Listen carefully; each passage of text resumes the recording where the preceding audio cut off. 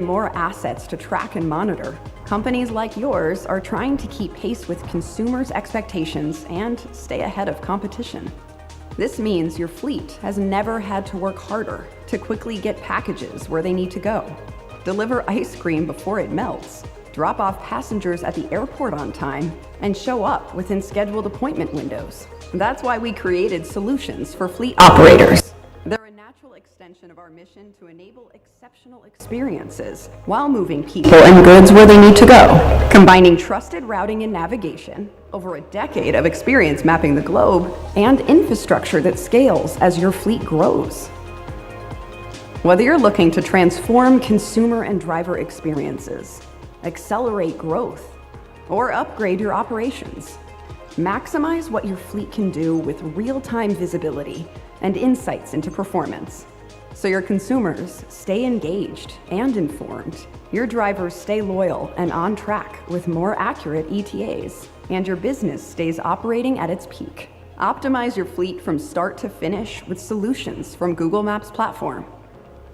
We can't wait to get moving with you.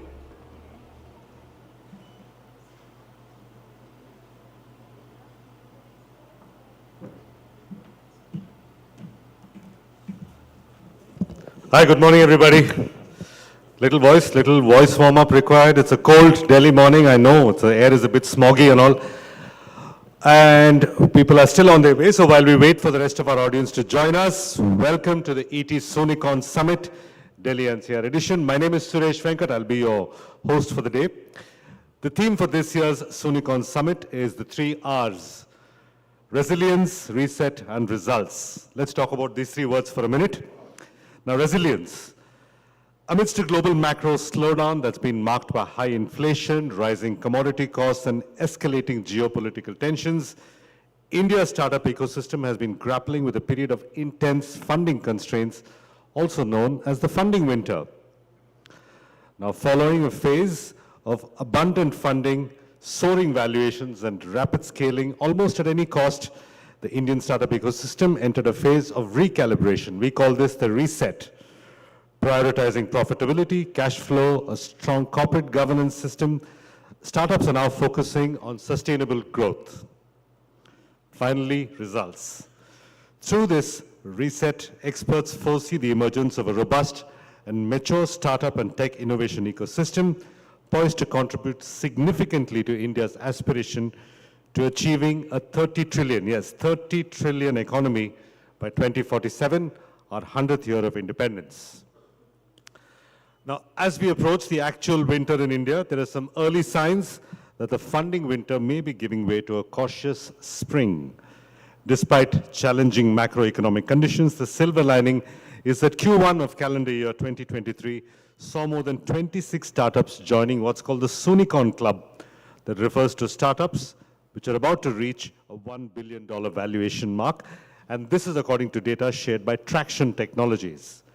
Now, before we start the day's proceedings, take a look at the key highlights of the 2023 edition of the ET Soonicorns Summit. The Economic Times presents ET Soonicorns Summit 2023, shaping the future of India's dynamic startup ecosystem, celebrating startups, supercharging India's decade, demonstrating resilience, reset, results. ET Soonicorns Summit 2023, Bengaluru and Delhi-NCR editions, a unique hybrid, immersive experience for a global audience. 100 plus speakers, 70 plus Soonicorns, 50 plus unicorns, 15 plus sectors, 10 plus tracks, and 3 plus thematic reports featuring unicorn playbooks, Soonicorn spotlight, startup pitches, products showcase, report launches, investor insights, masterclasses, and more. ET Soonicorns Summit 2023, enabling the rise of a resilient startup ecosystem and tracking new frontiers of growth. Join us in shaping the future. All right, so there you have it. A few quick house rules before we begin. Please keep your phones on silent, obviously. but don't switch them off. Feel free to post on social media using the hashtag ET Soonicorns Summit. If you have questions for our speakers, you'll have to approach them during the networking breaks. There's a lunch break and a break in the evening and a networking dinner. That's when you can pose your questions for the speakers. Speaking of which, don't miss the networking dinner after the summit today. It's a good time to catch up with the ecosystem partners. With that, quick word of thanks to all our sponsors and partners. The ET Soonicorns Summit 2023 is co-presented by Persistent and Google Cloud. Our scale-up partner is MyBiz by MakeMyTrip. Our technology partner is SAP India. Associate partners are Balance Hero India, Persistent, and Google Maps Platform. Research partners Traction. Our gifting partners are Kimirica, Deciwood, Boat, Sleepy Owl Coffee, Kerala Banana Chips, and Jagic. Like I just said, the hashtag to use on social media is ET Soonicorns Summit. To start off things, may I first invite Samida Sharma, editor Startups and Emerging Business Economic Times, to say a few words. Samida.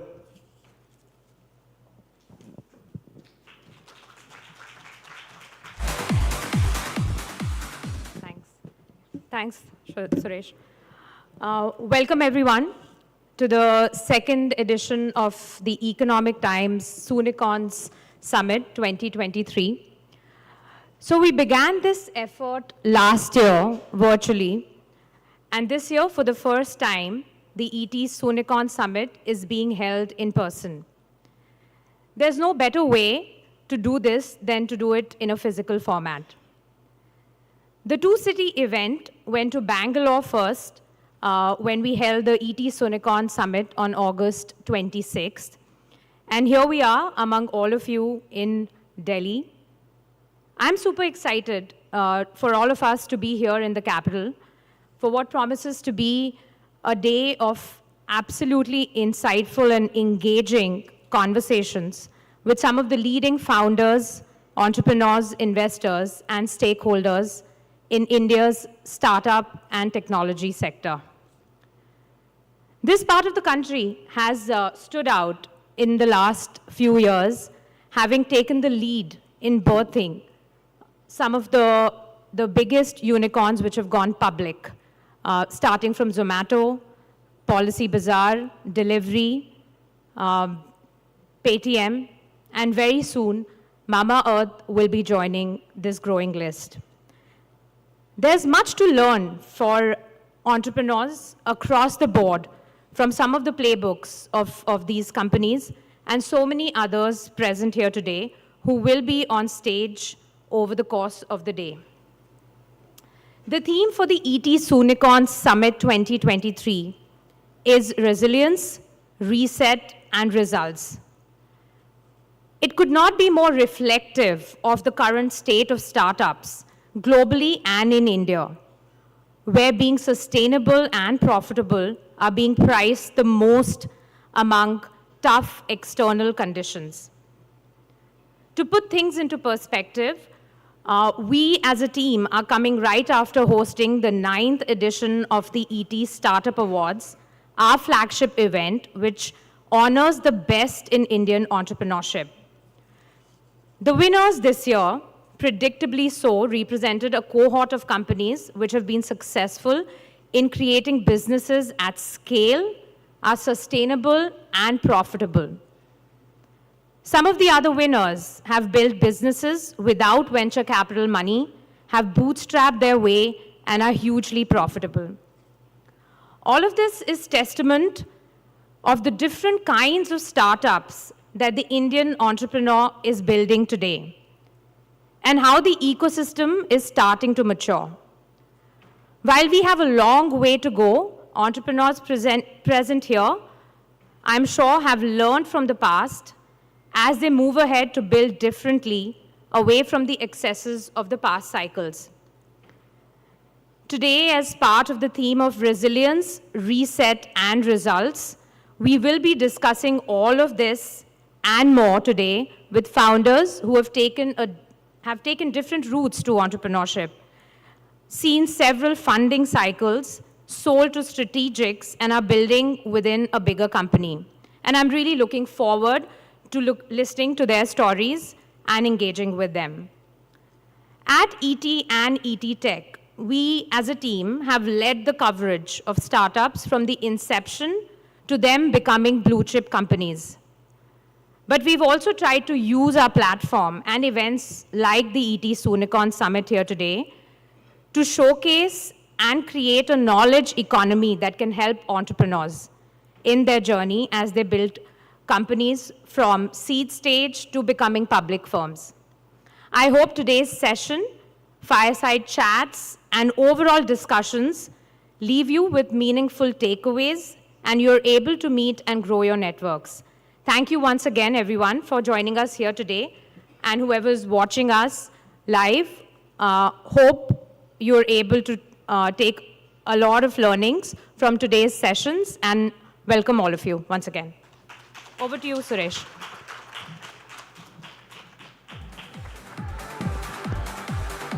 Thank you, Samita. Up next, we have a video message from Satyan Gajwani, the Vice Chairman of Times Internet. Satyan is going to talk about enabling the rise of a resilient startup ecosystem and tracking the new frontiers of growth.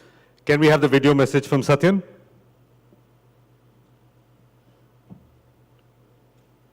Welcome, and thank you for joining us at the Economic Times Soonicorns Summit. This is our second year of the Soonicorns Summit, and we've expanded the event. This year, we hosted just a few months ago the first leg of this in Bangalore, where hundreds of people joined us and attended. And I'm happy to see the second leg happening today here in Delhi. Thank you all for joining us. The Soonicorns Summit is about recognizing an important leg of our startup ecosystem. This is about the companies that have proven that they should exist, establish some scale, but are on the cusp of being the next billion-dollar companies of our country. With the emergent success of the startups that we see today in India, I'm sure that these companies are going to become a major force in our overall economic growth and platform for job creation in the country. This year's theme is very timely and relevant. We're focusing on three words: resilience, reset, and results. The last 1 to 2 years has demonstrated a funding winter and a period of challenge for a number of high-growth companies. The past years of easy access to capital and fast growth at all costs have changed, and companies today have to mature and demonstrate their ability to be strong, resilient, independent enterprises. This is healthy. It's good for us. It creates its challenge, but ultimately, it will help us yield better, longer lasting, and productive companies that will contribute to our overall economy. We're very fortunate because today we get to be joined not just with each other, but with some acclaimed speakers who have gone through this journey already. A number of existing unicorn founders are joining us today to teach us their playbook, to share with us how they've endured and navigated through the challenges of their own journeys, going through their own struggles, moments of crisis, euphoria, fear, anxiety, and the many challenges that come as part of a startup journey from starting up to becoming a unicorn company one day in the future. I'm sure we will all learn from their guidance and expertise, and I'm very grateful for them joining us today. This event isn't just about an event. There are many hours of research and work that we as a team and the Economic Times team puts in to making sure that really productive and valuable conversations come of it. We also publish our Soonicorns report with this event, which is useful and valuable for many parties in both the public and private sectors to learn from the state of our economy and the state of this industry as it stands today. This event isn't just about our speakers, it's about you, and it's about our attendees. We're very fortunate for the hundreds of people that are joining us in person and the many thousands more that are watching this online on economictimes.com. For those of you that are here in person, please use this not just as an opportunity to learn from our speakers and from the organized event, but to learn and engage with each other, because oftentimes the conversations that develop out of events like this can be very important and lasting and driving your own business success and your own learnings. Thank you all for joining today. I'm very excited for what we'll learn today and for what this event really represents. This is the emerging force of new growth and opportunity in our country. Soonicorns, while it's a tag word, really is about representing the potential of the startup ecosystem that we have in our country. And I'm very excited to see a number of these founders graduate from this status towards becoming many unicorn companies in the future, and for the next set of crop of, and for them to become inspiring for the next set of crop of entrepreneurs that want to believe in creating rapid, disruptive, and positive change for our country. Thank you all for joining. With that, we move on to our first speaker. Jeet Vijay is the CEO of the Métis Startup Hub. He's our first keynote speaker. Jeet will be talking about Startup 20 Vision, enabling Indian startups to become the engine for global economic growth. Jeet, can we have you on stage?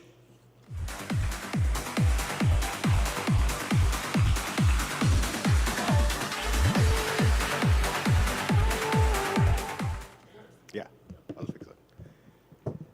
All right, good morning, everyone. It's a great pleasure to be here today morning with you guys and girls. And thank you, ET, for organizing this. We really love this in the government that, when the private sector and the organizations and associations take the lead to build the ecosystem together, that really makes for an impactful collaboration. So thank you for this initiative that you guys have undertaken. Now, the theme is very timely when we talk about resilience, reset, and result. And before I dive into the startup ecosystem, I want to talk about how the government embodies these three things today. How the government is looking at resiliency, resetting itself, and delivering results through the macroeconomic policies, practices, processes, and people that we are engaging. Now today, we are the 5th largest economy.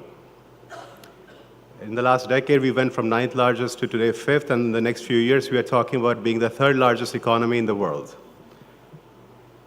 What does that mean? That means we are larger than a lot of developed country economies. But then why are we called a developing nation? If we are the 5th largest economy, why are we still a developing nation? Because the reality is that hunger, health, poverty, education, unemployment, all these things are still affecting a large percentage of our population. Just because we are a large economy doesn't mean that we are an inclusive economy or we have delivered it for everyone in our society. And that's a harsh reality. So those are the things that the government is constantly working on and asking itself. That how can we be more inclusive, more enabling, and accelerate the growth of the economy and the country as a whole in a sustainable pattern. Now for this thing to really happen, how is the government looking at it? Right? The economic disparity, the ideological diversity, the cultural and language plurality, the topographic and geographic heterogeneity that prevails across this great nation, it necessitates something that we all really need to in the government look at is how do we create more institutional integrity? How do we make our institutions stronger? How do we ensure uniform and compliant and transparent governance? So governance for all. How do we ensure legal equity, that the law works for all? And how do we create one nation identity so that we all understand that we are all striving for the same cause and the same growth and the same goal? And that's what makes it a complex social fabric in India today. And that's why we all need to strive to create something impactful in the government. And today the world looks at India as a nation on the rise, a giant among the equals. And why is that? Because fundamentally, the government has done some few things, and some are the natural comparative advantages of our nation that is enabling us to lead the world. If we talk about few of these parameters, right? So accessibility, availability, and affordability are the three parameters that the government always looks at in terms of delivery of services and benefits to the citizens. First is the banking. Today, Indian banking and financial systems are among the strongest in the world, be it through the Jan Dhan Bank accounts, which enable the opening up and formalization of banking economy, be it the availability of banking resources in the heartland of the country. So banking is a critical component, and the financial institutions. And our capital pool is getting deeper now as well. Second is connectivity. Cheapest data, cheap handsets, smartphones now, and the cloud.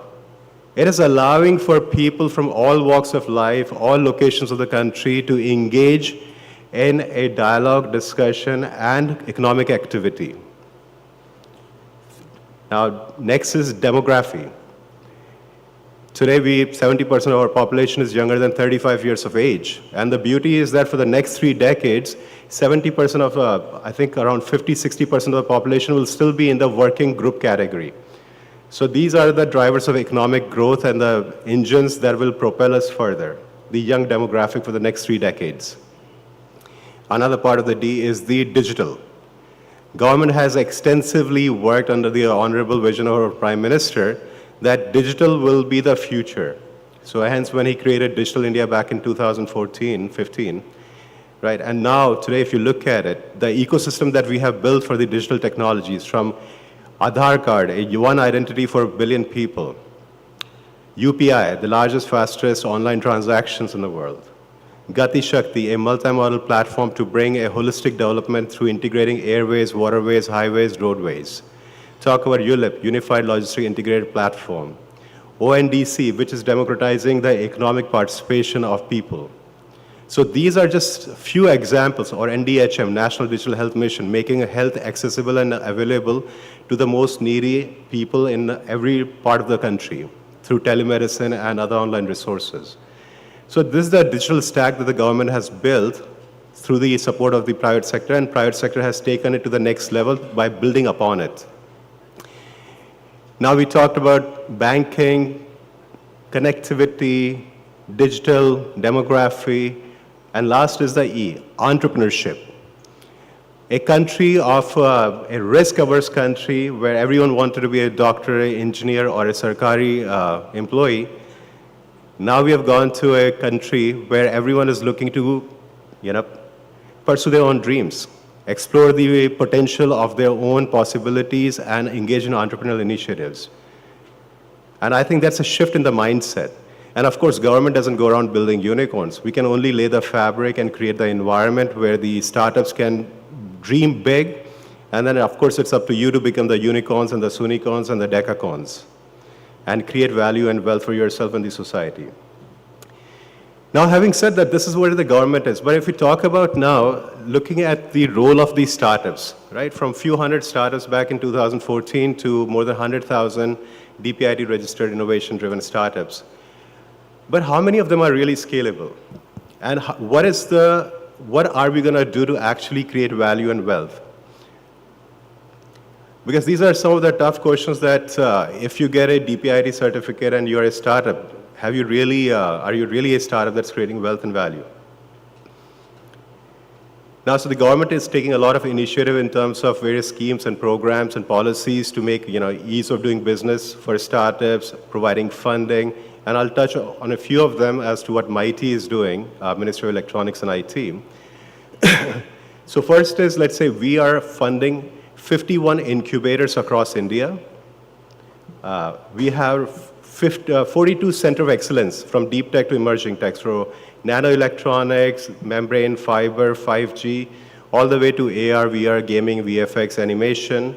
So it's spread out across the country, 42 center of excellence. We are funding 25 accelerators across India. So all in all, more than 130 odd physical assets to provide a nurturing environment to our startups. Doesn't matter whether they are in Bhopal or they are in Chhattisgarh, they are in Bangalore or Pune or Mumbai or Delhi-NCR. They have resources, and this is just mighty. We're not even talking about DST, Startup India, DBT, BIRAC, and the other ministries which also have similar initiatives, and the states which are also doing the similar things. So aside from physical infra, we have funding for startups all the way from idea level. So we give some money to entrepreneurs before they even form a company to validate their idea.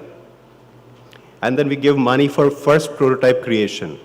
And we give up to $50,000 for commercialization. And every year we fund few hundred startups through that commercialization grant. That's the first base pyramid scheme that we have to enable that we can allow our entrepreneurs who don't have money to actually explore their ideas. Then we have a accelerator scheme where we do matching funding on the same terms as a lead investor in a round up to, I think, $100,000 or so. So the private sector investor can deleverage their risk through government funding as well. After that, we have a fund of fund, which invests in SEBI registered Cat 1 and 2, which invest in electronic and hardware deep tech startups, because deep tech startups don't get the love that the SaaS gets. So government has set up the fund of fund for that as well. So anything from idea level to hyper growth level, there is funding programs that the government has put together. Now, the third pillar that we have at Mighty is we are looking at international growth of our startups. So we have bilateral programs with UK, France, Germany. We're launching something with UAE and Saudi Arabia. It's also in discussions that how do we take our Indian startups and give them access to the capital and market of the foreign nations. So these are just some of the core initiatives, but aside from that, we have sectoral focus initiatives. So India Semiconductor Mission.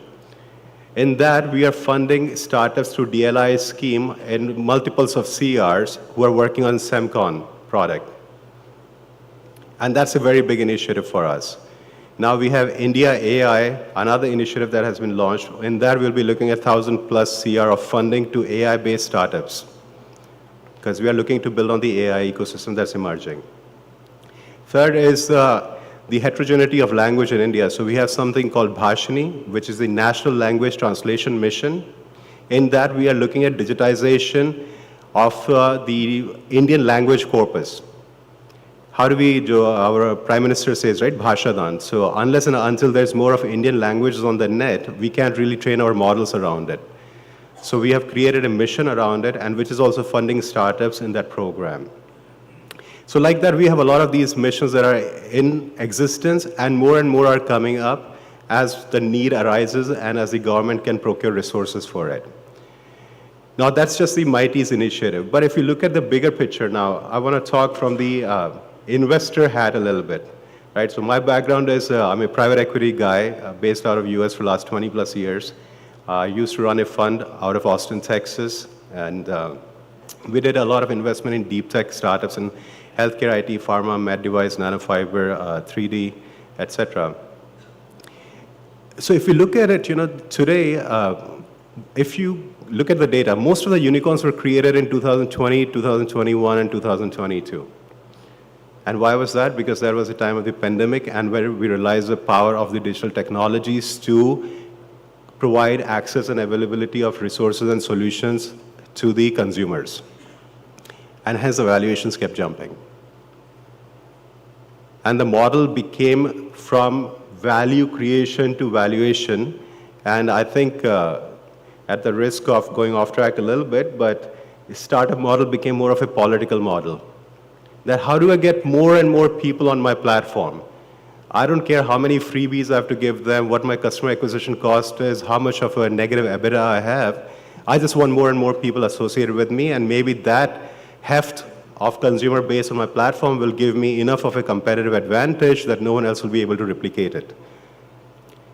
But just onboarding customer doesn't make the customer sticky. Ultimately, the product and the value that you're providing to the customer has to be the critical element of it.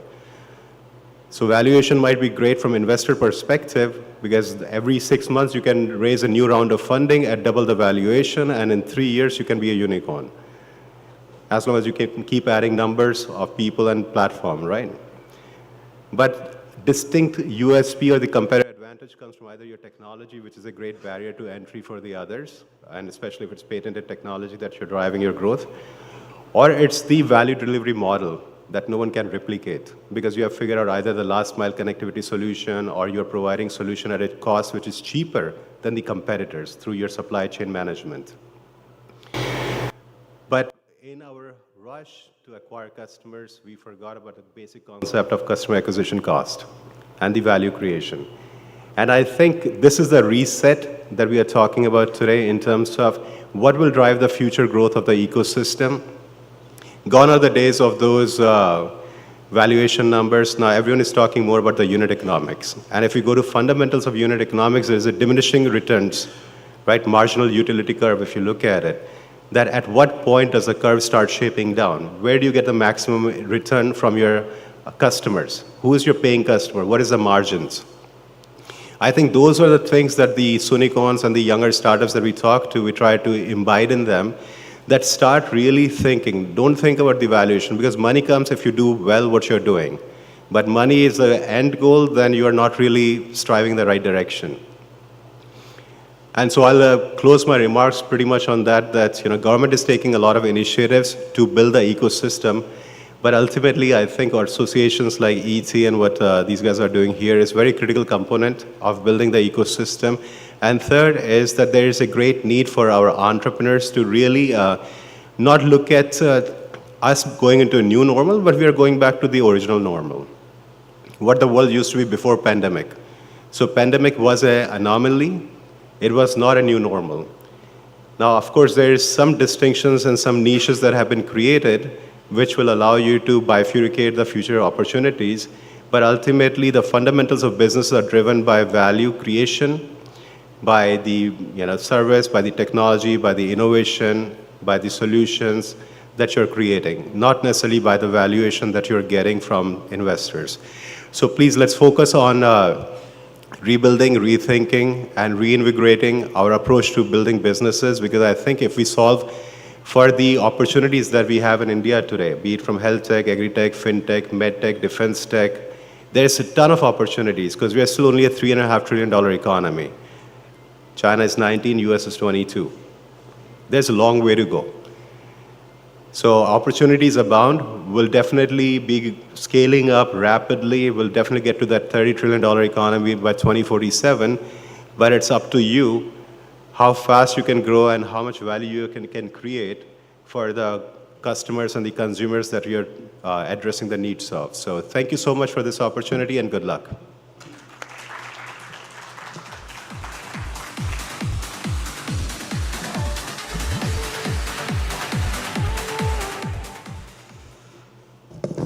Thank you, Jeet. Our second keynote speaker in the morning session is Geetika Dayal, Executive Director, TIE Delhi-NCR Chapter. Geetika will speak about India's deep tech startup opportunity, enabling the rise of future unicorns from sunrise sectors.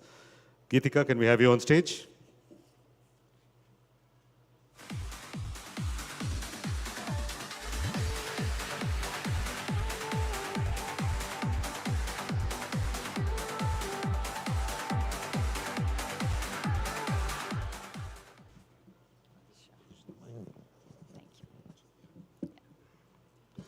Good morning, everyone.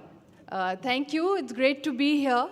And I'd like to thank, of course, ET for putting together this program. I think it turns out to be not just a celebration of entrepreneurship and what the spirit of entrepreneurs, resides in, that word resilience that we see over there, but also the fact that it gives a great platform to actually get insights, get to know what's happening, and as we just heard from our keynote speaker, Jeet, here, in terms of what the government is doing to enable this ecosystem. So it's a great opportunity for all of us to get together and do this.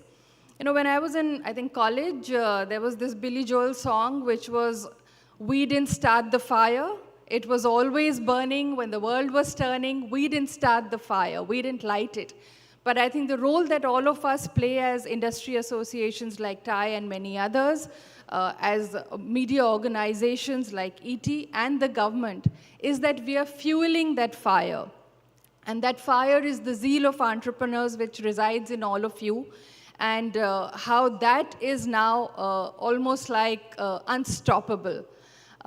When I talk of this deep tech ecosystem and how the Soonicorn or unicorn journey for deep tech is starting, it almost feels like a sort of a retro futuristic feeling.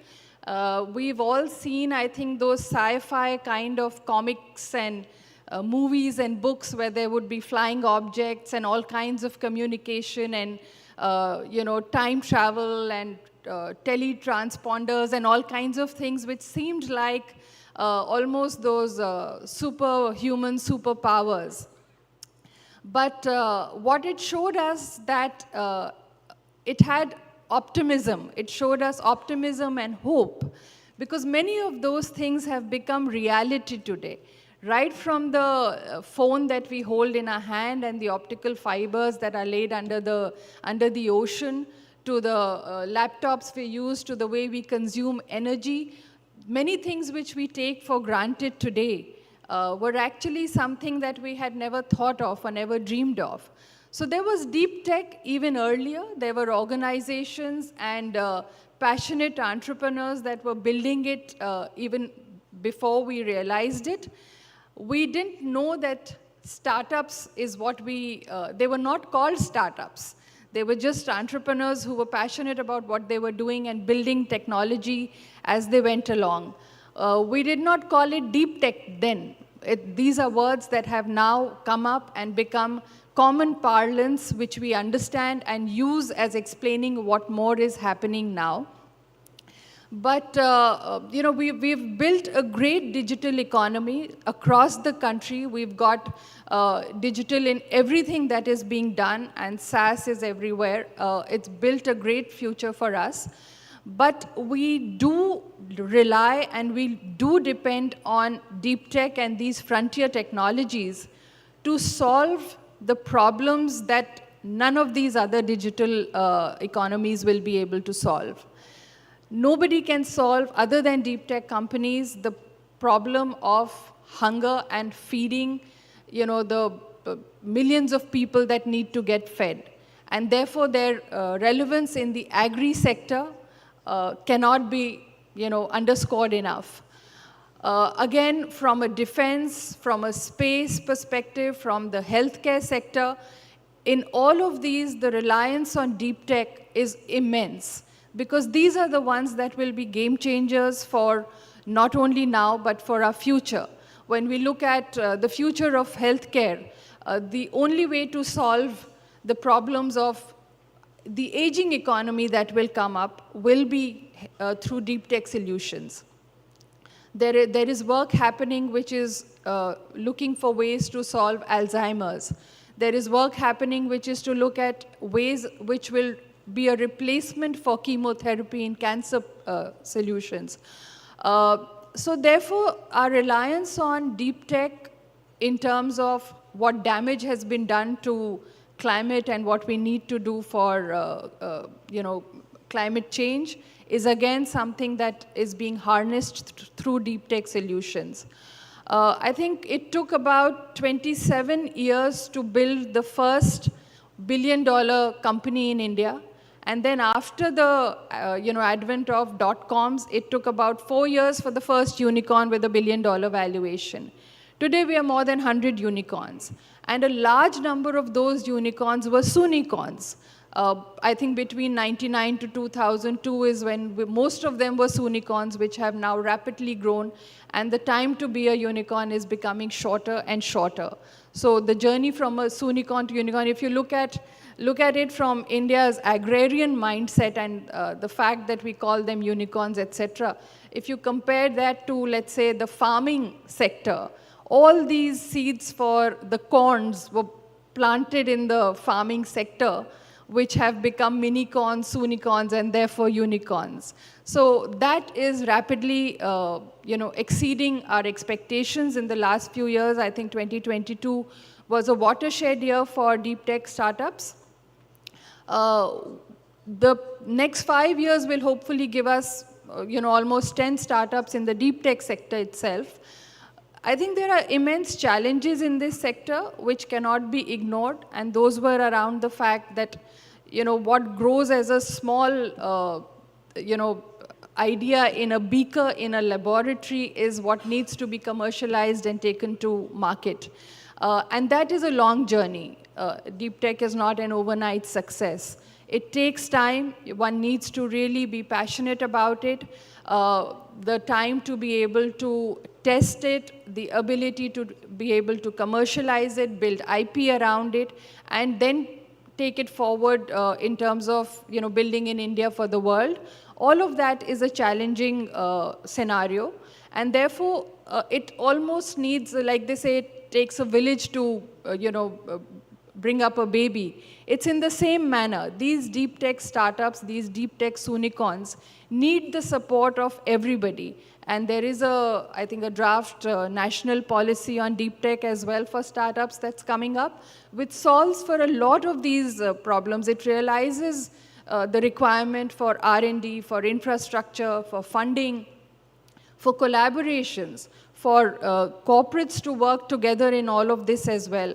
And the requirement for mentorship, for nurturing them, to build an IP regime that will create and unlock value, and to be able to create a market, to be able to create procurement policies for deep tech startups as well.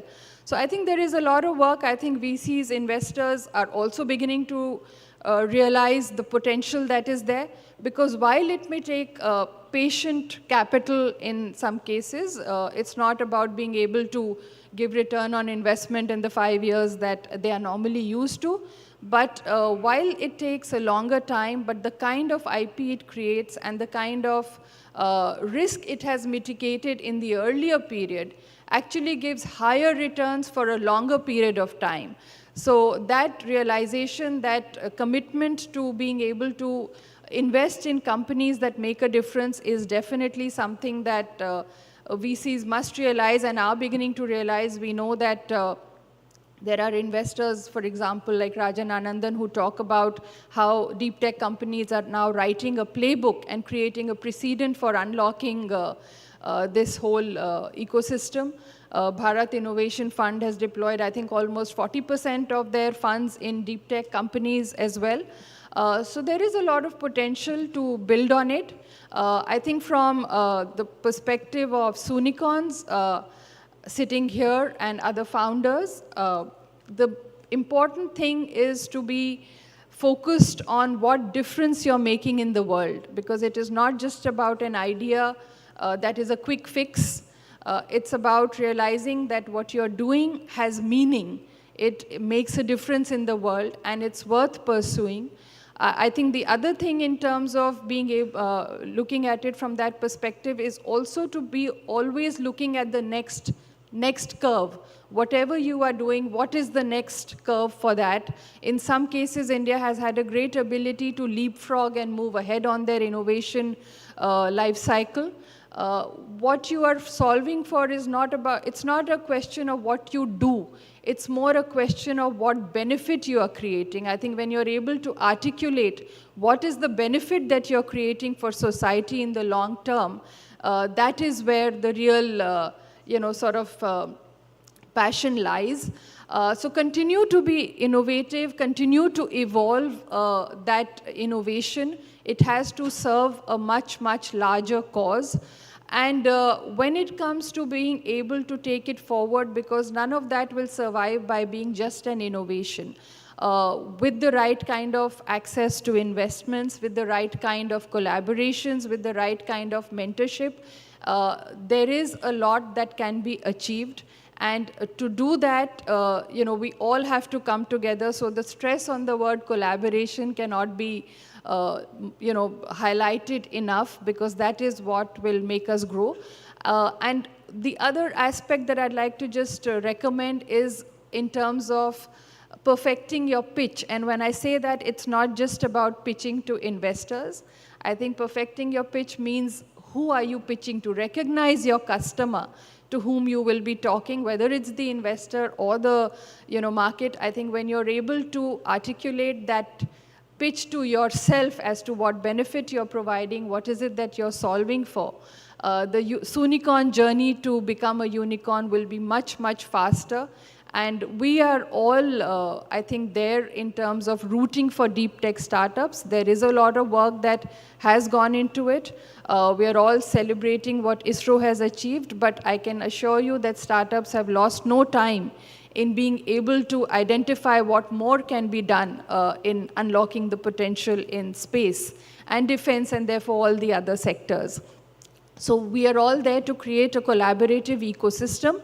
We rely on the deep tech startups in terms of their ideas, their passion, and what they are building. And we hope we can all come together, supported by the wonderful things that are being done in the government now. In many cases, it used to be that, the entrepreneurs have the entrepreneurial drive, they have the ideas. Let's not interfere too much in what they are doing. Let's just give them the kind of support that they require.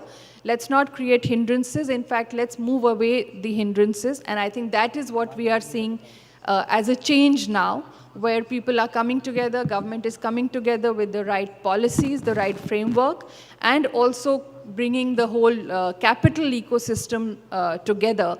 And with that, I think we have a very bright future ahead. We wish you all the very best. We'll be, rooting for your success, and hopefully we'll see much more going on. I don't want to take up too much time because I know there will be a lot of conversation out in the corridors as well. So thank you once again for having me here, and thank you for being a great audience.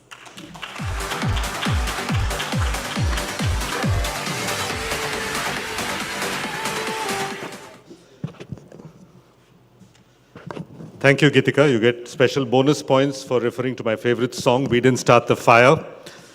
Right. We are now going to launch the ET Future Unicorns of Delhi-NCR report. This report is a testament to the spirit of entrepreneurship and innovation that defines the Delhi-NCR region and also shines a spotlight on key industries, sectors, and startups that are primed for success. To launch this report, may I invite on stage to join Geetika, may I invite Jeet Vijay, CEO of Meiti Startup Hub. May I also invite Miloni Bhatt, Manu Toms, and Samida Sharma from ET to join our speakers. Can I request you to occupy center stage?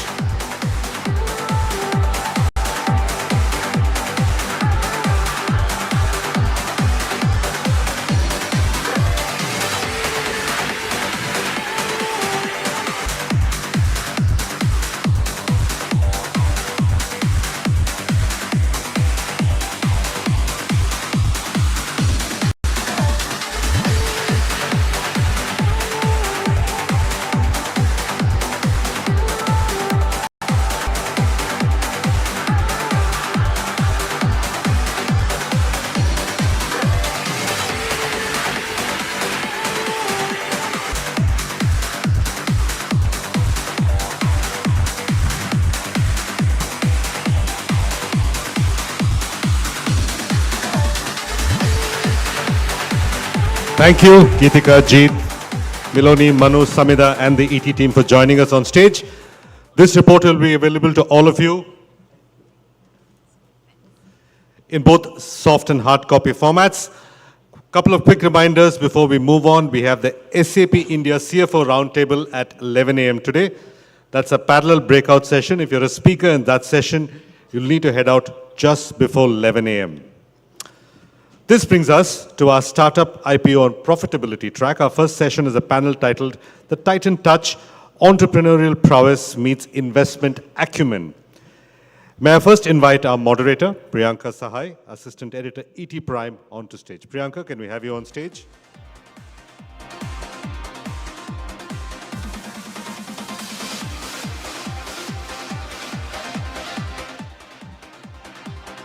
Priyanka, hi, can we have you in the hall and on stage?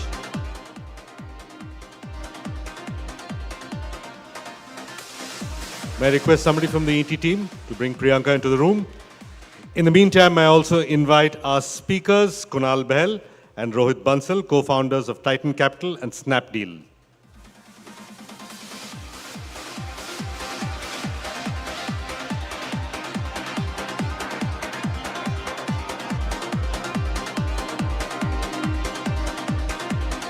There they are. Kunal, can we have you on stage?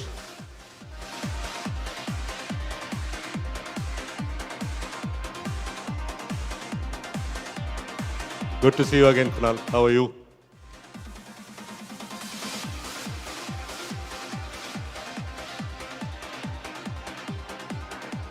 Priyanka, take the center seat. All right, we're all set. Priyanka, Kunal, and Rohit, you have 25 minutes. You'll see the timer in front of you. All right. Thank you very much. So first of all, I would like to thank the audience who kind of braved the Delhi. All right. Am I audible? All right. So first of all, I would like to thank the audience who kind of braved the Delhi weather today and showed up here on time early. So that's like a big deal. And we must tell you that we'll make sure that this event is worth your time.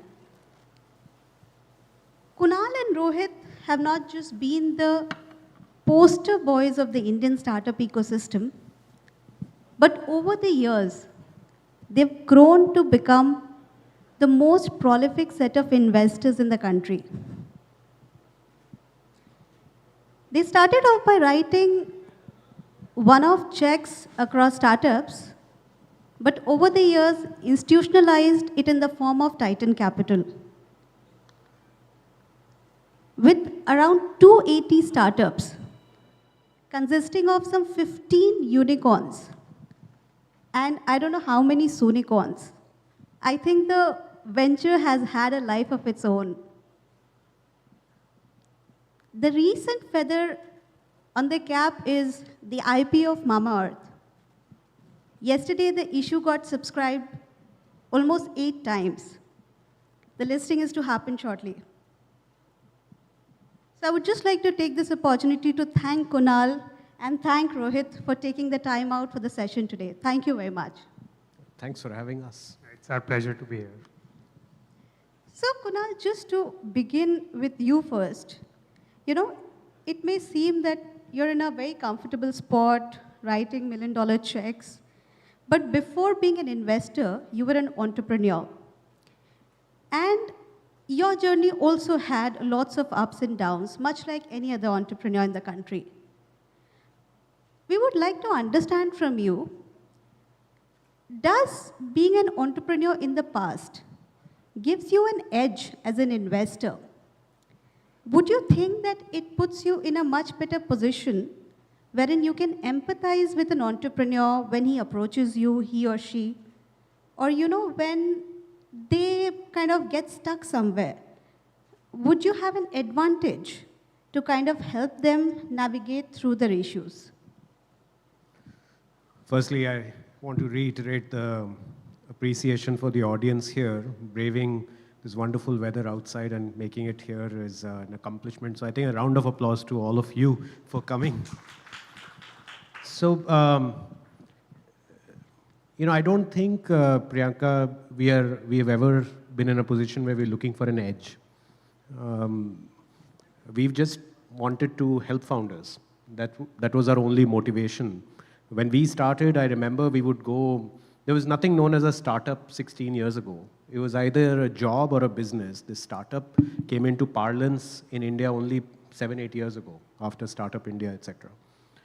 And in our early days, I remember we went to some person who was introduced to us, whose son had just returned from the US and wanted to invest in young people and their new ventures. And 2 hours in, Rohit and I are just pitching, just going for it, right? Like just completing our sentences. And now we complete our thoughts in our respective heads. Earlier we used to complete our sentences. And at the end of the meeting, the person was like just happy. They felt, and we were feeling that, yahan se to aayenge paise. And he went out, spoke with his dad, came back. He said, guys, I love you. You guys are great. I will invest 50 lakhs for 60% of the company. Okay. So I think it was that moment that maybe it has stuck with us and vividly stuck with us, that we felt that if we ever have the resources, experience to support the next generation of founders in a more fair manner, we must do it. So I don't think we've ever thought of it as, hey, we have some skills now, some experiences, some network, basis which we can be better than other investors. I don't think we've tried to better anyone in the market or compete with anyone. We've just tried to help founders to the best of our abilities. Right. Rohit, your thoughts on that? No, look, I think, as Kunal said, back when we started, entrepreneurship used to be like the really last option. Most people, at least I remember when I was starting up, I went to IIT. most people thought कि इसकी job नहीं लगी होगी, so he's starting his own business. So I think that's how people used to look upon entrepreneurship back then. And both of us, myself and Kunal, have been extremely, extremely passionate about entrepreneurship from the very beginning. So the moment we could, both of us felt that we would like to contribute as much as possible to create many more entrepreneurs in the country. And that's the single biggest objective with which we started investing. Look, honestly, the amount of money we used to invest for the longest period of time was also so small that it didn't necessarily change the fate of the company.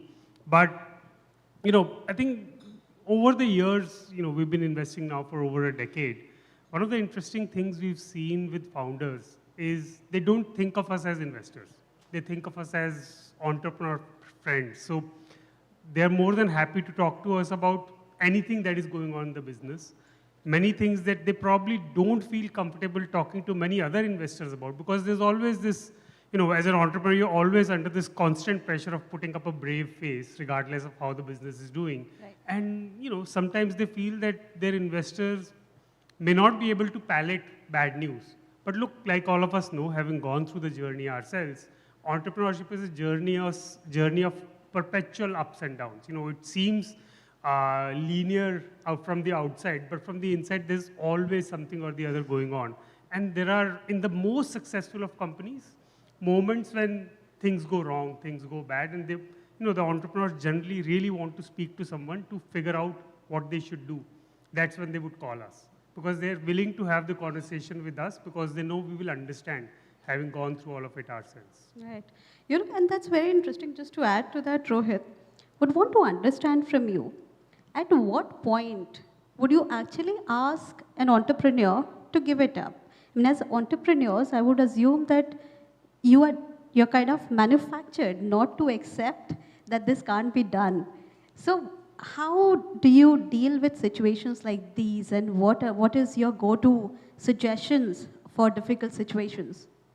Look, I mean, knowing the both of us, I think giving up is generally not existent in our dictionary. So I don't think I've ever told an entrepreneur to give it up.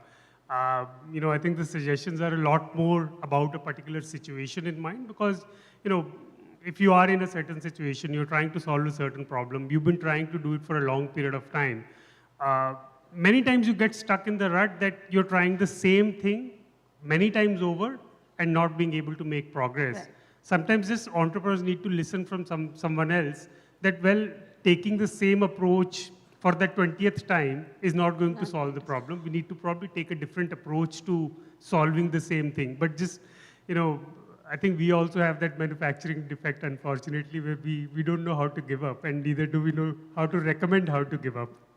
Right, that's very interesting. And what's remarkable more than anything else, that the fact that the two of you, Rohit and Kunal, you've stuck together through the thick and thins of life, venture, Snap deal, and now you are together at Titan.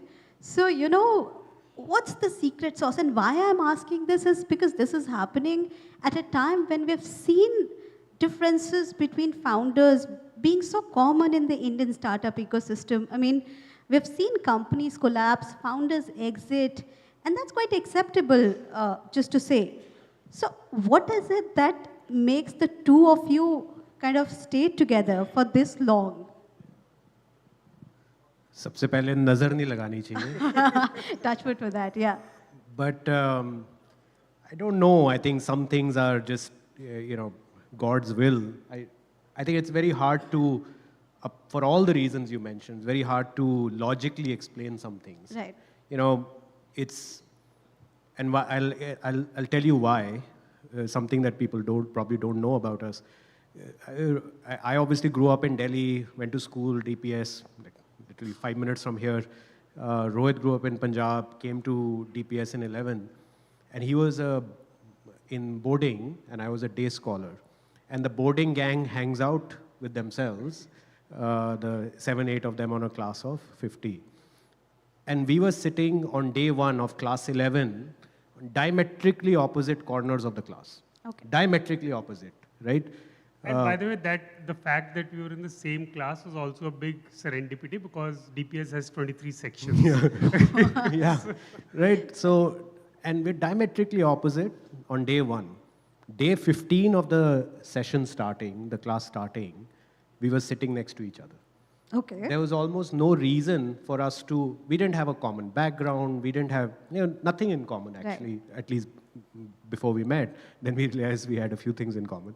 But, and I think that it's just, and to present day, we sit next to each other, right? We have lunch every day with each other.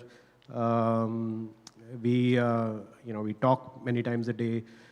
I don't know, I think it's hard to explain some things, but if I had to explain it, I think there is just tremendous amount of innate and active mutual respect, admiration, trust.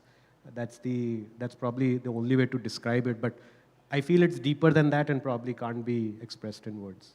I think most people make fun of us that outside of our houses and spouses, we do everything together.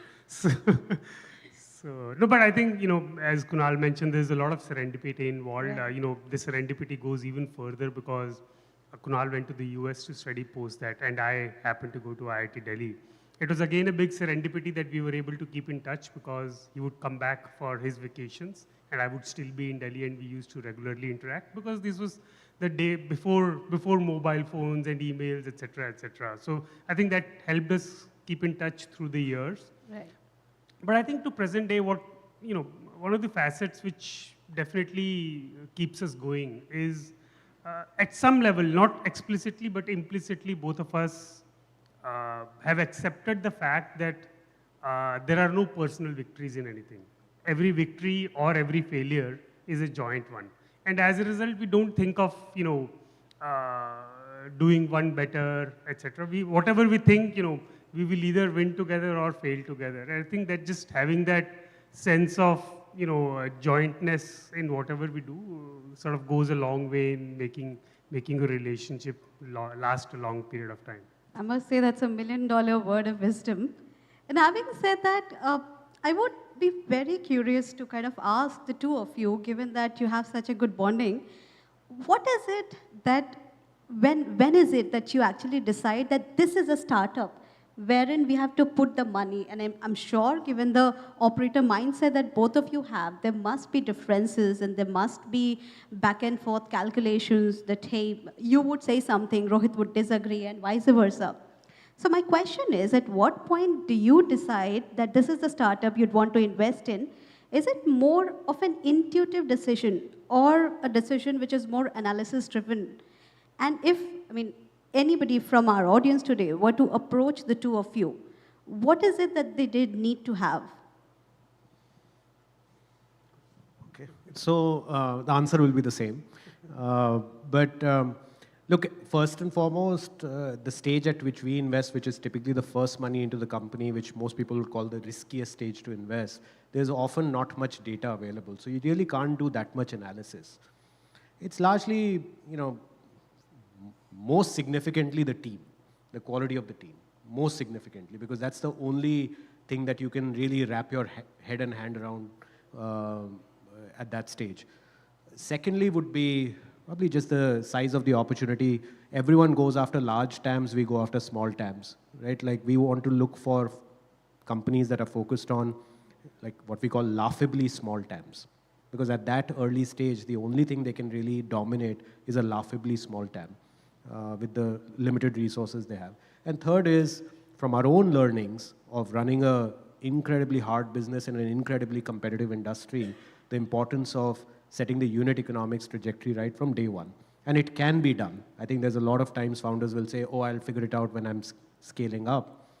But it almost never works out. You have to set the trajectory right from day one. But look, there is a significant amount of intuition. We have an incredible team at Titan Capital. They are also very rigorous in doing reference checks about founders in terms of understanding a market, because we have to make quick decisions often about industries we know nothing about, because many of them are category creating businesses. So the category just doesn't exist. So I don't think there is any recipe or formula. And honestly, we don't need one. We are investing our capital. We can invest in seemingly inane things and be totally okay with it. We don't have to explain it to anyone. Yeah, absolutely. And we've seen, one of the reasons why we consciously focus on companies having a small TAM is because we have an innate belief, which we've seen over the years as well, is that it is a lot more important to build domination and love for the business in a very small sliver of TAM. And then that love can be expanded to sort of multiple other areas of business versus going after a seemingly very large TAM, but not being able to create something that people absolutely love. So that's to us very important. Whatever business we invest in, whatever they are doing or planning to do, customers should really love what they're doing.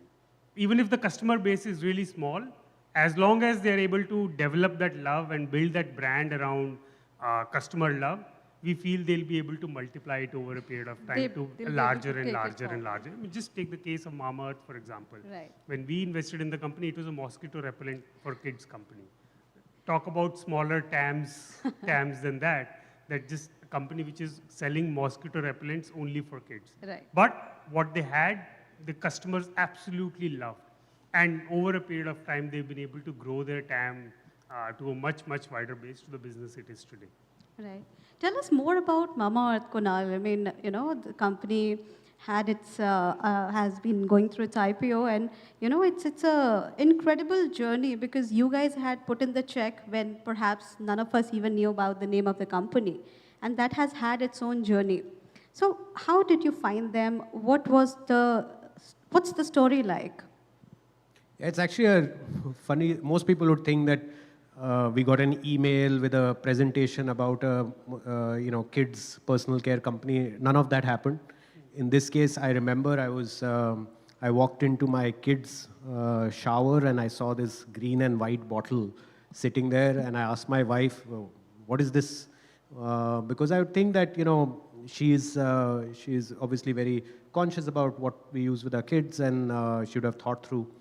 So she said, I was looking for an organic. She used the word generically organic, which is India good for you. Didn't have toxin-free products. Correct. Then. So she said I posted on a mom's group on Facebook. This is now 2017 about what is a toxin-free, kids shampoo or product. And she said within about 2 hours, 20 women replied, 20 mothers replied, 18 of them recommended Mama Earth.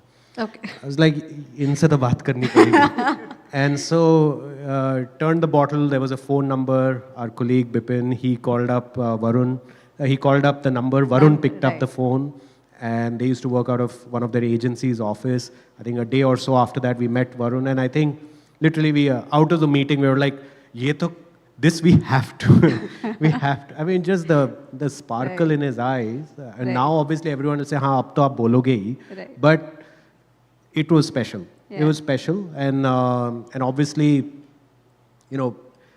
this is a long story, and everyone is, judging this story by the chapter they are walking in on. Correct. Chapter of their story, right? Like obviously, there's a lot being written about them across the spectrum, but this story started a while back, and I would say that what they've built is so incredibly inspiring for this entire ecosystem. They didn't come from some, IIT gang. They didn't come from some IIM, ISB gang or startup group, etc. They weren't senior leaders or CXOs at any large company or large startup. They were a couple. They've had 2 kids while building this company. Right. Most people don't realize how hard that can be with both of them working in the company. And they are not, they built a business where there are companies who have profits equal to their market cap. Right. And yet they built such a large company in a span of 6-7 years, which is also profitable and which is loved by their consumers. What they've built is absolutely incredible. I would say this irrespective of whether we were investors or not, because it is going to inspire a generation of founders to say, if they can do it, I can also do it. Right. And let's also talk about the kind of exits both of you are going to reap from this IPO. Feel free not to comment, but reports suggest that it's going to be a 100x return on your investment, which happened to be, I think, 38 lakhs around that time. So would you like to throw some light on that? I mean, look, I think that's whatever has been written about, it's already written about. You know, we prefer keeping a. Well, we don't do it because we want to make 100 X's, right? Of course. But you know, also someone once said the higher the monkey climbs the pole, the more you can see its ass. So we don't want, like, I think it's fine. It's been a good outcome. We move on, right? Like the future doesn't care about the past, right? Joe, what has happened. And we are only as good as the last investment we've made. Right. We can make a bunch of really bad investments and people will forget that we had invested in a Mamaearth or an urban company or an Ola. Correct. I think one of the things that we've done now, we've been investing for over a decade. This is not the first time we are exiting. We've exited in the past as well. One of the things we've done since the day we started the fund is whatever we exit, we all deploy almost everything back Into the other more and startups, more right. companies because, you know, I mean, both of us maintain a fairly frugal lifestyle and we don't really... I'll come to that, yes. Both don't really like to spend that much, you know, but just, I mean, that's not what gives us happiness. And we are we would much rather spend all our time and energy in pursuing what we are really passionate about, which is promoting entrepreneurship in the country. Right. Which is a very interesting aspect, both of you, because, you know, Kunal, you live in a rented apartment. Both of you drive Kia Carnival and not the Ferraris or the Maybachs of the world, which most of your peers in Delhi-NCR do, forget about Bangalore. What is it that you actually kind of, I'm sure it's a conscious decision and I really, really appreciate that. But as a person, I'm curious to know, you've done so good for yourself. What stops you from actually splurging a little and having such a modest, if I could say, lifestyle? Look, firstly, I don't think there is anything wrong in buying a Ferrari if someone has to buy it, because otherwise all these companies will go out of business.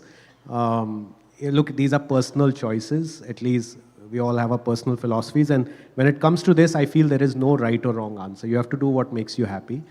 I don't like spending money on things I have to worry about. So I feel that if you buy an expensive car in Delhi, it will get scratched within the first 7 days of you buying it, and then I'll be worrying about it. So on this, my philosophy is very simple. Just, I don't want to spend, so it takes my mind share away. I want my mind to be absolutely clean. That's the only reason.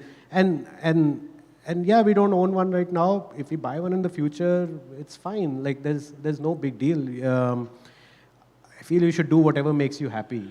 Yeah. Keeping a simple, low-maintenance lifestyle makes me happy, keeps Rohit happy. I think that's what we will do. I think same with me as well. You know, I don't think there's a right or wrong. I don't think I'm particularly proud of. First of all, by the way, Kia Carnival is, at least in my view, the most comfortable car. I really enjoy. We were not that. paid. We're not sponsors or investors. Not a This sponsored is free promotion. advertising Okay. for them. But that said, you know, at least I've also realized that the most important thing is what makes you happy. If buying a fancy Right. car makes someone happy, they should absolutely do it because it's well-earned money and they absolutely deserve to spend and sort of feel happy for themselves. We don't necessarily do it because we want to maintain a low profile. Just that's who we are. That's how it is. At least I remember in my case, I experimented also a little bit. I remember a few years back, I bought a 10,000 rupee pair of jeans. And it didn't give me any happiness. Then I went back to buying my 2,000 rupee pair of jeans after that, because I realized I need to do what I need to do to feel happy rather than to show to someone that I have money. That doesn't matter. Right. I'm assuming we have a couple of minutes left, so I'll just come down to my last question, and also one of the most important questions. The fact that the term, quote unquote, getting to profitability is in vogue these days, much like how startups used to flaunt the growth trajectory some 10 years ago. If I were to reach out to any e-commerce CEO, maybe say like in 2012, 13, 14, somebody would have looked down upon me for asking or questioning about profitability, but because then I would be questioning or pointing fingers on their growth trajectory. But suddenly the equation has changed. Everyone invariably is talking about getting to profitability, if not unit economic. So what are your thoughts about that? And when a startup approaches you, what is your first line of thought or vision that when is it that you're going to turn profitable? So I think maybe I have a slightly different view, Priyanka. I actually feel that at least I have never met a founder who said, I don't want to be profitable. I think they've all wanted to be profitable. It's just that the timeline kept on getting pushed out because of availability of capital, their ambition, sometimes lack of discipline also. But no one has ever, I've never met a founder who has said, I never want to be profitable. They always wanted to be profitable. The timeline was a moving target. I do feel though that till FY22, a little bit of overspending was going on. FY23 was the year where a lot of corrections have happened. FY24 results, when they come out about a year from now, you'll start seeing probably the healthiest financials in our ecosystem. We already see that. Right? We get monthly MISs of so many companies. The transformation in the quality of financials that we are seeing this year is incredible. The number of companies that will become cash-generating machines in our industry is going to surprise us and is going to wow us. And within a year or two, nobody's going to be asking this question anymore. That I can assure you that will happen. All right, we'll see. Rohit? No, I mean, look, as you rightly said, also profitability is a very talked about thing these days. We've been broken records on this topic for the last many years. You know, even when it was not in vogue, most people used to make fun of us. No, you guys are too conservative. Why do you care so much about unit economics, etc.? But having seen so many businesses over the years, as well as having been a part of so many journeys, we've seen that especially getting the unit economics of a business right from very early on becomes extremely, extremely important, because changing the unit economics dramatically at a much later stage in the business many times requires you to change the business in itself, in which case you actually don't know whether the business will survive or not survive. Right. And as a result of all of these learnings, you know, and that's one of the big factors that we use to assess companies when we invest in them, is that does the business have a strong potential to generate good economics or not? Because look, at the end of the day, it's very simple maths. All businesses eventually exist to generate a profit. There can be no business which can exist for perpetuity without generating a profit.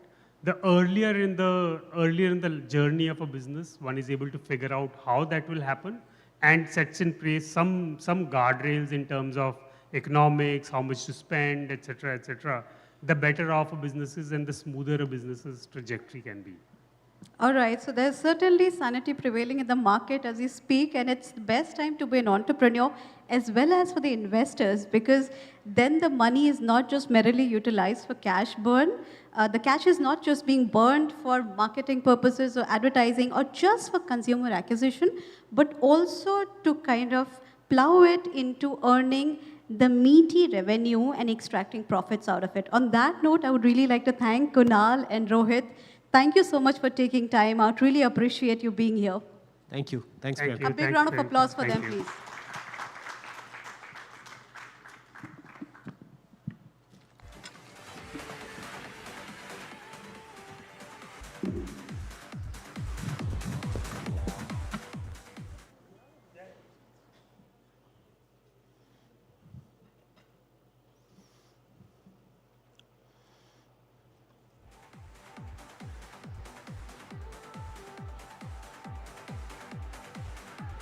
Thank you, Priyanka. Thank you, Kunal.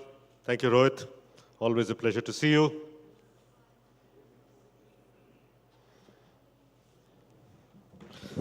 All right, that brings us to the next session at the ET Soonicorns Summit. This session is called the Soonicorn Showcase. We have 2 startups to showcase. Each founder will be given 7 minutes to talk about their Soonicorn startup. I'm just going to give our people on stage, our stage hands, to clear the stage. With that, may I invite our first speaker, Satish Shukla. Satish is the co-founder of Adverb, the robotics company. Satish, can we have you on stage? You have 7 minutes.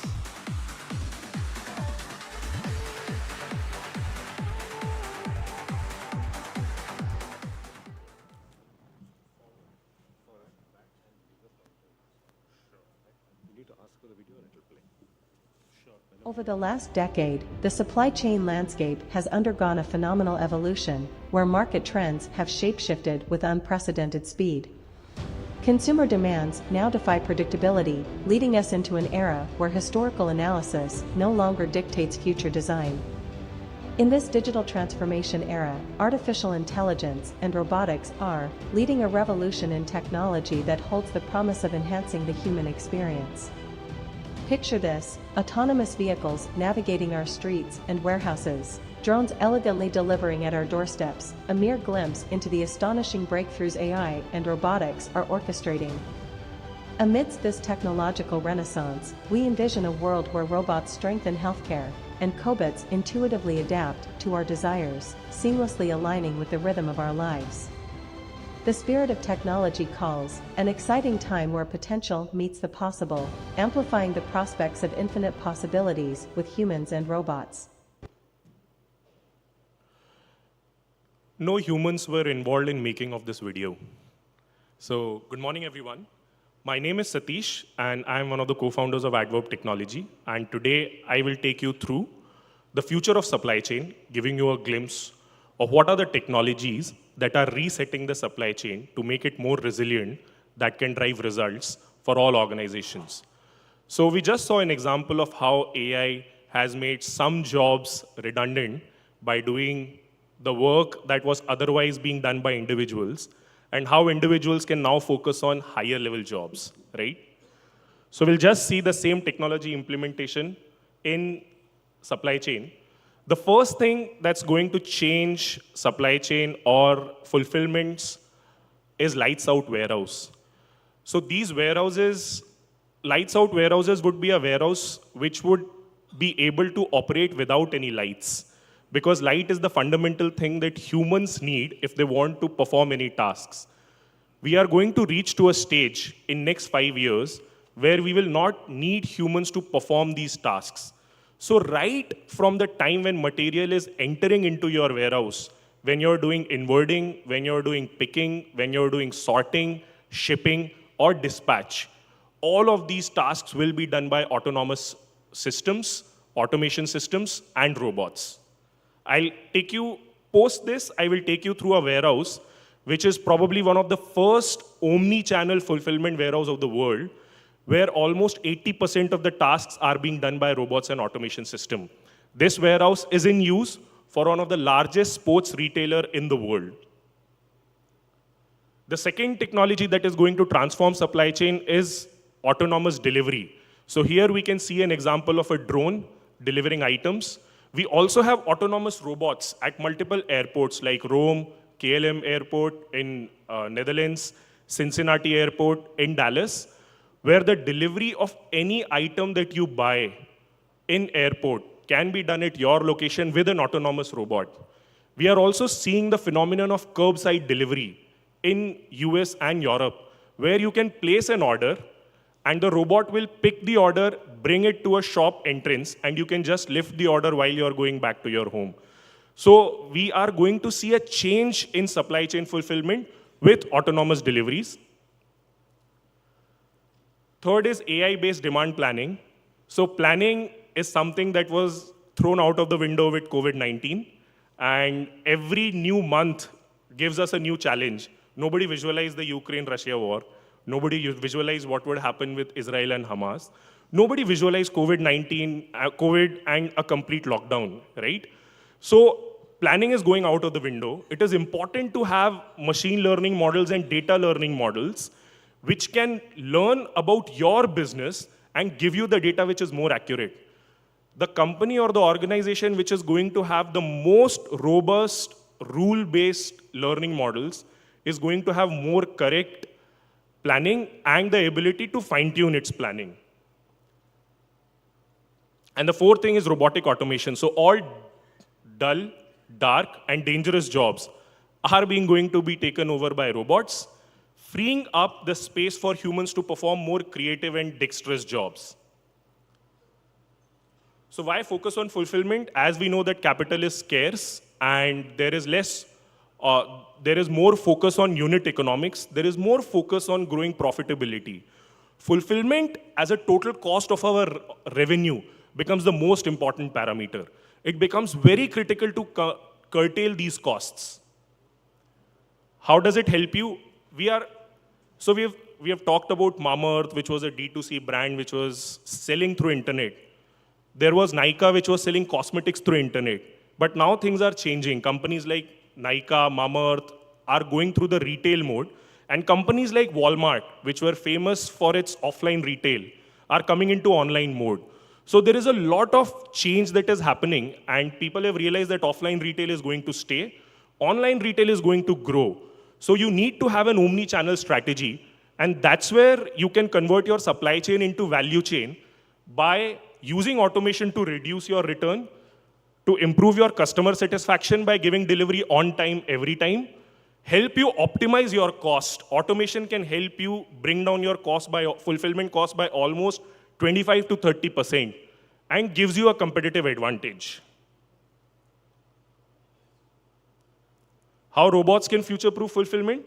So in any fulfillment center or warehouse, picking is the most labor-intensive task. Robots can help you to change the paradigm wherein picker, instead of going to the location and picking the item, can have a robot where robot does the movement and picks the item to the picker. Today, we can also see humanoid robots doing trials to pick up items and deliver those fulfillments in warehouse. This makes your warehouse or supply chain resilient, and it also helps you scale your business. So any automation or robotics that you do helps you to reset your business and make it resilient. We did a project with Unilever pre-COVID, where we designed an automation system for them. COVID happened, and the entire order profile changed. But since it was a flexible automation system, it helped the company to still use that warehouse in a post-COVID scenario. So these are the results that automation brings you. And what do?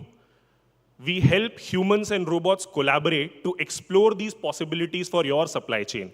We help you to bring your fulfillment costs down to drive a competitive advantage.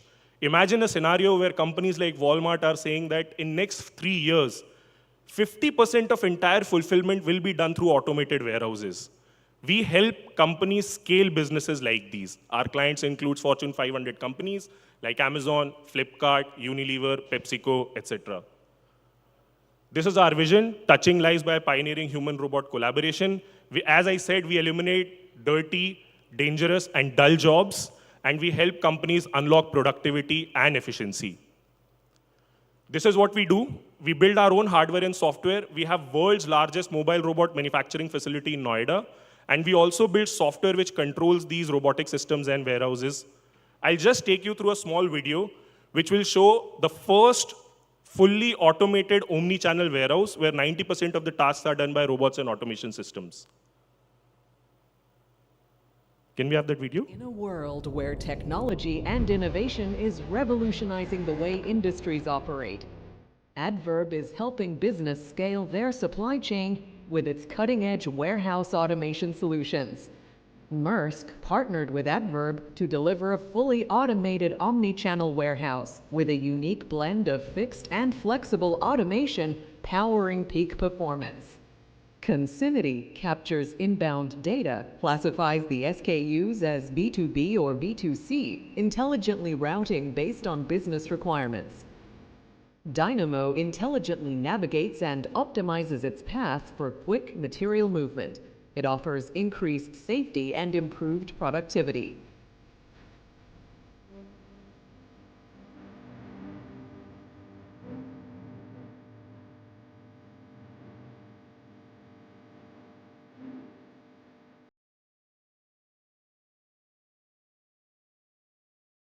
Multi-Pro for reserve storage, enabling efficient space utilization.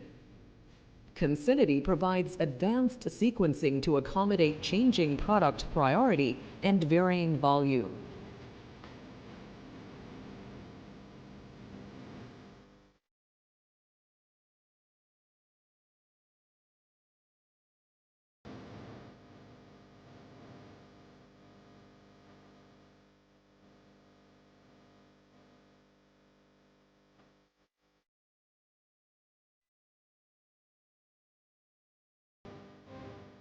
Computer vision-enabled robotic system to depalletize cartons of different height and orientation.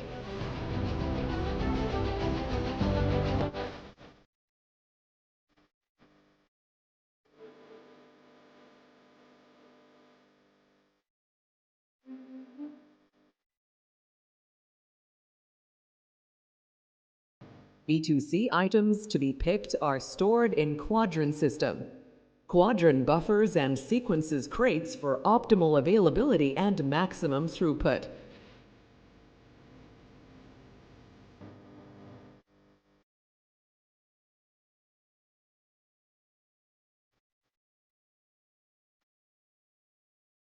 Veloce allows highly flexible and scalable returns handling.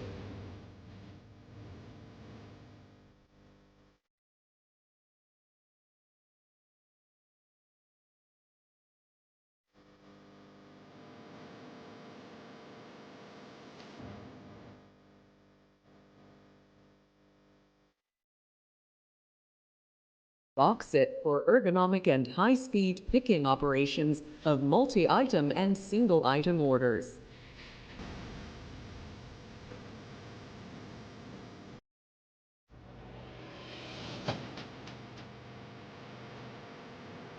Patented quasi-solution for accurate B2C order consolidation.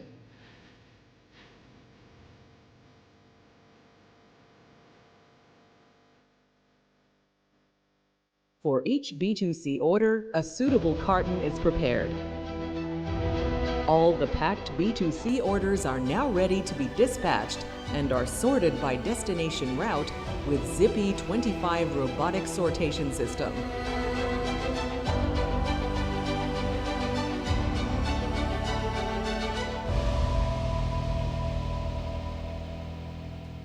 Thank you.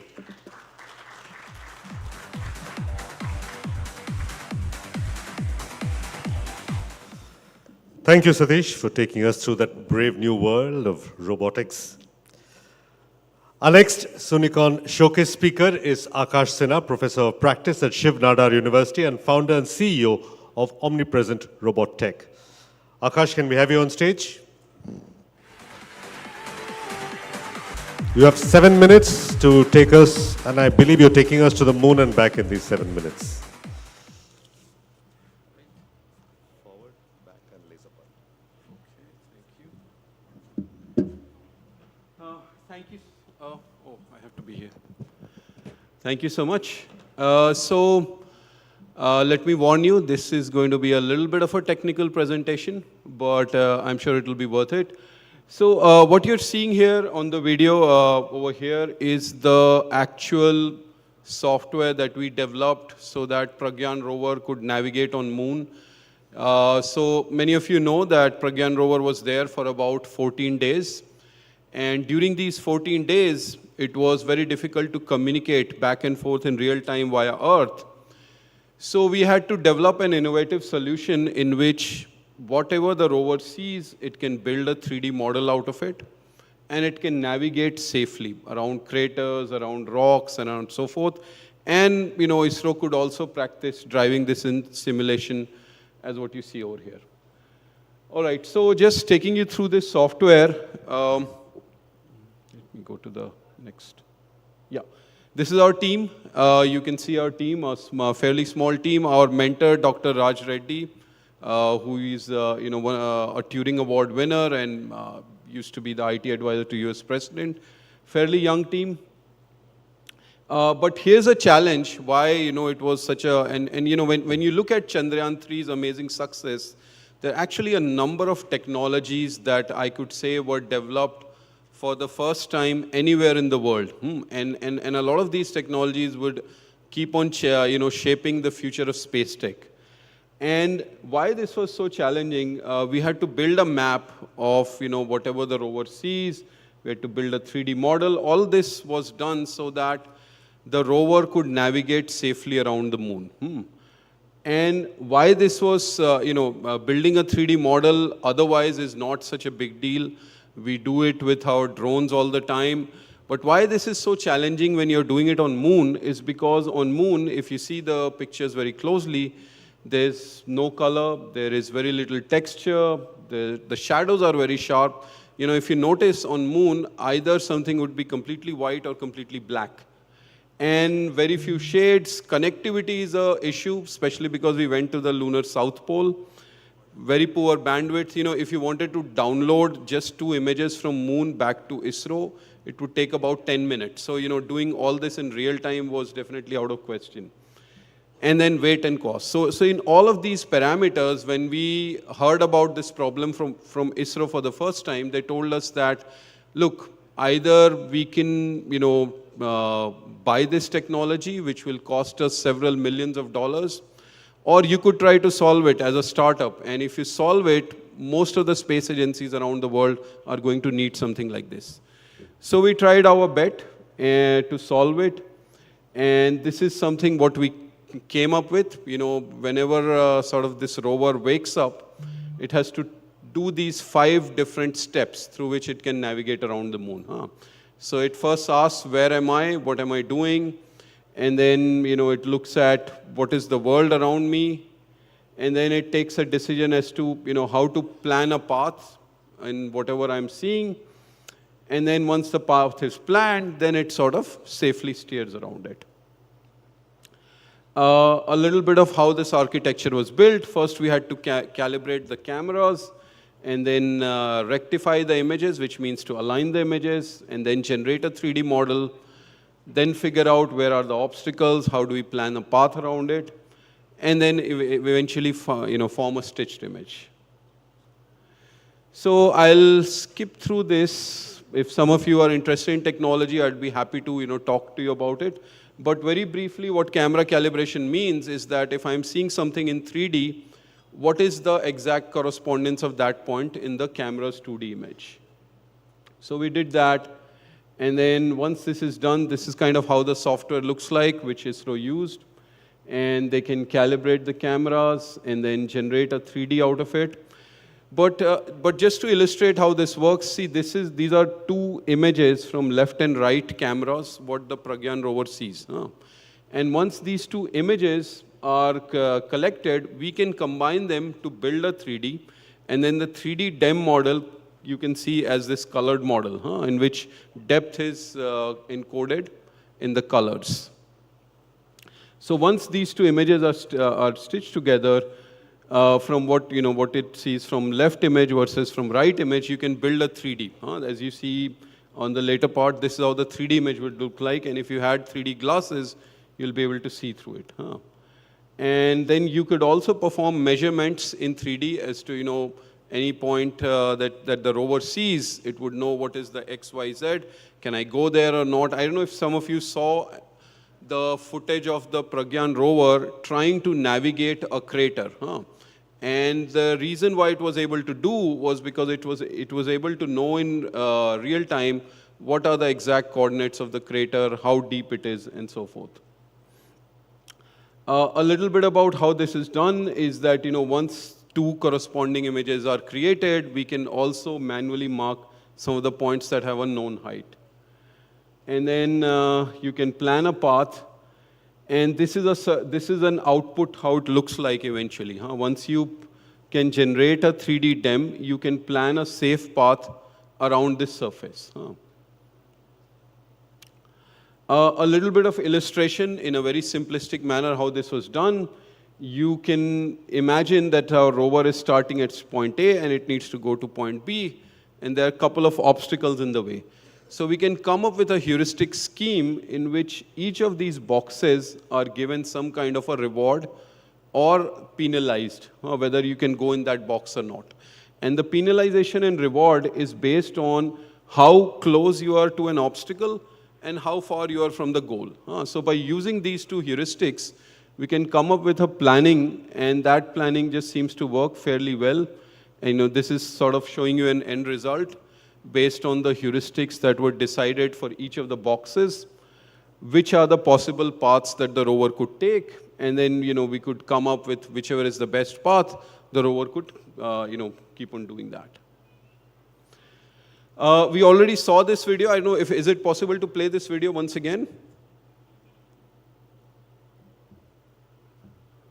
Okay, so if you look at what's really happening here, you can see that we can measure the target distance, target angle, height.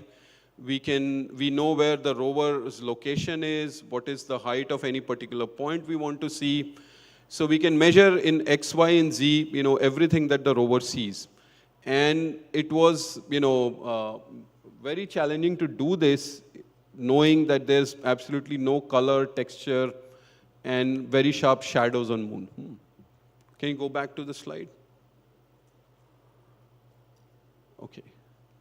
So what has happened? Okay, we've solved this problem for Chandrayaan, but what does this mean in future? So we realized that Air Force has a very similar requirement. In fact, we just won one of the Air Force IDEX challenges, which was to build satellite-based 3D maps in low-light regions, in poor data quality, because the fact that we are able to solve this in a challenging area like Moon now means that it can be done in much wider areas. So Air Force has this big challenge where they've given us about, it's a project that's worth 3 crores initially, and then eventually there are, assured awards of 30 crores or plus in this region. But it has more global applications wherever remote sensing needs to be done. In all of those areas, wherever remote sensing needs to be done at night or in very low, poor imagery, that's where, our technology could come very handy. And, it's interesting what we set to develop for one particular mission for Chandrayaan now seems to have so many more applications. Thank you.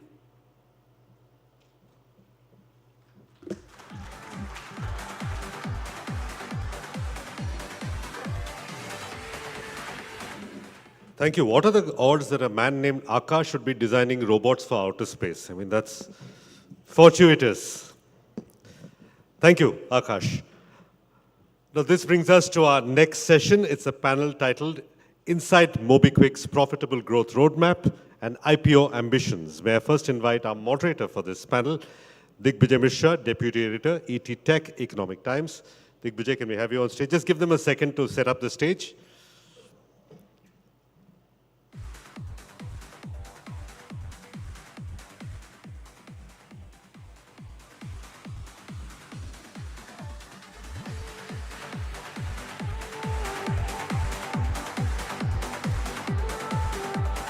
Yeah, Digvijay, can we have you on stage? And to join Digvijay on stage, may I invite Upasana Taku and Bipin Preet Singh, co-founders of MobiKwik.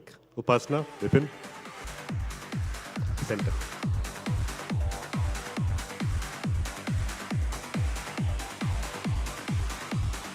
All right, the spotlight is on you. Digvijay, you have 25 minutes for your panel. Hello. Yeah. Hi, everyone. Thank you for joining us. Today we have Bipin Preet Singh from MobiKwik and of course Upasana Taku. As is the theme about profitable growth and the kind of times we are living in. But before that, I would like both of you to talk about how you guys got here so far. It's been a long journey, more than a decade. Would just like to understand from you how did you start building out in the fintech space, heavily regulated? Maybe you can start.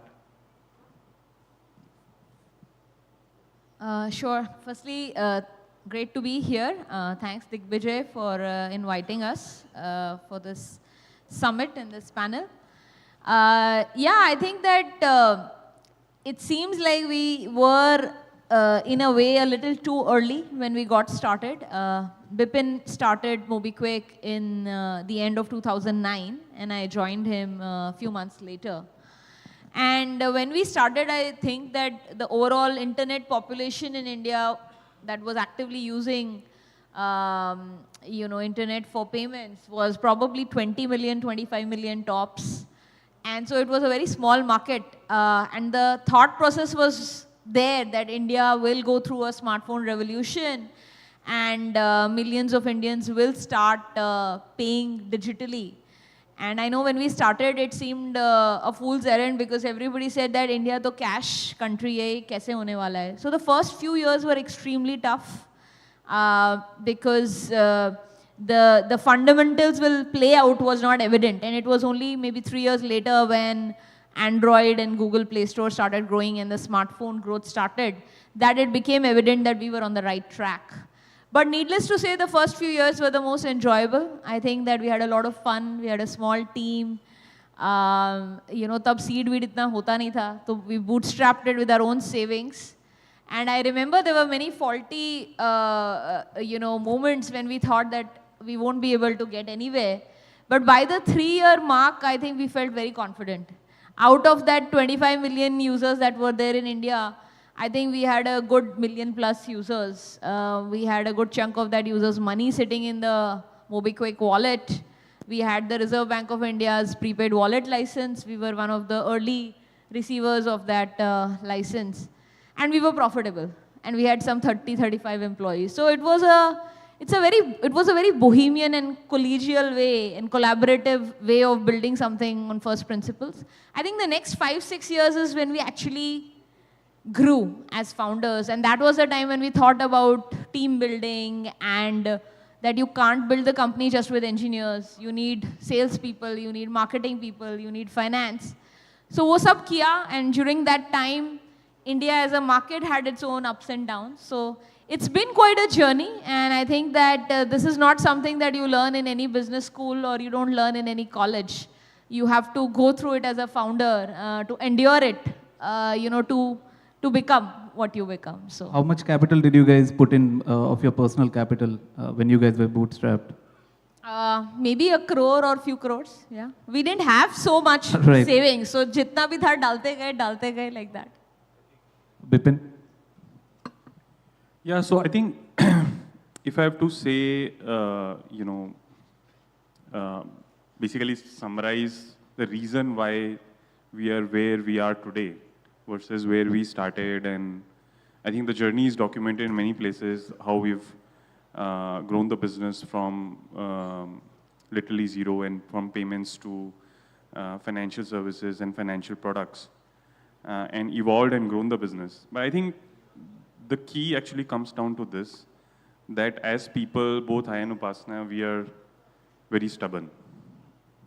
And I think what we've realized is that in business, sometimes, many times, the waves will be with you. And many times, they will work against you. And you will be written off. People will say, this business doesn't make sense. This industry doesn't make sense. Or competition, this, that, etc. But I think the only one thing which is kind of kept us going in this, that we looked at the fundamental reasons why we started the business. Right. And that is to solve a problem. And who are we solving the problem for is a set of customers.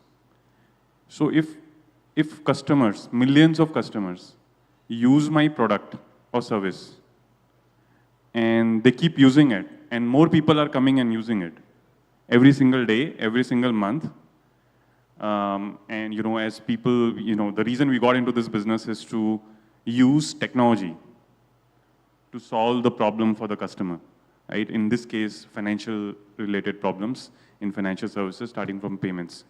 So I think that fundamental kind of thinking, first principles thinking, that A, you have customers, B, customers like your product, customers are using your product, more customers are using your product every day, has kept us going in spite of whatever changes happen everywhere else, whether it is regulatory, investment, ecosystem, etc. So I think that's my thought. Yeah, interesting. No, in fact, I'm glad you mentioned about, waves. And I think as a company which was started in 2009, both of you guys have been through multiple such waves and funding cycles and so on, including external events like demonetization. And we know a lot of funding came through, certain companies got way ahead.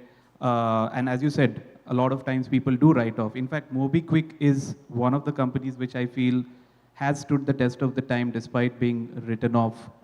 So I want to understand, like, how did you guys sort of do that? Because it's not easy to do that. So, like I said, I think it goes back to being stubborn. वो Hindi word होता है उसका, that's actually more appropriate. Heat. अगर आप मतलब, if you're saying कि यार business चल रहा है and people are, you go back and look into your business. Of course, there is external things, and what we don't realize is, and this is not just, by the way, At least now, after 10 years, I apply to the business, but I also apply to my own personal life. Right. And no matter what other people are telling about you or saying about you, you know who you are. You know what's your internal strength. You know how healthy you are, how happy you are. If you're healthy, if you're happy, and if you're doing the right things, no matter what the world is saying, you know, you will have a good life. Same thing is true for business, right? If your business is internal metrics are good, employees are happy, working in the company, taking the company forward, and the mission is something that is worth fighting for, right? And what is the mission? I mean, the mission for us is simply financial inclusion. You know, it is just to take financial products to as many people as we can in India. I can say 500 million people, 600 million people, but really, you know, we have barely scratched the surface because only payments have reached certain scale in India. But when you look at other financial products or other banking products, they've barely reached outside the metros. You go 100 kilometers from here, you know, who has a credit card, who understands investments, who understands stock market, who understands money should be put in FD or debt mutual funds or kisi ko nahi pata. Nobody knows, right? And I think that is where we want to play our game. And when we see that opportunity and when we see the developments that have happened in technology in the last few years, which will enable us to solve these problems, hopefully, at scale, for people who are beyond the metros, beyond the tier 1 cities. That is what really keeps us going. Upasana, do you want to add to that? I'm sure you have a lot to What say. was the question again? What has kept you going? What was the question? What has kept you going despite many waves working against MobiKwik? Okay, so you will know that this is completely not planned. So this is a little bit off script. I think that, you know, when you mentioned that, you know, MobiKwik is a company that was written off by people, etc. I think written off की बात ही नहीं है. ज़्यादा उससे ज़्यादा है. I think we always worked very hard internally. Like he was saying, why focus on what the world is saying or doing? You do your own thing. And I often try to say this, that when you are going on a, you know, trying to climb a peak or trying to do a hike or trying to do a triathlon or whatever, many people will think you cannot do it. But how does it matter? सोचने दो उनको. आप लगे रहो. If you keep going, you will reach. You have to practice, you have to train, and you will achieve. So I think we've been very focused on, you know, achieving the goals that we set for ourselves. So we decided one fine day, right after Demon, that the markets are becoming difficult. This whole fundraising every year or few years is very hard. So we should try to become profitable. And the next year we became contribution level profitable. Then we said in a couple of years we should become adjusted EBITDA level profitable, and we achieved that. And long story short, what I'm saying is that we never worked so hard on the log kya keh rahe hain or the perception angle of it. And so maybe we didn't get the right level of, you know, external in value for what we were doing. But we didn't really care, is what I'm trying to tell you. And we are very internal, we built the company on internal conviction, more so than external perception. Right, of course. So, and which brings to the next point, right? Like you're talking about profitability, and I think we have also reported first time 2 quarters of PAT profitability, not excluding certain line items and so on, actual PAT. How did that happen? Take us through that. So I think the answer to that is also from experience. I think it is, you know, well noted that we went for an IPO attempt in 2021 when the market was very bullish, and a few other internet companies also, you know, went for a listing, and many of them were able to achieve it.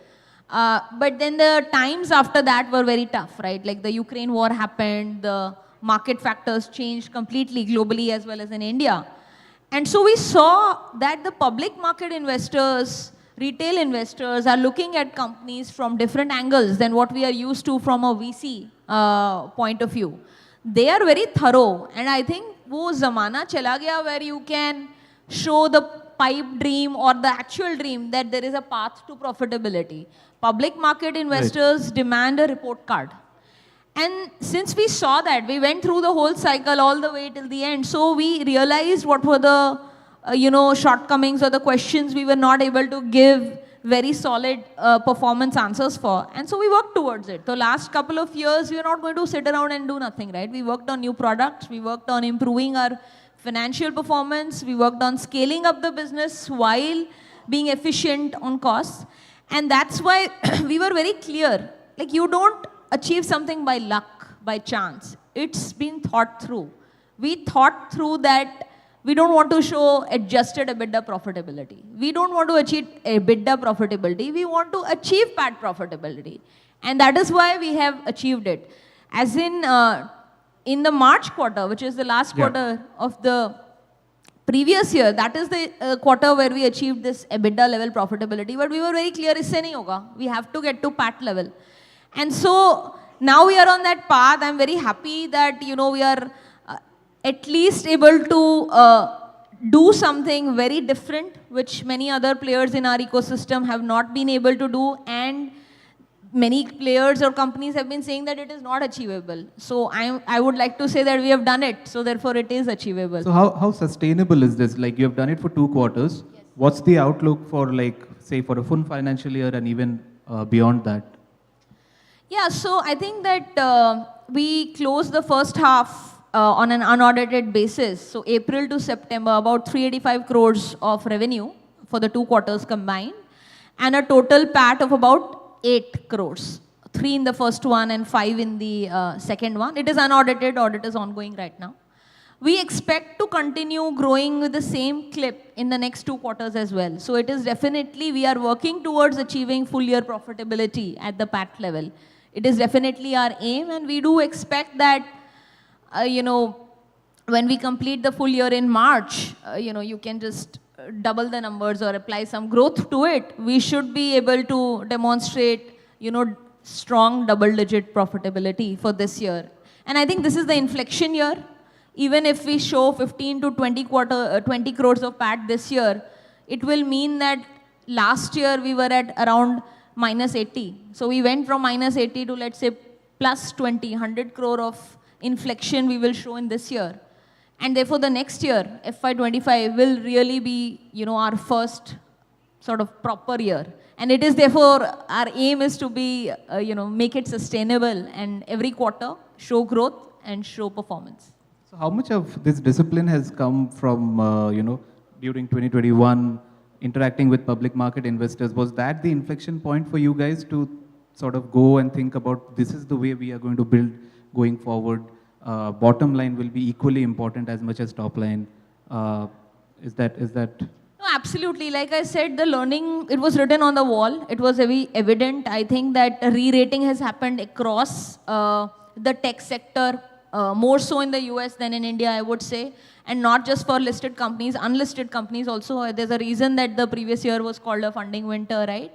So I think that it was very evident that one has to achieve profitability. There is no other, way out to win the trust and the confidence. And might I even say that not trying to say anything negative about anyone, because we have to value that a first block of internet companies went to the market, but the aftermath of that has created such a fairly negative sentiment for tech companies that, they are not well run, they are growing at all costs, they don't know how to do things efficiently. So people who will be now in the second lot, let's say next year, it's expected to be that a good number of tech companies might come to the capital markets. It's doubly hard for them. They have to do more and show much, much better in order to win the confidence. Will MobiKwik be one of them? Because you guys had obtained the SEBI approval, but I think that was valid for only 1 year. Given that you guys are building the business now in a certain way, are you guys still thinking of tapping the public markets next year? I mean, I wish it was in our hands. But look, I mean, I think, like I said, you focus on doing your own thing and build the business in the right way, sustainable and growing. So actually, one of the key things is market is not looking only for profitability, just like market is not looking only for growth. So it's growth and profitability. And I think those are the kind of companies which the market values the most, is our understanding. And in a rapidly growing country as India, emerging country, like in a space like ours, obviously the market and the TAM is really so large. I think it's a matter of time before companies like MobiKwik, and specifically MobiKwik, become public company. The reason for that is our thinking is also very long term. We believe that we should be listed and we should have a diverse pool of shareholders who will look at the company on its merits and the way we run the business and build it hopefully for decades. Right. So, like, is that as Upasana was saying, you know, like you guys have built it with VCs so far. How quickly or how keen are you to make that change? Because a lot of companies are saying that now, a lot of startups per se, that they want to have a diverse set of shareholding. Why is that important? Like you can still continue to raise from private market investors. Why going public is important? I'm not an expert in this, but what I can say is that, you know, VCs the investors have a certain playbook. That playbook has a certain kind of time range. So you play in that time range, you buy and sell in that time range. So I think that's where that particular piece is very relevant for VCs to generate returns. But just because VC invested in your company doesn't mean you have to play the VC game. Is one of the most important things is that, you know, are you building the business or are you playing the VC or investor game? And I think we've seen in the last decade or so that there are examples of both kinds of companies. We like to be in the group where we think that MobiKwik as a business is the most important thing, is the most paramount thing for all shareholders, which includes people who run the company, people like me and Upasana and the team. And of course, also the investors. Investors have played a role in capitalizing the company and taking it to where it is. But eventually, they also need an exit. And eventually, it should be owned by a diverse set of shareholders who then take the company forward. Upasana, do you want to add to that?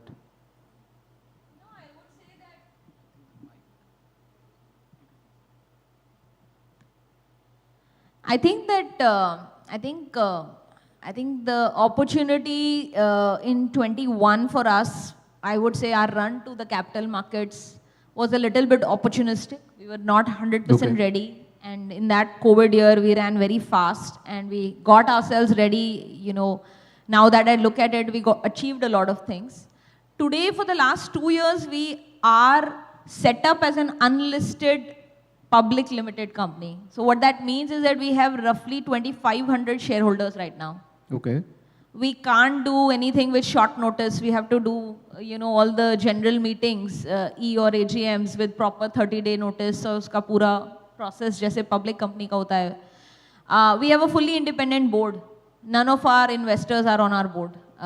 There are 4 fairly diverse and very, very experienced people on our board.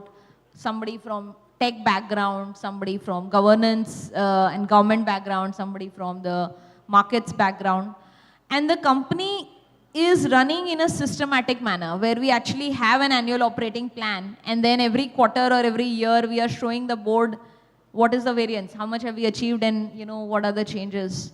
So from a governance structure, all of that perspective, I think we are now ready. And so I think the important thing for us to was to demonstrate that financial report card, and thankfully financial year 24 is going to make that happen for us. So I would say from many perspectives now, at least for MobiKwik, I can say that we are very much a company that is in that zone where the sooner we are listed, the better it is. We are ready. Another Delhi company to tap public markets. But also interesting what you were saying, right? Like, there was a big Fintech IPO that happened, and we saw how certain things played out. The common saying is valuation versus value creation. How are you guys, after more than nearly 2 years since then, how are you sort of seeing that? What are the takeaways? And what would you sort of implement in your own potential IPO going forward? Like, what would be the top takeaways and thought process going into that? I mean, from an IPO point of view, I won't be able to comment very specifically, but I can tell you more from a company's strategy point of view. And I think, where we see that one of the things to avoid is to, be overcapitalized. And I think that's one of the things that has actually held back many companies over the last 5 to 7 years, not just in India, but in US as well. Because ultimately, if you raised $1 billion, then you need to be valued a multiple of that in order to justify return. But if you're not, then, and if the market doesn't think you're worth that, then essentially you create a loss for shareholders, a loss for people who have put money behind your company. And I think we take that very, very seriously. And in terms of how we've raised money over the last so many years, we've been fairly sensible. We are probably one of the most efficient B2C companies operating in any space in India in terms of the kind of scale we have achieved with the user base that we have created, the traction and the brand that we have created. Because the approach that we have taken is that it's okay, I mean, if somebody else is burning capital, but if we see that the market is large enough, then we will carve out our own niche and carve out our own space. And that's the kind of message that we want to convey to the public markets as well, that it's possible to build companies where you don't go all out, right? That, just growth at all costs and just become big, right? I mean, for the sake of becoming big. But ultimately, the purpose of business is to generate profit. We are a for-profit company. Right. And so you have to create profit not for one quarter, like the question that you asked. Will you be fully profitable for FY24? Maybe, maybe not. But are we creating a company that will be profitable and sustainable in the long term? The answer is yes. And unequivocally, one quarter hoga, दूसरा quarter, तीसरा quarter, I don't know. But you do the right thing. You build the business in the right first principles. And if you see the numbers and if you execute it, then it's bound to happen. And I think that playbook for us is very, very clear in terms of payments being the acquisition channel and financial products and financial services being the cross-sell, right? Especially around credit, but also building newer products in investments, in saving space, which again, I think is massively underserved as far as the middle India is concerned. And so if we look at that and if we can generate profits and if we continue to generate profits, then we can keep doing this for the next 10 years. Great. I would love to chat more with both of you guys, but I think we are running out of time. Thanks a lot again, Bipin and Upasana. And yeah, thanks a lot and hope to look forward to the listing. Thank you. Thanks so much. Thank you.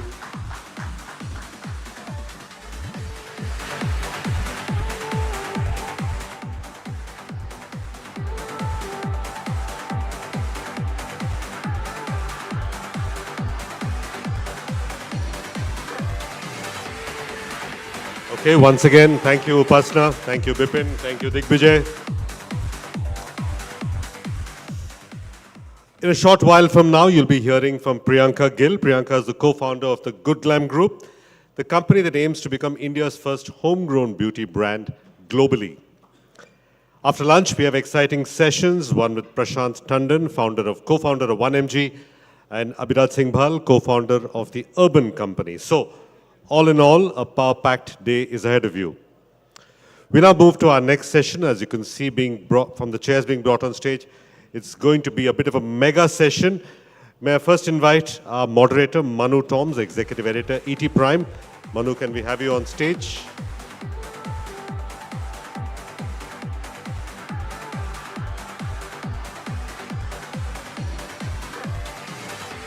With that, may I invite our panelists, Rahul Taneja, partner Lightspeed India, Sumir Verma, founder Merisys Advisors, Jasbir Juneja, partner Redseer Consulting, Vinay Bansal, co-founder and CEO, Inflection Point Ventures, Akhil Gupta, founder No Broker, and Sudhir Rao, Senior Partner, Celeste Capital.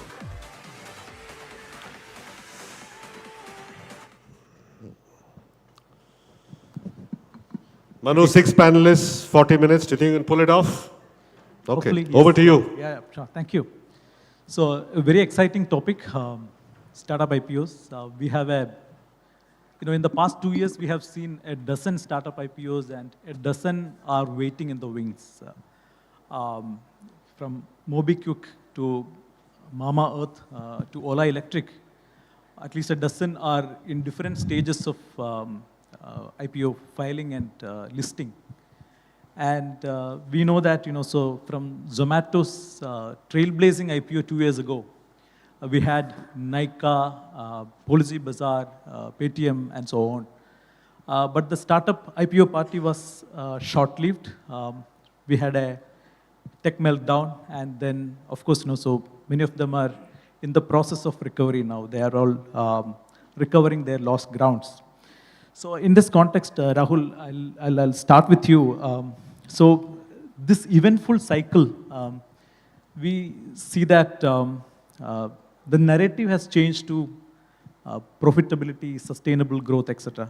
But as far as early stage VC investing is concerned, we know that it's all about blitz scaling, and all leading VCs, including Lightspeed, you have many high growth companies in your portfolio and which have seen varying levels of success and challenges.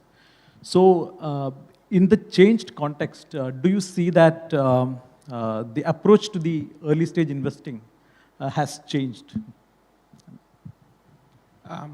Thank you, Manu. Thanks, first of all, for having me here. I mean, look, over the course of the years, while markets move from one format or one phase to another, I will say at the essence, early stage investing is a very simple trade, which I think we end up complicating most often. I think, and the simplest thing that we have to look for is outstanding founders building in very large markets with potentially a very differentiated idea to start off with. And I said potentially differentiated idea because at the beginning, perhaps it's not that apparent, and over a period of time, it becomes apparent. Now, whether you are blitz scaling, whether you're burning your way through, whether you're being conservative, all of these are layers on top of it that we apply. But at the very core of it, it's a very, very simple judgment that you need to apply before investing money into that company. So I don't think the core has changed at all. I think the core remains the same. I think both investors and founders are much more cognizant of where the private capital markets are today, and therefore they pace themselves accordingly. But yeah, I mean, one could argue, for example, Snowflake, which is one of the large listed SaaS companies in the US, valued I think somewhere like $50–60 billion, is still losing money. Right? But it's still very highly valued because they're losing money because they're investing in growth. The core business makes money. So then you start sort of, you can, double click into everything and justify everything. But at the core is, are you creating a new business in a very large market? If you are, then yes, of course. Yeah.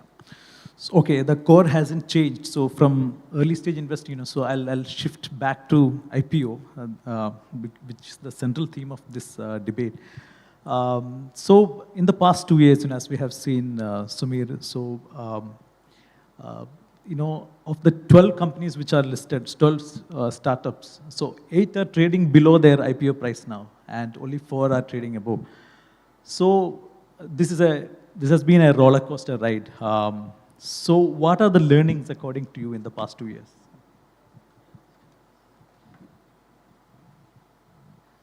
Can you hear me? Yeah. Yep, sure.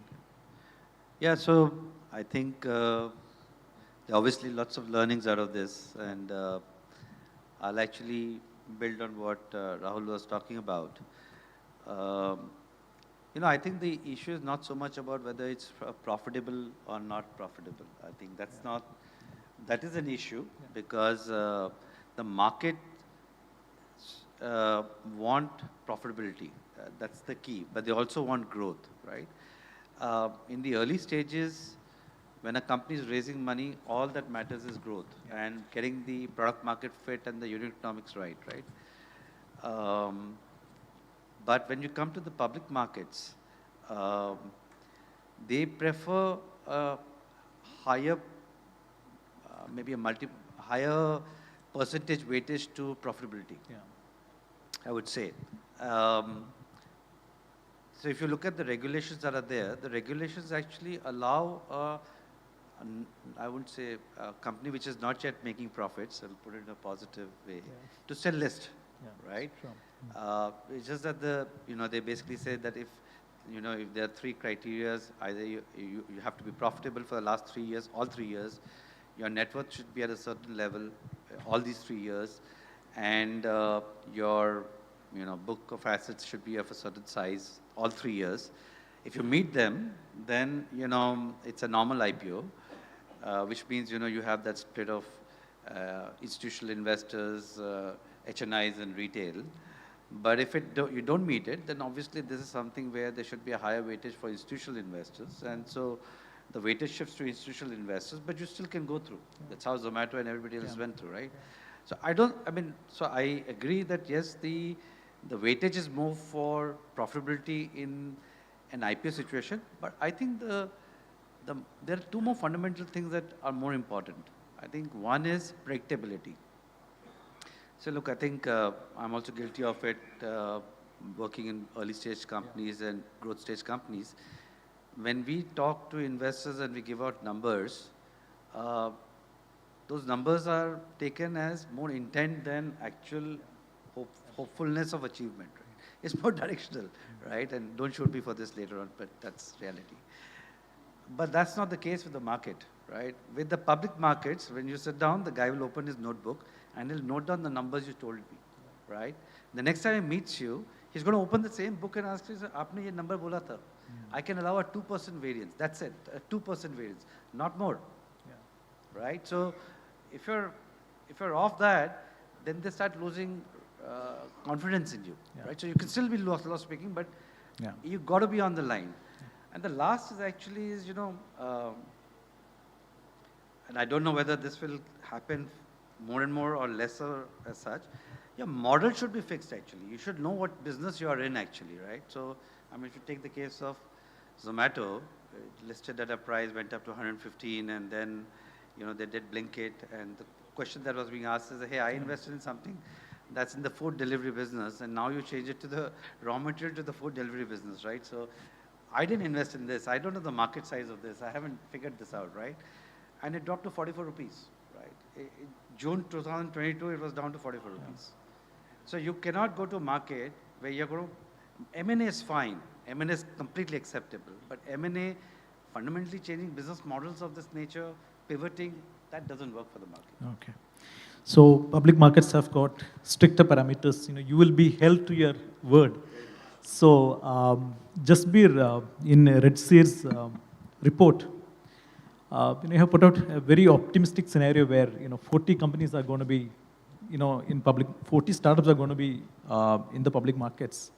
So that's kind of a 3.5x jump from a dozen that we have right now. So what are the driving factors to this phenomenon? So we would like to know.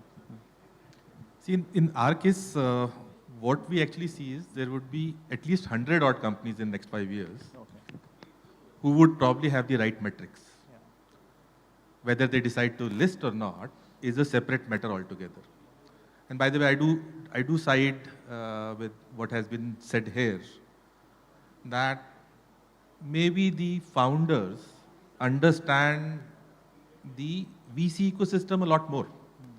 That you're trying to sell, oh, there's going to be a rainbow, it's going to be large, see the colors are going to be just right, they'll be in the right sequence. And we all know that, at the end of the rainbow, there is a pot of gold. But when you get to the public investor, he wants to see the real pot of gold, not the rainbow. And he wants to see that the pot is growing. So what we are saying in our report essentially is that there would be 100 odd these companies which would have figured this out, right? And it is a combination of, let's say, whatever has happened last year, from these 12 odd companies which have gone public, corrected the valuation, and maybe MobiQuicks and the next ones which are going public or soon go public, they would set the tone for what to expect, right? I think largely that is what we are trying to say. We are not pinning our number to 40. Yeah. We are saying, oh, this is probably 100, Yeah. which is just going to be right. Okay, got it. Okay. Vinay, so while we talk about the public listing that has happened, so there are several positives too. One is of course, all these companies across board. We have seen that there is a remarkable improvement in their financials, be it top line or PAT.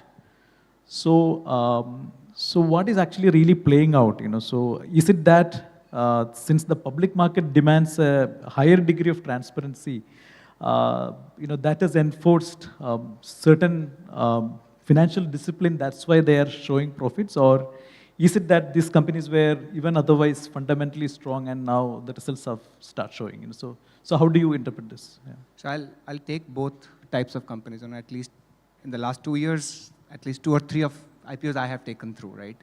And then on the tech side. So the ones where we have taken through IPOs, mostly non-tech, have done phenomenal businesses. They were great earlier, they were great now. In between, we had a COVID period that did depress stuff. 2 consumer businesses we took public. And I would not say that, because of the higher scrutiny, the financial books have gotten better. No. I think when we are on the boards, we drive corporate governance and we drive a good set of reportings. Not only financial reporting, but we also drive a lot of operational reportings as well, right? Now what happens is, of course, the mindset does change, which means that public market investors, as everybody else said, wants profitability. And therefore you have to take decisions where you move further, easier, closer towards profitability. What do? Where does the losses occur? The losses occur in experiments, right? You take new experiments. Second, the losses occur in growth. Third is the losses occur in acquisitions which are loss-making, right? So if you look at Zomato, I think it sold off its portfolio in a couple of countries. Those were loss-making. What do you do then? You cut the loss, the net profit goes up. In a retail business, what do? All your loss-making stores, if you take them out, your overall profitability goes up. So it's the operational discipline and understanding what to do now. You are no longer a child trying to run a startup. You're a mature guy going to a job. In college and school, you can do something, right? In a job, you'll be fired, right? So that's the transition that occurs from an early stage to an IPO stage, yeah? Yeah. Okay, so Akhil, so the rest are all, except me, all are investors and, iBankers, and then you are the only founder. So, unicorn founder for that matter. So, we would like to know your IPO preparations and also, about your profitability journey. So, some of your numbers, I think, we would like to have some visibility, the last 2 years. So so I'm the sole guy battling for the founders here. But so to give the idea, No Broker is around 8.5 years since we raised our first round. And unlike all other companies or many other companies, in real estate, you can't throw money and make business grow. So it will not happen that I'll give you 100 rupees off on the order and please order from me and get the food or the groceries from here. And typically, if you see, not only for real estate, what I believe fundamentally, it takes time to build a business, correct? The things which are slow and steady with a solid foundation, they sustain long, they are the sustainable business. If you can make something which goes up very fast, it can come down very, very fast also, like a deck of cards. So fundamentally at No Broker, we have always believed in building a long-term sustainable business. And the challenge with us was we were challenging the status quo also, because the way we have built the business, it has not even done across the globe. Forget about India. Nobody has ever tried to do that particular thing. And in this last 8.5 years, what we have been able to do, real estate is a big TAM, correct? But we started as a rental, then we realized that the same set of customer, they want to buy properties, They want to buy primary properties. They need help because India is a low trust economy, correct? As a overall, not only in real estate, everywhere it's a low trust thing. So no broker has been able to create that brand, the trusted brand in real estate market, where people say, "Acha, yahan pe kar sakte hain." And that opened up a big, big opportunity, which was much more humongous than what we thought when we started. We thought we'll do the transaction on the platform, take a subscription fees, small fees, make money out of it. But then people started telling, why don't you help me with rental agreement? Why don't you help me with packers and movers? And because I am sitting on the transaction, when I know that person A is moving into this house or somebody is selling the house, I can help them with cleaning, painting, legal. So that's how the business has grown. And if you see, there are multiple businesses at No Broker. There is a one core real estate business which is profitable at the city level. If I break No Broker into multiple pieces, there are pieces which are profitable, earning, generating cash for us. But what we have decided to grow the complete market. So we are taking that cash along with what we have raised, investing in different businesses. Like if you talk about home services business of No Broker, that is 3-4 years old business.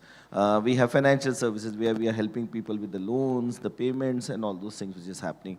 We started something called No Brokerhood, which is a society management bit of it, because we feel that if we are in life of our customers early, when they are living in those apartments, we can help them do the transaction at the right time without having to acquire them later. So I believe that company has to eventually be profitable, because agar dhanda profitable nahi hai, to what exactly you have done? It doesn't make sense. And every company has its own journey, correct? Just because, and this is the third cycle what we are seeing in our journey, 15, 18, 21, 22. Just because somebody says, okay, and this is a marathon what you are running, somebody says, okay, now funding winter has started, become profitable. It doesn't happen that way. You are running a race. What may happen in a marathon, you can take a breather, stop, decide, okay, I may want to change the pace at which I am running. It can be a little slower, it can be a little faster. But rato-raat profitability nahi aati, correct? It's a journey. And like everybody else, and nobody in India, I'll say nobody wants to make a business which is not profitable. Why will somebody build a company which is not profitable until and unless somebody wants to siphon off the money, and which may be the plan with which they have raised the money, which is totally different thing. So same way, No Broker is also gunning towards profitability. Our numbers are growing. We have got into the 4-digit annual rate of revenue now. And as I said, part of businesses are profitable. We intend to be profitable in next 18-24 months. And eventually, at some point of time, we'll have an IPO in the market. Okay, yeah. So that's yeah, best wishes to that. Okay, so, okay, Sudhir, in your long career, straddling both public and private markets, so, want to understand, so if we look at the dozen IPOs that we have had so far, so of course, there was a meltdown, but now some of them are actually recovering the lost grounds. In the past 6 months to 1 year, some of their, stock price have doubled, in fact. So I certainly regret missing the opportunity to invest in that time. So I would like to know, so how do you see, what are the factors at play here? Yeah. Well, I think, as investors, and each of us is an investor, you can invest in a fixed deposit and get 6% from a bank, but then you expect that 6%. When we're investors in early stage equity, or we're in public market investors, I think we wear a similar lens. We want a return, we have a certain time horizon, and we're expecting some liquidity, which means when I want to sell, I need to be able to sell it in that time frame that I'm choosing. And when we're theoretically building companies, as early stage venture investors, we have a different lens, because we're also deploying connected talent to the management talent that is available within an enterprise. In a public listed company, we don't normally hear about it, but they have consulting, they have advisors, they have board, etc. That VC plays that initial role. If you want a return that you're talking about, chasing a return, a certain price point, and hope to enter and exit with a return, public markets, we have the opportunity of relative investing, which is everything's liquid. So I can sell first and buy later. I can short the market. And basically, this process that we use there is about the understanding of what might happen in the next future, right? Future as day trader would be in the day, a week trader will be in the week, a settlement trader would be in the settlement. Long-term sovereign investors could take a 20-year view. But the lens we wear will be based on what kind of capital I'm deploying, for what return, for what risk, and what reward I expect. And I think when we're in the Soonicorn and we're in the private market space, all of us, mostly, I think the differentiator really is that it's illiquid. The asset class, by the nature of it, needs to be formed. It's in a formative state. It's not ready. It's not cooked. It's not saleable or consumable. And in that context, there is a gap between the effort and even an output, forget about an outcome. That needs investing, capital and time. And I think what we do basically around this table is pick a potential. It could be an idea, it could be an existing business, badly run, can be improved, so on and so forth. It could be deep technology, where the technology does not exist. So therefore, we need to build these technologies, and that's where we invest. And you then wait for an output. Every effort needs a certain sequence of events. You wait for the output may be good or bad, we don't know. If it's good, then we can do more of it. And then we look for an outcome, which is actually beyond just the outputs that we measure. So an Idea Forge, which we just recently took public, if I went back, dialed back 7 years ago, IIT Mumbai, as they were called boys, they're still called boys, because they were the guys who put that VTOL in Three Idiots. And that's how they were, from the dorm. But some of us who are, have been around the system, we realize that there's beady-eyed, you can do stuff, you can build stuff. But when you say, let's do it in Ladakh, I don't think even the army knew what the trials would entail. Forget about us producing it. Neither the consumer, nor the producer, nor anybody actually is aware. So those potential outputs which can be zero are factored when we're investing in our risk-reward plan. And to your point, then to take that to a sustainable, rigorous, repeatable business, and then let a sovereign fund take a look at you, or a mutual fund. You are investors in mutual funds. 25 years ago, when we launched the mutual fund industry in India, nobody was a buyer. What is mutual fund? Today we have $600 billion of savings in mutual funds. And every asset management company is, spitting cash, if you may. So, and they're listed also. Yeah. So I think this journey that investor classes will expect different kinds of shades, different aspects of what drives them, should also be in our minds when we're founders. I'm a founder of my own company, for example. He's not the only founder there. I'm a founder of our asset management company. And therefore, as founders who are building businesses, I think we have to realize, do we want liquidity? Do we want a diverse set of shareholders? Are we happy with 2 shareholders, 10 shareholders? Those are dictating more whether we have to be listed or otherwise. And therefore, the preparedness and the strategy for meeting those objectives then vary. Sure, okay. So, Rahul, as we discussed, about a dozen are waiting in the wings as far as the IPOs are concerned. So, after a lull, I think the startup IPO is again seeing some action. Some even, in your portfolio as well, Lightspeed portfolio as well. So, how is the startup IPO landscape looking like? I mean, look, at this point of time, I would say this is the second phase or the second set of people going off the blocks, right? So it is as defining a moment as the first one was, right? And I think the first ones were sort of, let's say, the leaders or the first guys who who started off in what I would call Internet 1.0 of India, right? And then took it to a fruition by taking companies to IPO. Now we are in the second phase. Progressively, what you are seeing is, like in private markets, even public market investors evaluating these companies very differently, right? I mean, there is a BPC company which is in the process of going public right now. Hopefully they'll list in a couple of days. And a couple of years back, people would value a company like that like a tech company. Today they value the company like a CPG company, right? So you see how even the benchmarks in the public markets are moving, right?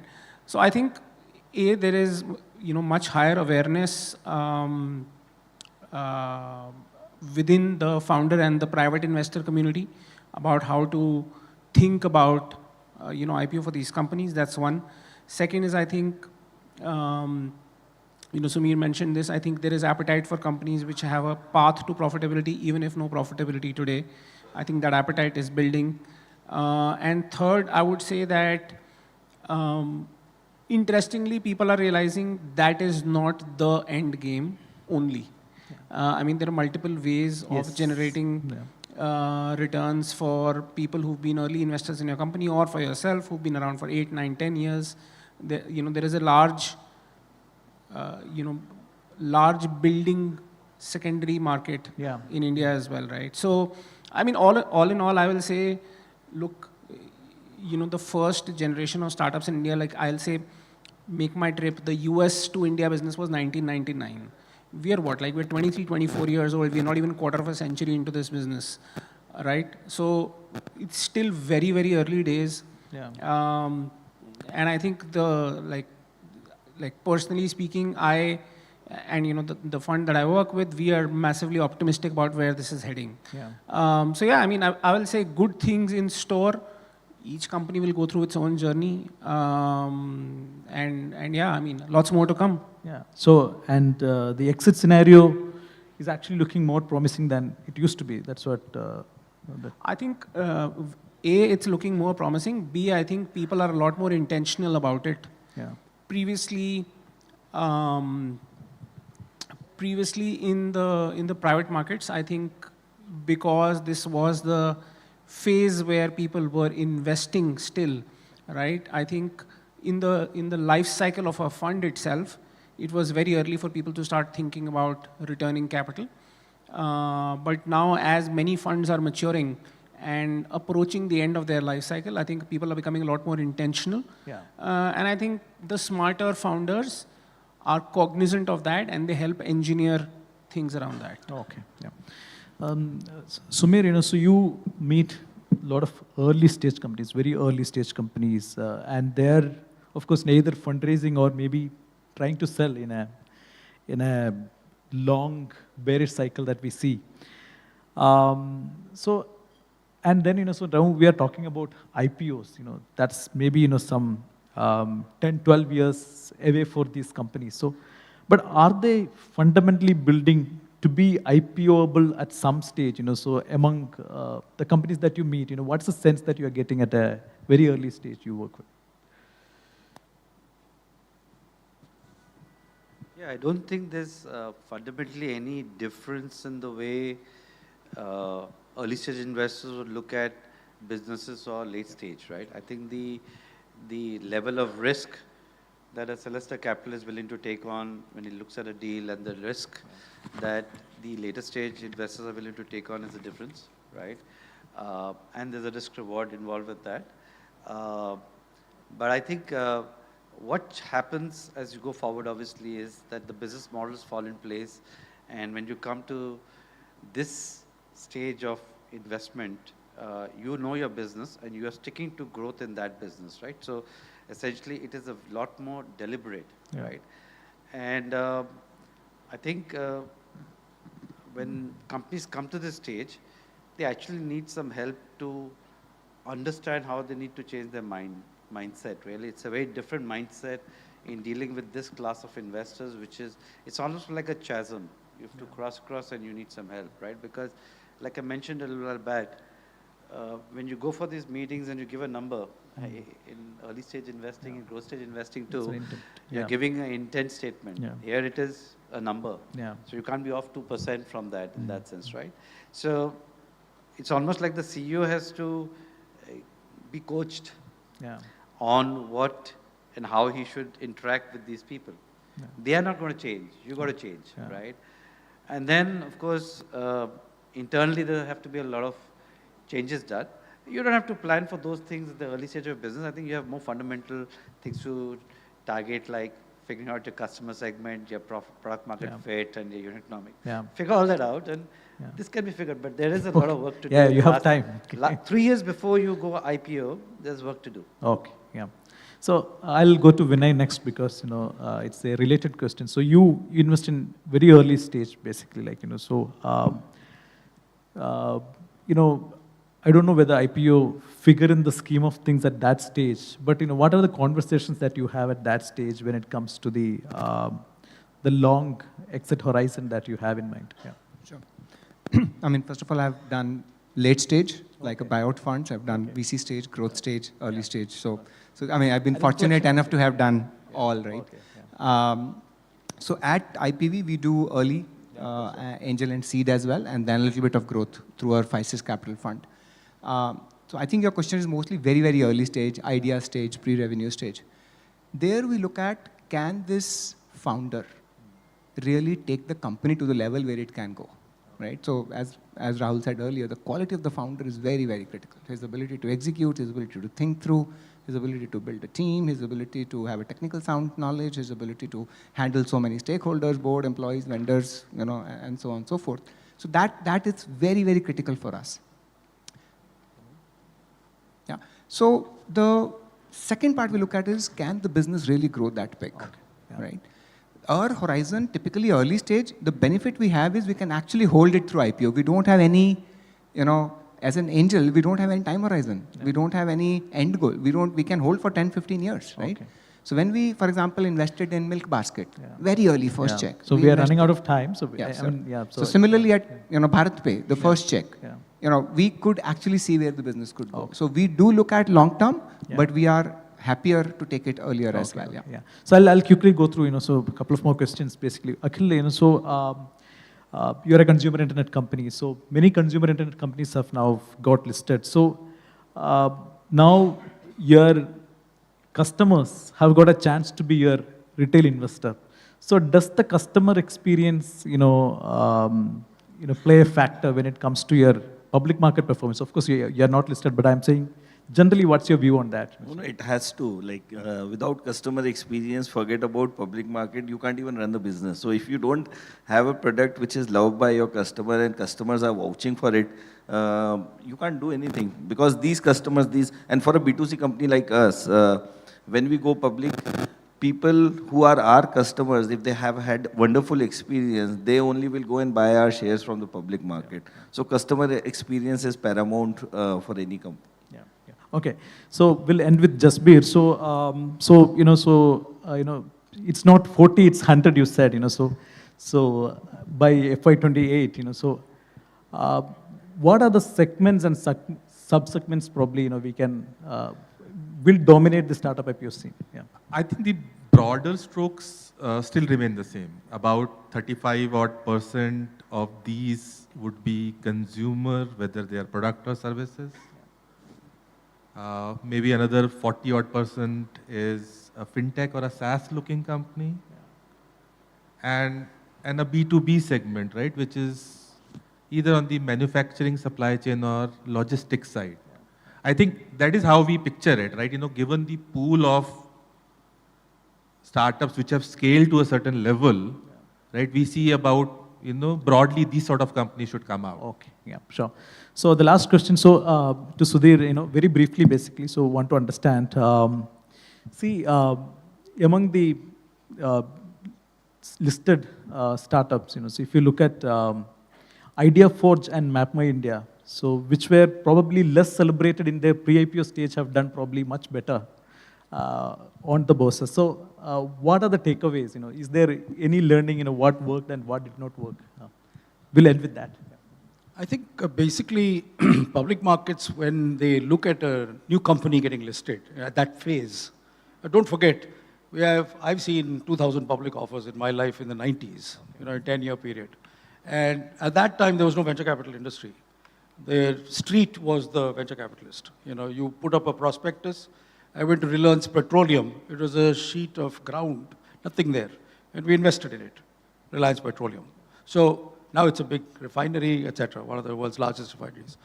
But to your question, when public markets look at investing in a company that's getting listed, they want to look at, and again, I would wear the lens very differently. There are anchor investors, there are sovereigns, there are day traders, there are mutual funds.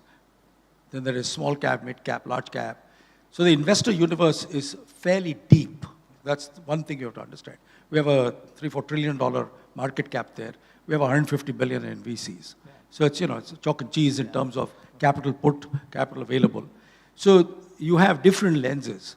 Now for IdeaForge, and I'll just speak from our perspective, I think what appealed to public market investors, and this is today, is there's a secular trend on defense. There's a secular trend on differentiating deep technology, which defense actually purchases. Very long procurement cycles, very high barriers to entry, because it actually takes long to get inside. Any defense anywhere in the world, for that matter. It's not just India alone. Third, it was an asset class that was emerging, which are drones. You asked him a good question. Is there a retail appetite? And there was an appetite because every shadi, this hall in the evening, will have a drone over here. So nobody could not understand the importance of a drone. They understood it, they got it, they understood the word. But I think what institutional investors were looking at is margin profile. What is sustainable barriers? What is sustainable margin? And then dual use. So when you look at pure defense and then you look at commercial application, which most defense companies have done, you're going into those aspects. I would say that investors, from a consumer, like a retail investor, to an institutional investor, wear it differently, and the companies that go public must think that, because they're a very diverse set of shareholders. Okay. Yeah, sure. Thank you. So, thank you for, yeah, sure. Yeah. Sorry for butting in. I actually had a point, I missed covering that. I just wanted to say that, when I think this move that's happening is actually very good for all of us in that sense. When I started doing this business of investing, investment banking, advising entrepreneurs on the journey, the reality is that when they write up the SHA, it's written that in 5 years' time, you're going to get us an exit, either through an IPO or whichever way. And if you don't, then we can drag you and sell you, right? I mean, the whole logic was that the fund life is 10 years and we need an exit. But the reality of what we've learned after that is that the lifetime of building a company is actually 15, 20 years. Okay. So there's a sort difference. Of a mismatch here. And companies, why should entrepreneurs be forced to sell their company just to provide exits? I think fundamentally what's happening with IPO markets is that, and that's why I actually insist on the point that it doesn't need to be profitable. So long as you know your business model, you can actually go to IPO, get exit for your investors, continue to hold on to your company, be the owner. Why should you exit? And actually, and I can cover that in greater detail with people who are interested, it's an easier way to raise capital than raise private equity. Okay. Yeah. Sure. Thank you. So, well, that has been such a long session. So, and we are coming to an end. Thank you for patiently listening through the session. You are a great audience. Thank you. Maybe that's how we end.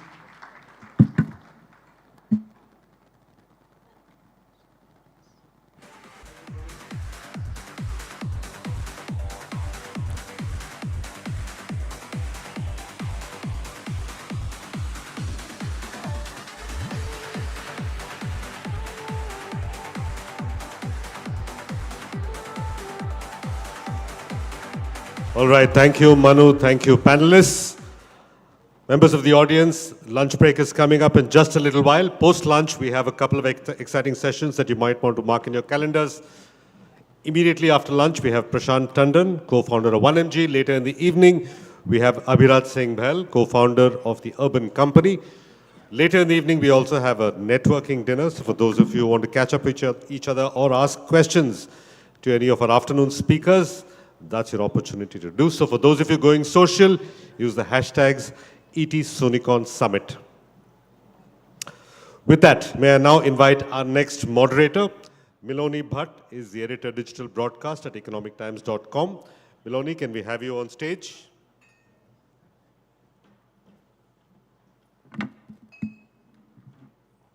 We'll just give our staff a few seconds to clear up the stage before we invite our next guest.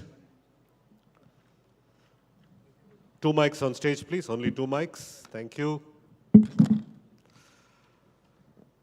And to join Miloni on stage, may I invite Priyanka Gill, Group Co-founder of the Good Glam Group. Priyanka and Miloni will be talking about how content and commerce at scale will power India's first global beauty company. Miloni, I know it's before lunch. You have 20 minutes. Over to you.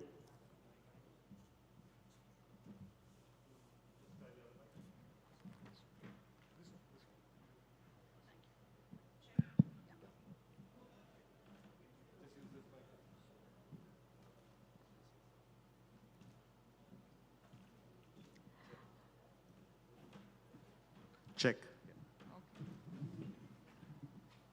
Thank you very much, Suresh. Yeah, we're the before lunch session, Priyanka, you know. But I'm so excited to have you here with us today, you know, the Delhi leg of the ET Soonicorns Summit. And it's wonderful for us to have, you know, a representation from your company. The journey for, you know, from content to commerce for the MyGlam Group actually began in 2020, you know, with the acquisition of your platform, PopXO. And then, of course, later on, it was followed by Miss Malani, Scoop Whoop, and, you know, others. At that time, MyGlam's founder, Darshan Sangvi, actually mentioned potential savings in marketing costs because, you know, of the synergies that you brought in at that point in time. Today, you've grown as a company to become South Asia's largest D2C content to commerce companies, startups. And you've got these 4 pillars, right? So you've got your brands, you've got the influencers, you've got the digital platforms, and you also have the engaged community. What happens now at the Good Glam Group? Hi, thanks for having us. I know, guys, it's before lunch, so we'll try and keep it as engaging as we possibly can. So, you know, it's been really interesting. I started life as a media entrepreneur. So I had a platform called PopXO, and at that time, when we pitched to investors, I think it was, yeah, we'll just be a great media platform. We'll make lots of money. We'll make you lots of money. So, but that was almost 10 years ago. PopXO turns 10 next year. And tab nahi pata tha that, you know, it's going to be really hard. And all your best laid plans do kind of go sideways at a point. And had you asked me then, would I be sitting here talking to you about something called the Good Glam Group? It would have been like quite impossible, actually. So when MyGlam, PopXO, and Plixo, our influencer platform, we all merged together in August 2020. The basic thesis was that the digital brands of the future have to be built on the basis of content and commerce together, right? Because if you only go along the commerce journey, marketing is extremely expensive, and that's where most of the brands were actually struggling for the longest time, right? So without content, without influencers in your control, it's very hard to actually figure out the marketing costs. And that was the thesis with which we came together. And I'm glad to say that almost 3 years since, we still are along the same lines as a company. Our strategy hasn't changed. We've just been really lucky and good at playing it out at a great scale. We went on to raise $250 million in the next year. And of course, that was that great, wonderful year that all of us enjoyed. And we bought beauty and personal care brands, we bought other digital media platforms, we bought other influencer marketing companies, and then that was the Good Glam Group. And our pillars are the same, our moats are the same, and our story has also been the same. And that's exactly how we see ourselves continuing as we go along this entrepreneurial journey of ours. So, you know, when you go global, in terms of the pillars, do you think this is it, or do you think there will be more additions? Do you drill down, or do you go wide? What's the game plan? I think, look, our essential strategy never changes, right? And of course, why would you change something that's been working? It's just that we do believe that the best content creators and the best influencers should be native to wherever that you're building out at, right? So content creator commerce community as a strategy for us is not going to change, no matter where we choose to operate. All right. How do you go about, or what are the complexities in ensuring, that the voice of each of the brands that you have within the group, that voice and also the digital brands, that remains the same, but overarchingly, you're able to spell out this message and it ends at that point of sale. What goes into it? Talk to us about the complexities. It's interesting. So we have MyGlam, which is, depending on where you look at, the first or the second largest makeup and brand in the country. Then we have Saint Botanica, where we sell the best shampoos and hair care products. You have Sirona, where we are selling menstrual cups and period care products and personal care products. So we have a plethora of, we have a bouquet of companies that actually sells very specifically to different audience groups, and they sell a very different line of product from the other. Now, each of these brands are brands in themselves, right? And the best practices you have for brand building get followed by them, and they're quite independent that way. Similarly, when you look at our media platforms, your PopExo, which is primarily female, its own identity, its own voice. Your Scoop Whoop, which is almost diametrically different from PopExo in terms of the audience that it's basically trying to reach. Your Tweak, which is talking to a very engaged audience who might be female but slightly older. Baby Chakra speaks to parents and mothers. Miss Malini is Bollywood, right? So each of these platforms have to be very independent, have to hold on to their own voice and tone. And the beauty of the Good Glam Group is that we managed to figure out synergies within our ecosystem to ultimately build towards our kind of aim of selling more and more products through our brands. All right. Okay. You have consumers in tier 1, tier 2, tier 3. Could you tell us any specific insights which could have emerged, from this, say over the last 12 to 18 months, that has now become a kind of a strategy that you might want to follow at the group?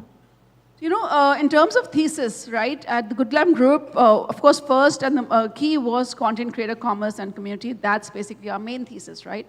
But the second thing that we've always believed is that omni-channel is the way forward for India.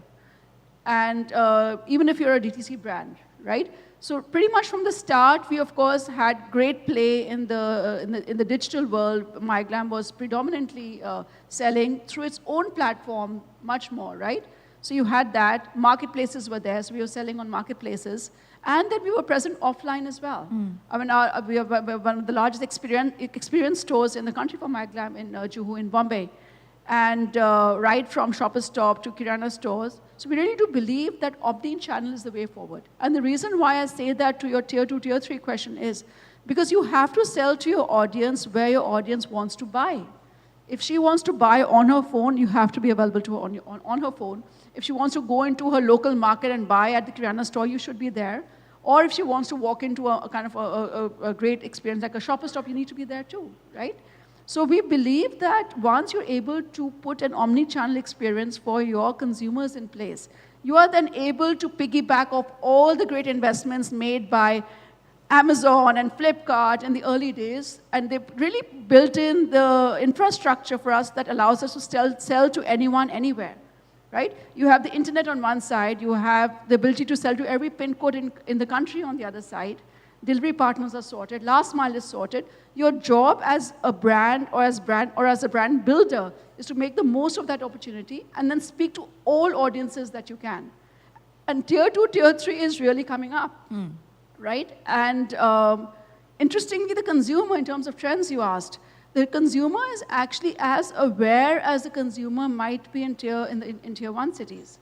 And the expectations from brands are actually quite similar as well. That's so it's not that you have to water down your proposition or water down your message because you're selling to tier 2, tier 3. It's actually our job as brand builders to make sure that we actually stay consistent on both and provide the same level of service, convenience, and messaging to a consumer no matter where they are staying. But as an audience, as a consumer pool, tier 2, tier 3 is really shooting up, and it's making all of us take very intent notice of what their demands are as well. All right. I want to touch upon community. The aspect, the launch of the Good Community was, I think, a pivotal move in your strategy. How has this community building contributed to the growth of the brand? And, can you share something about, managing communities in India's very diverse markets. What were the sort of challenges that you all faced? I think community is key to any brand that's being built, right? What is a community? A community is like-minded people who are passionate about the same topic, who might have the same concern, or who are interested in a particular product that is of keen interest to them, right? And that's your audience pool as a brand. So when you start building out community intentionally, you are then thinking of ways that you can go beyond the transaction and go towards, it's oft-used word, delight, right? How can you make the customer actually feel happy about engaging with us as a brand? Because once you're able to reach that, that's when your repeats get better. And that's when the customer too feels an ownership with the product that they're actually purchasing. So that is the job of community to do, to actually kind of, try and inculcate. So, we do these meetups all over the country where you actually kind of, there might be like 200 women coming together to talk, or 200 mothers coming together to talk about their concerns of kind of being a young parent. But when you do that at scale, and we do that consistently over time, we're able to build out those super influencers within different audience pools who then talk about your brand well. Right? And that's why we as a group were very keen to build out the good community, and that's why we launched it as well, to really deeply engage with our audiences, be it online or offline, and really hear from them what they want and what their kind of wants, their desires are from brands like the brands that we run. See, when you deal with influencers, right, all of them human, all of them with their own following, all of them with their own style, tonality, how do you ensure, that the messaging is on point, it's qualitative, it's good, it's reliable, and, also you ensure you're, legally protected? Back in the day, I'm going back to early 2017, a brand would come and say, hey, PopExo, you're doing this article for us, get 2 influencers to say the same thing, right? And then we'd start calling around, hey, who's the influencer, and how do you get to them? And that was the beginning of influencer marketing in the country. And even from that point, we realized 3 very important things. One is the influencer has an audience because she speaks in a certain way, in a certain tone, and that authenticity always has to be maintained, right? Second is the brand too has a tone and a voice and a mission, and that also has to be maintained.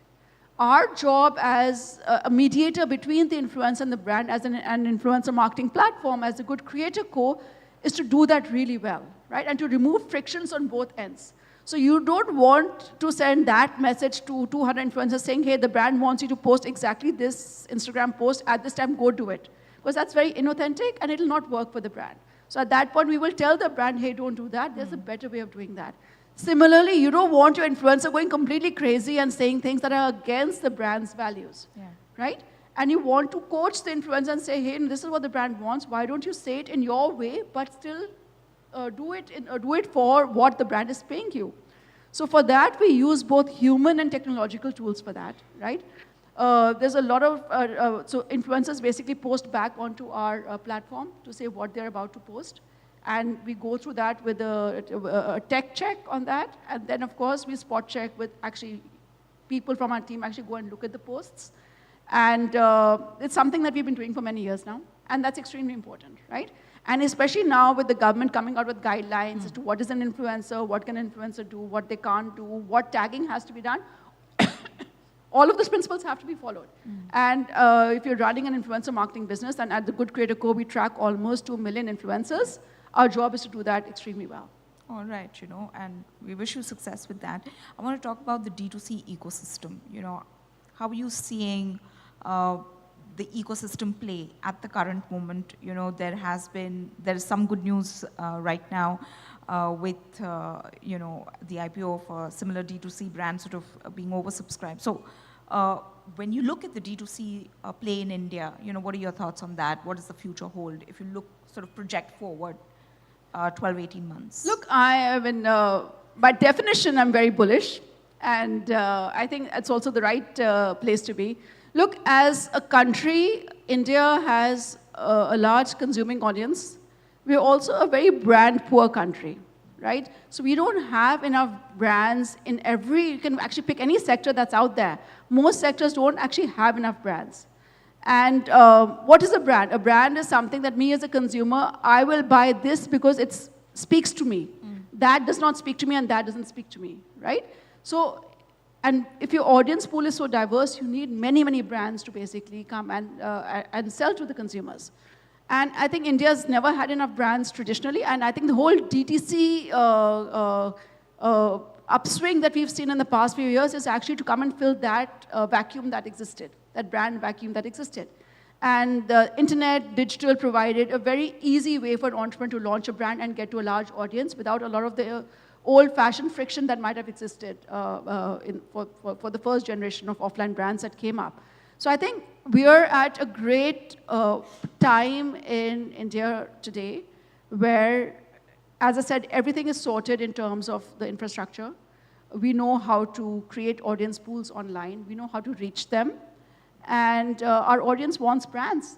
So I'm extremely bullish about what the future holds. And exits were always the problem. And now I think Rahul has called it the second wave of exits that are happening in the country.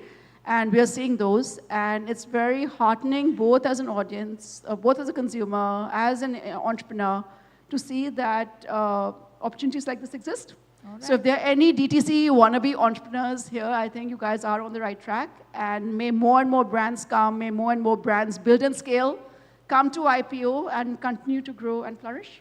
All right, that's a very good note. My last question now to you, Priyanka, is this, the beauty industry is evolving rapidly.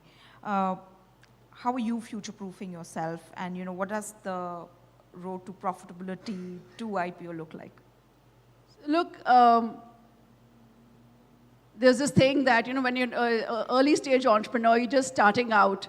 There was something that would be, the two things you hear all the time, right? One was called the flywheel, which basically is, you do the same thing over and over again. At some point, it starts spinning so fast that it really kind of takes off, and then that's when you know that things are working.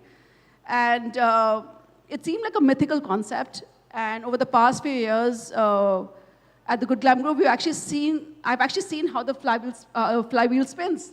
And I've had the pleasure of being there when it happened. And that's a really big deal. Second thing you'd hear about is a hockey stick. Every investor you'd meet, they say, hockey stick. And then you technically know what the hockey stick is, but very few of us actually get to see that happen at scale. And again, at the Good Glam Group, we managed to actually even witness that's happening. And then, of course, investors have been very, very supportive. They continue to be extremely supportive of us, and we've gotten capital to actually go and invite other entrepreneurs and companies into our group and kind of put them all together. It's been 3 years now. I think now our job is to just execute really well, come back to kind of nuts and bolts, old-fashioned business, and make more money where we can, conserve more money where we can, and just continue to sell more and more products to our consumers through our brands, work more and more with other brands through our media and influencer properties, and just do what we do extremely well and efficiently. As the efficiencies improve, I think we are really well placed to make most of all that the future is probably going to offer us. All right, and all the success to you with it. Thank you so much. Thank you very much, Priyanka Gill, for this very interesting session here. Thank you. Thank you.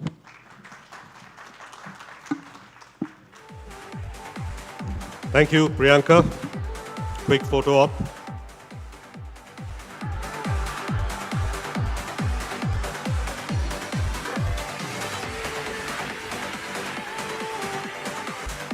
Miloni, can you stay on stage a little while longer? I'm going to introduce our next session. This session is called Exploring Trade India's Digital Transformation Journey with Persistent and Google Cloud. We already have our moderator on stage. We're just going to give the stage hands a couple of minutes to reset the stage before we invite our panelists for this session.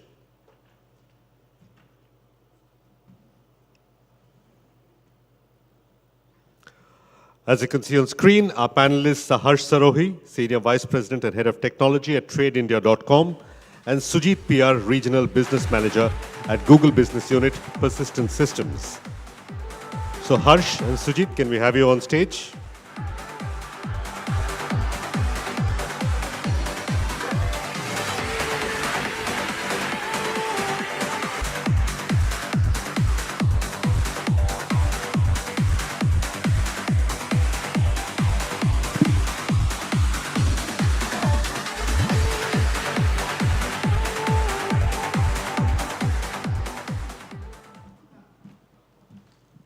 All right, I know it's before lunch. Miloni, you have 20 minutes or until you hear growling stomachs, whichever comes first. Okay. Hopefully we have this interesting session and then the growling stomachs can follow and we can all follow everyone out to lunch. But thanks very much, Harsh and Sujit, for being here today.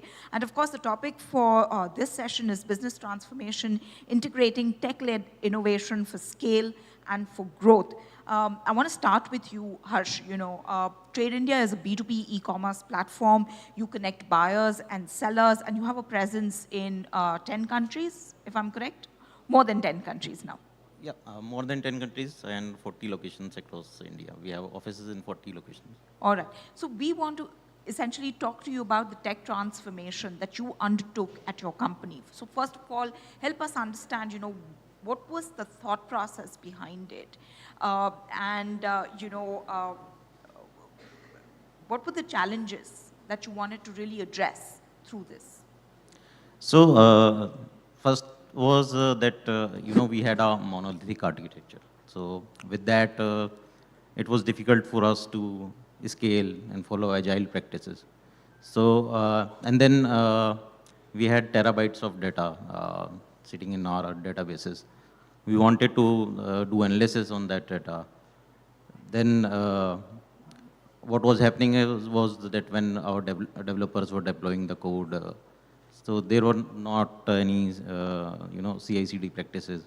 All those sort of things were there. So we digitally transformed everything from, moving to a VM and monolithic-based infrastructure to Kubernetes, and then analyzing data through BigQuery, Looker Studio, and Vertex.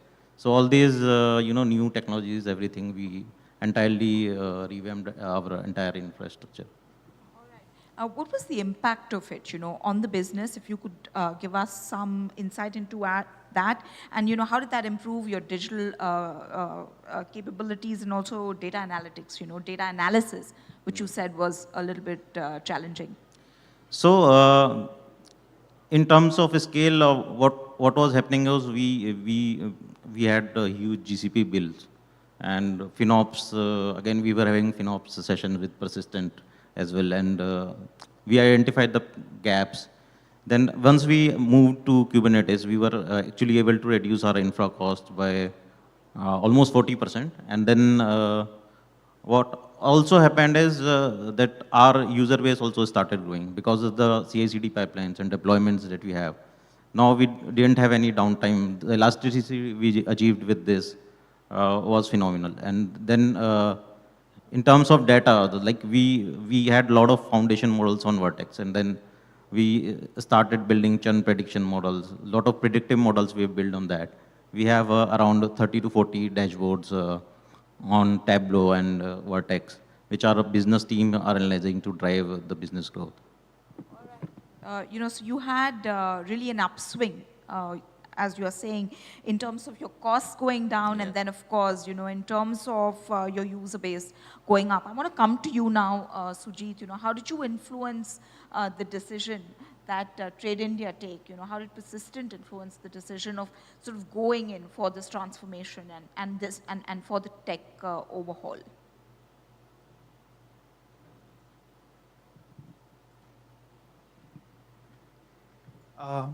Thanks, everyone. Thank you for having me. Any organization who is looking to modernize their application, first of all, they should consider what is there in their current existing IT infrastructure. And then they should also understand what are the proposed modernized solution which is being offered by the partner, and followed by what are the benefits as a customer I'm going to get out of it. So these are the 3 points that any customer should think about while modernizing their infrastructure or application. So here in this context, we started with a business blueprint documentation. We narrated about how are we going to execute this entire digital transformation journey. So what they have got currently, what is it that they are having in the IT infrastructure, what needs to be migrated as a first step, and what are the ones which can be replaced with digital natives or cloud native solutions.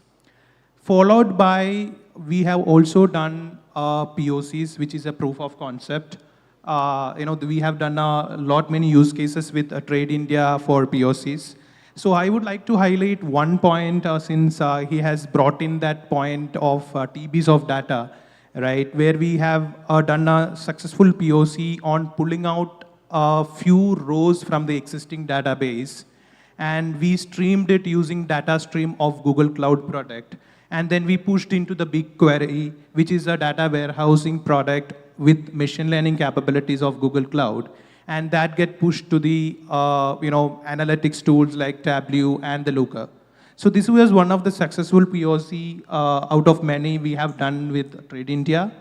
And we have many successful use cases as well. So in a nutshell, I would say the real documentation and the successful POCs would have influenced Trade India to make the better decision. All right, and what was the sort of expertise that was required from your side that actually came in? I would like to answer this in 3 points. First is the experience to understand the business acumen. And the second, the skills and expertise you carry yourself to deliver the business problem to the customers. And the third is ability to forecast your customer needs. So these are the 3 points that we carry ourselves on the table to any customer who is looking for the services. So when I try to relate these 3 points, the experience, when it comes to experience, we have been in the industry for last 2+ decades, nearly 2+ decades, and have been working with a lot of verticals and cross-industry verticals like insurance, manufacturing, digital native, and startups. So when you can think from their customer shoes, it's easy to address the business problem of whomever who is approaching to you, right? So that is what our expertise into the picture. And when it comes to the skill and competencies, we are a premium partner of Google Cloud, Azure, and AWS, and we have a very huge development wing who can act as an extended development team for any digital native and startups who is coming and approaching us, right? So the third point I would like to, but not the least one, and which is the ability to forecast your customer needs. Once the solution has been delivered, you need to go back to the customer and tell them that, okay, the solution has been delivered, but there is something which is called data, which can be make use of for a better business decision. So for that, we have a data engineering team who understand the data ingresses in different industry verticals and the data streaming and the data analysis. So that's the capability that we carry. All right. To you now, Harsh, what does the future hold? Obviously, you've undergone this, overhaul in terms of adding tech capabilities. Where do you see your business going, backing on these technologies? So earlier, like I said, we have been in business for 30 years, and we had a lot of data sitting with us, terabytes of data. So what we have done is, one is the cost effectiveness that we have achieved. Second is the agility that we have. We are able to push products and features faster to the market. And with this, this tech upgrade for us was a game changer. And with this, we now have a platform wherein we can approach with greater scalability and agility. And the cloud services that we have, right? We have recently started using a lot of cloud services, and the way we are architecturing our applications is we focus on cloud-first approach, wherein we are using a lot of cloud services. For example, we are using translation services. We are using AI to build videos for our customers. So all these services, when we combine them, we are actually able to deliver a better value to customers. And all these services, with all these services, all these products, what is happening is the benefit that we are getting, we are actually transferring it to our customers. All right, so there is, increased benefits which are percolating down to the customer, in the drip. Sujit, this is now my, final question to you, and then everyone can sort of go in for lunch. This is an era of constant innovation. There is constant tech disruption. What are the kind of lessons that, other businesses can take away from the partnership that Persistent Systems has had with Trade India? And, what could be like a valuable guidance for other companies who are embarking on their own digital transformations? We, as a premium partner of all the hyper cloud available in the market, so we are a premium partner of AWS, Google, as well as Azure. So when it comes to any migration or a modernization of cloud infrastructure or an app modernization, we follow a well-architectured framework. So when I say a well-architectured framework, these well-architectured framework are supported by 4 to 5 to 6 pillars. So if I point out those pillars, one is the operational excellency, right? So you should achieve your operational excellency while you try to modernize your application. And at the same time, the security pillar is one of the most critical factor where every organization is looked at. At the same time, you should also look for the sustainability for the future progress. And we also make sure that the performance is in place. So on top of it, while doing all these things in place, we also make sure that we optimize the cost, whatever you are currently incurring, and we will deliver it at the high pace. That's my take about it. All right, so for businesses that want to partner with you, this is what they can look forward to. Yes, so we can actually look more in engagement in terms of, rather than out of the engagement on the infrastructure side, we can actually engage on the development side as well, because we follow low-code and no-code method on most of our development activities. And we do have a data engineering team who can do a lot of analysis on the data, even if it is a structured data, semi-structured data, or an unstructured data. Our data team can work along with you and put that data into work and make a better business decision for you. All right. With that, thanks very much, both Sujit and Harsh, for joining me here today.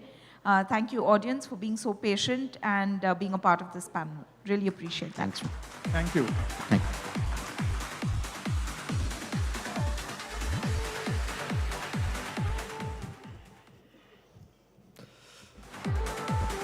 Thank you, Miloni. Thank you, panelists. With that, we come to the much-awaited lunch break. Do remember to use the hashtag ET Soonicorns Summit if you're going social during your lunch break. We'll see you back in this session after lunch, in this ballroom after lunch. Do come back on time. After lunch, we have a couple of exciting sessions you might not want to miss. One with Prashant Tandon, co-founder 1MG, and later in the evening, Abhiraj Singh Bahl, co-founder of Urban Company. For now, enjoy your lunch.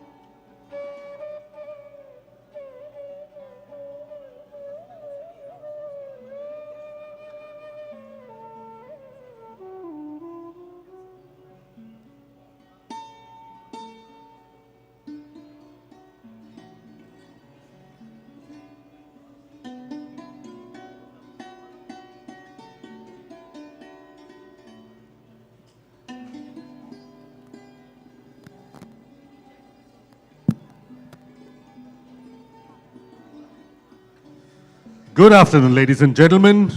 I hope all of you had a nice lunch.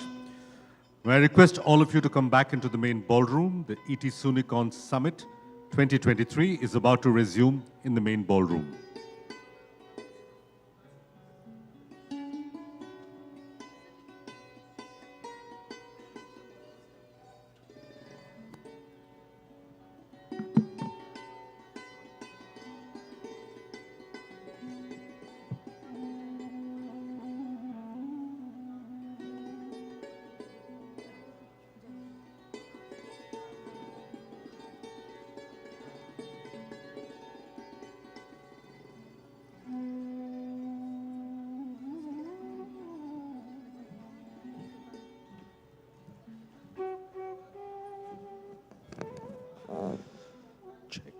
Welcome back. May I request all of you who are outside, who finished your lunch, to join us in the main ballroom. The session is about to start. All right, welcome back to the ET Soonicorns Summit Delhi-NCR Edition 2023. Our next session is called Supercharging India's Techade. To kick off the afternoon half of the summit, my first call on stage, our moderator, Digvijay Mishra, Deputy Editor, ET Tech, Economic Times. May I also invite on stage Prashant Tandon, co-founder and CEO, 1MG.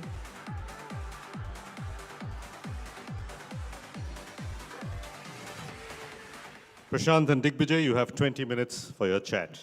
Thank you. Welcome, everyone. We have Prashant Tandon from 1MG, which is now part of the Tata Digital. And even though the theme of our session today is, scaling the business with a strategic investor, we would like to start with, how it was for you to build not just one, but two businesses actually with VCs. And how did it go all these years before Tata's came in? And then we can... Sure.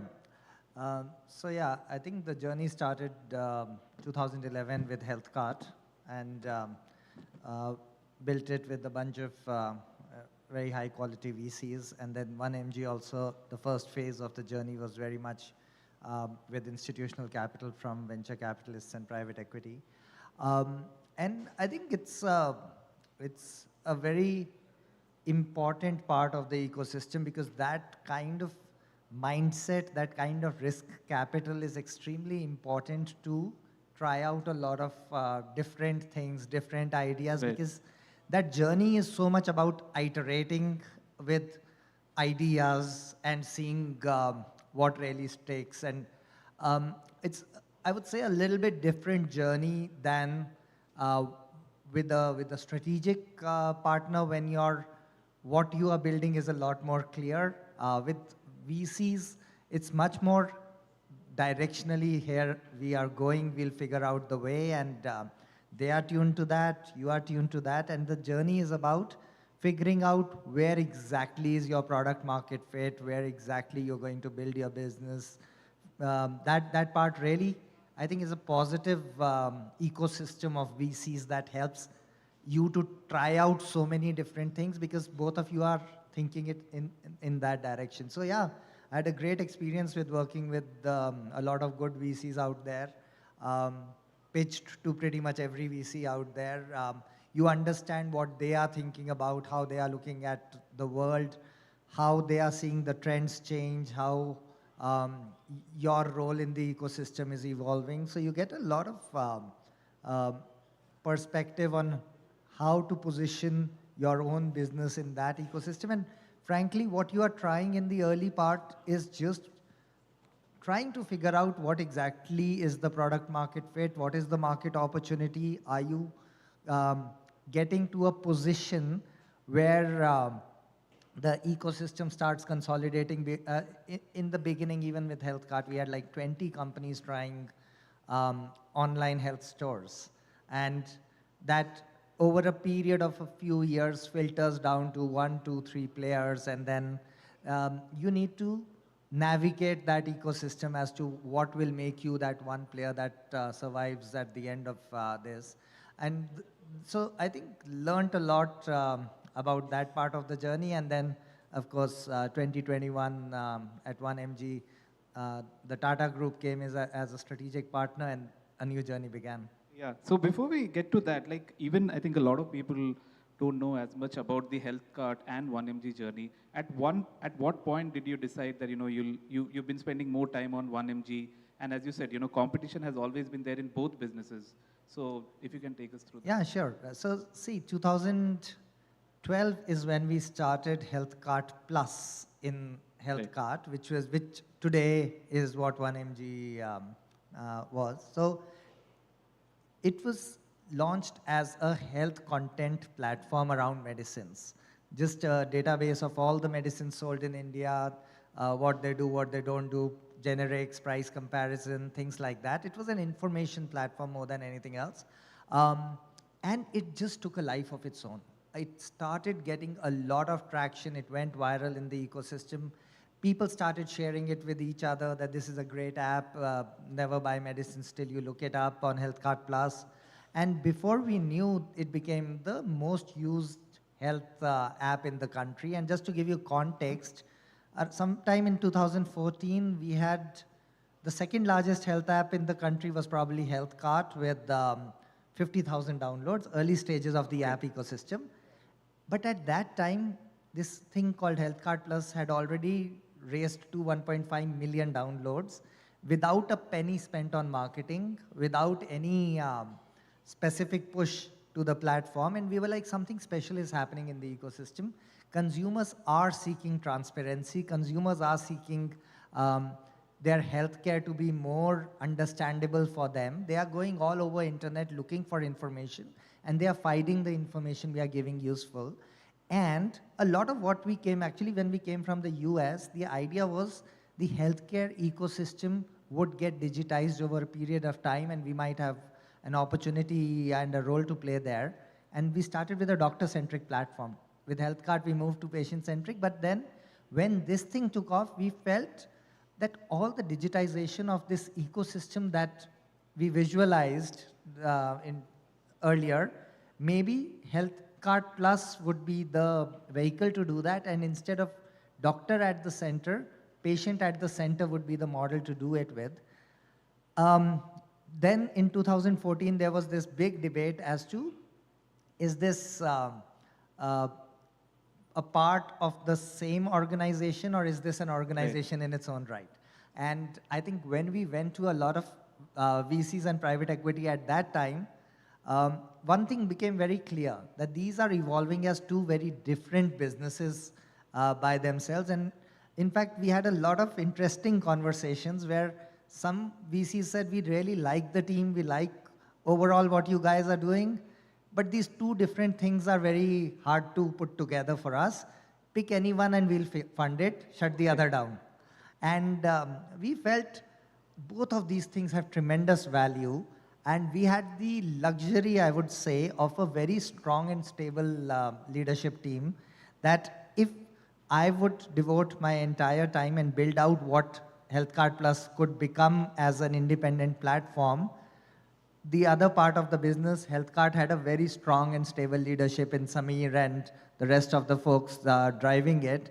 It won't really rock the boat in that sense. So we had that luxury that we could take a step out, give a full life to this interesting thing that we were seeing, and see where it goes. So Sameer and I, of course, were very excited by the opportunity and thought of that, yeah, let's think about doing it that way. But one of the key reasons was it was a very different capital allocation structure otherwise.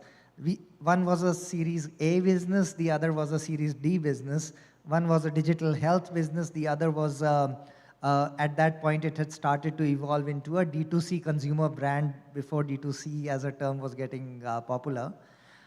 And we knew that the type of capital, the type of risk appetite, the kind of resource allocation that both of these need will be very different. And thankfully for us, our investors were very supportive and aligned. They also could see that, okay, yes, these are things that can have good value in their own right.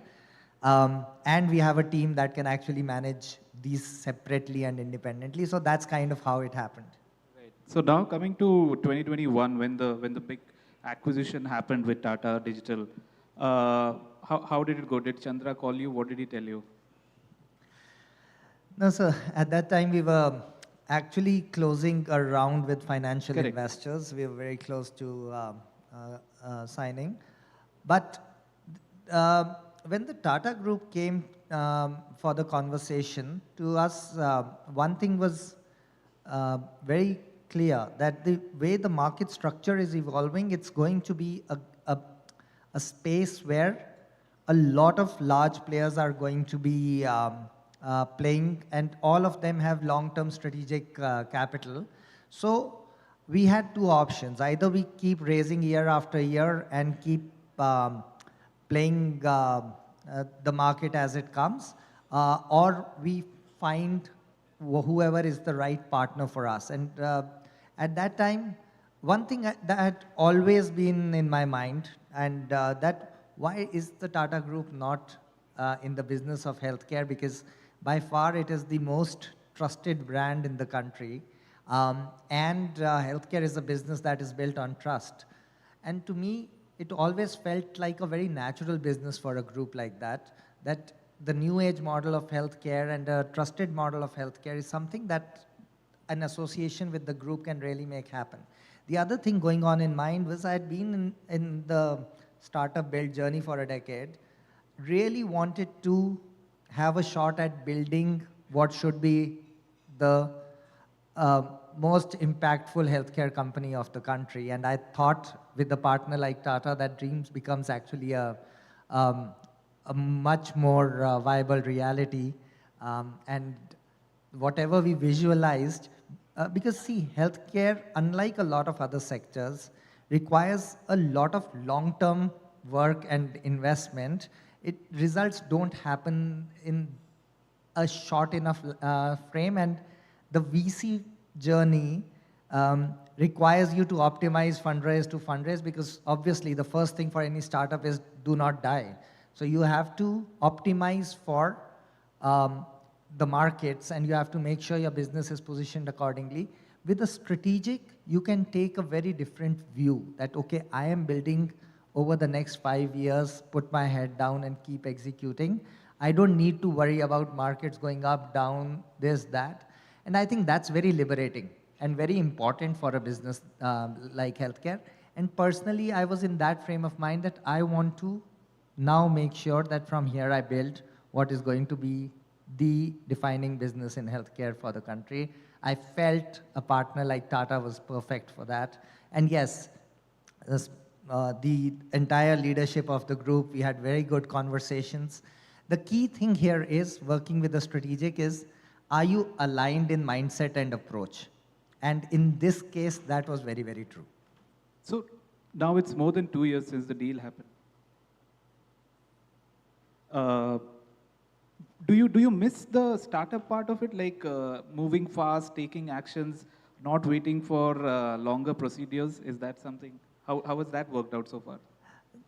See, I think it's been great for the business. And I think I am at a stage also personally where I am looking for building a large organization and business right now. Yes, the startup journey is heady, it's very exciting, it's a different pace, and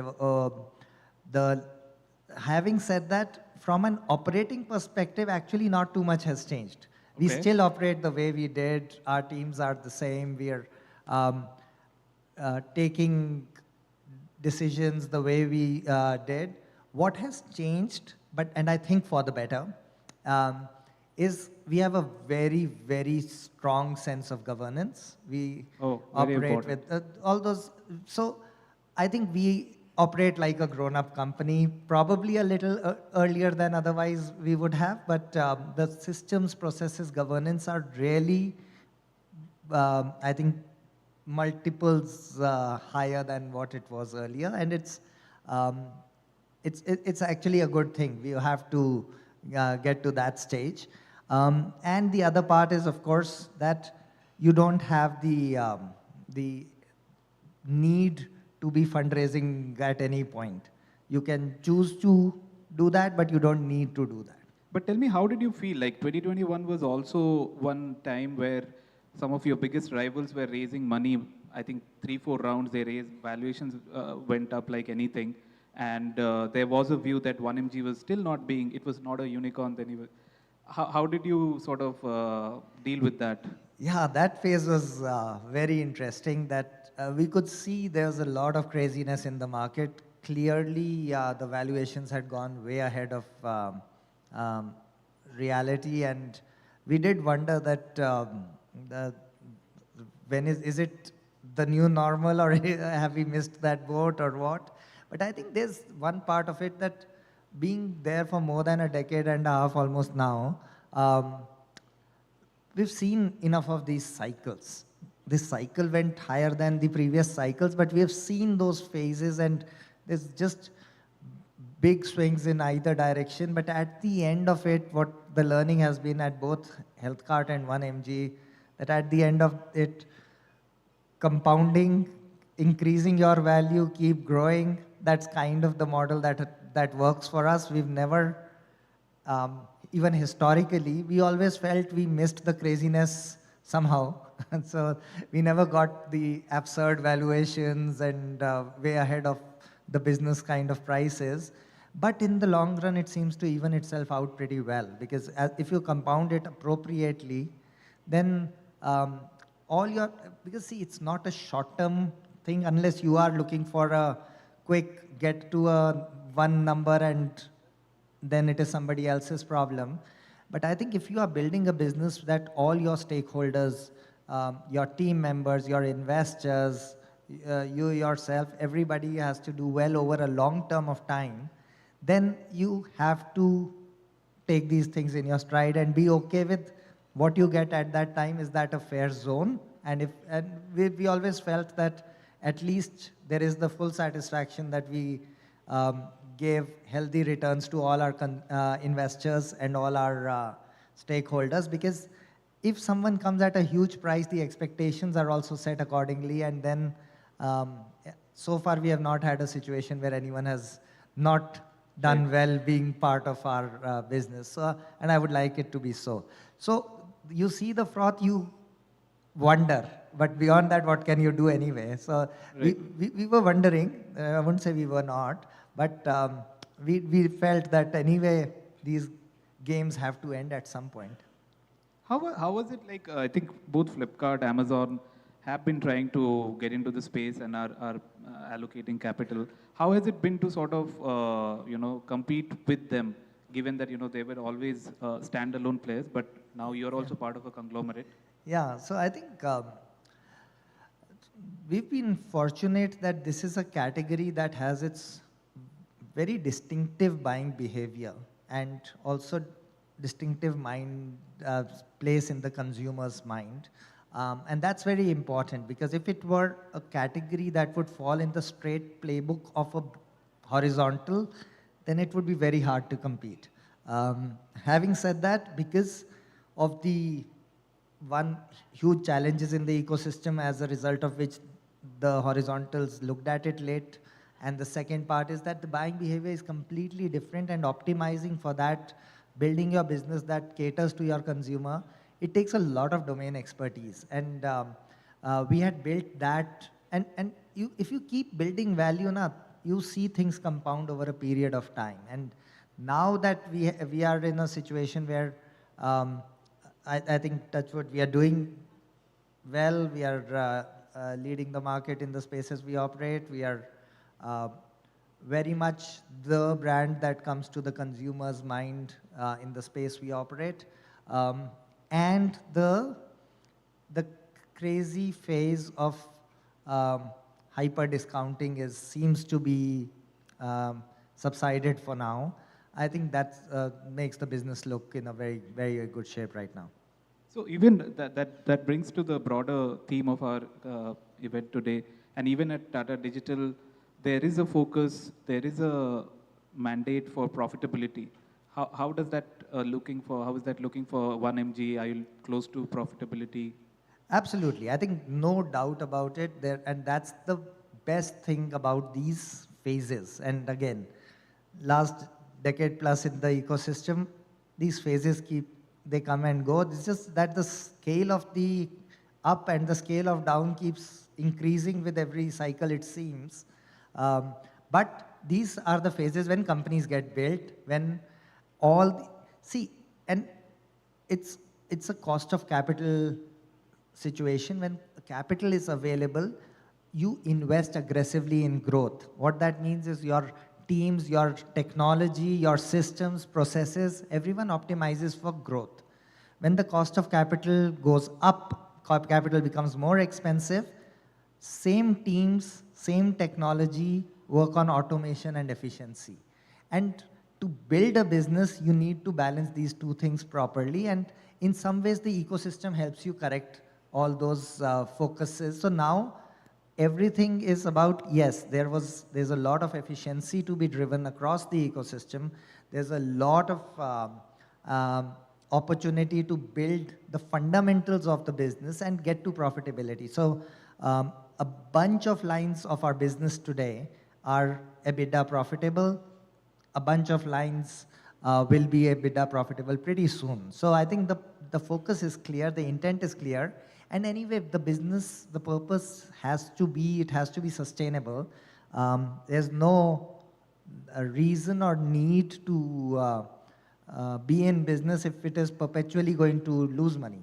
If you are creating a value, at some point you need to command a share of that value that you are creating. So I think that part is happening, and this phase is brilliant for the ecosystem.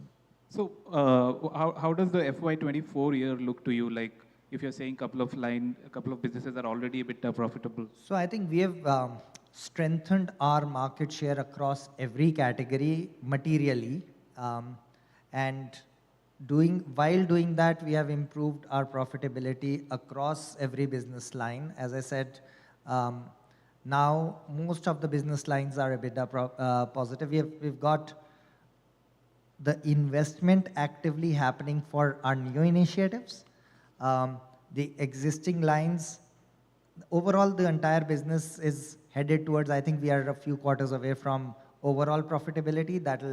That'll come. But every single line of business has grown while improving margins. And that's, I think, the best sign of good health. By new, you mean new, N-E-U. By new, I, at this point, mean the new lines of business that Tata 1mg has I would launched. love to chat more, Prashant, with you. It's always such a fun to chat with you, but we are running out of time. So thanks a lot, everyone, and thanks a lot, Prashant. Yeah? Thank you.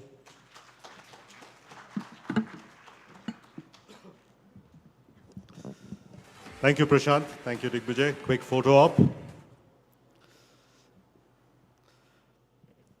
May I request for the stage to be cleared in the meantime? Thank you. Thank you. All right, now we come to the much-awaited session called Scale 2.0. Keep your eyes and ears keenly peeled. You're going to be learning the secrets to scaling your business both sustainably and profitably. Our first speaker in this session is Pranesh Chaudhary, CEO and founder at Zanpulse. Pranesh, may I invite you on stage? You have 7 minutes to tell us about Scale 2.0, sustainably and profitably.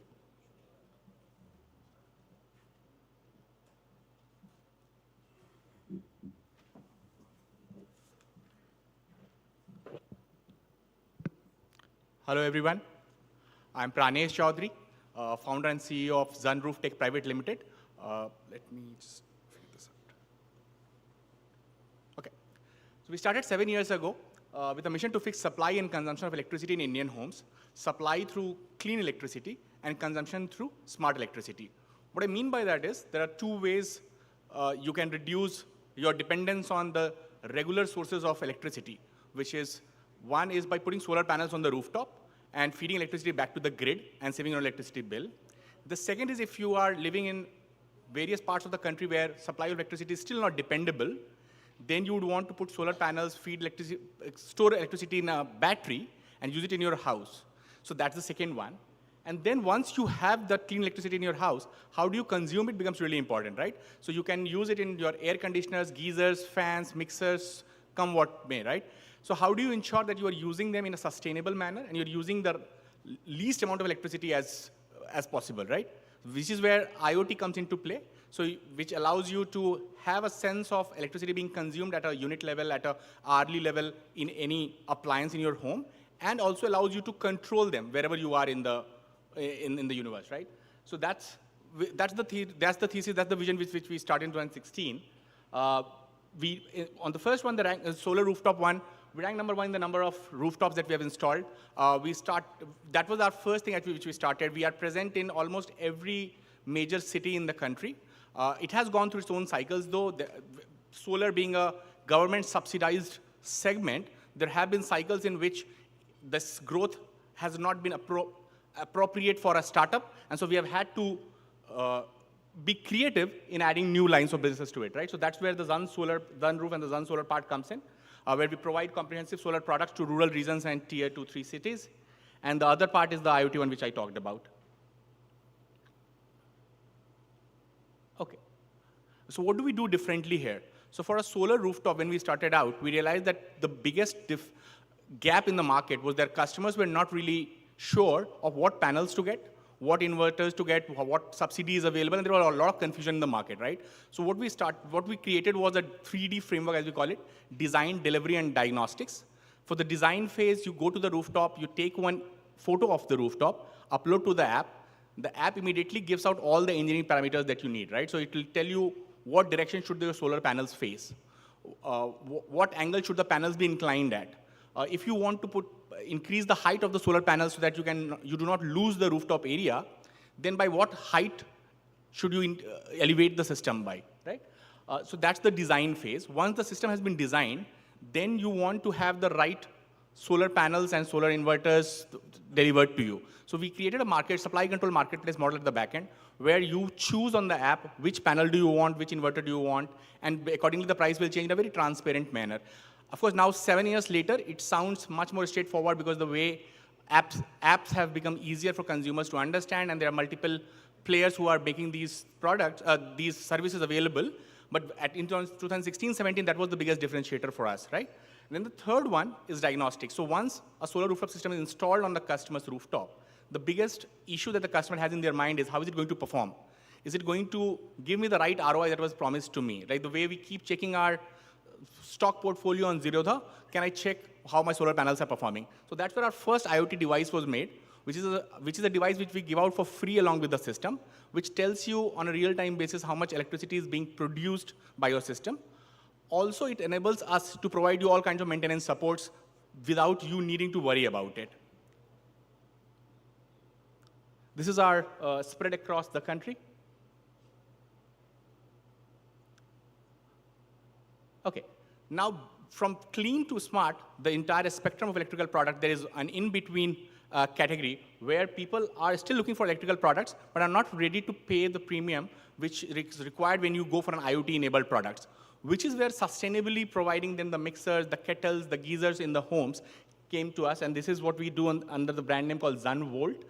We are the best seller for all these products on Flipkart and Amazon. In fact, every 6th mixer sold this year has been under our brand name. Online, of course. Okay, now coming to the smart part, where smart electrical products part. So we've divided all electrical products that you use in your home into 4 major categories. The first is the security and switches category, where the smart cameras, doorbells, locks that you use in your house, if you want to use them, if you want to know who is at your door, if you want to open your house using all kinds of like fingerprint app and whatnot, you can use our products. The second one is the heating and cooling category, where a smart geyser, like if you wake up at 7:30 in the morning, you don't need to really actually go to the geyser and switch it on. Or if you left it on, if you want to remotely switch it off, you can do the same. Similarly, a smart fan, you can use a remote to control it, or the app to, again, change the speed or remotely schedule it to go on at a certain time. Then we have the lighting category, where all sorts of lights that you currently use, which consumes a lot of electricity being left on at random times of the day, you can control them. And lastly, the purity category, where a smart water purifier and air purifier gives you the right quality and quantity construct of the water that you are consuming or the air that you are consuming in your house.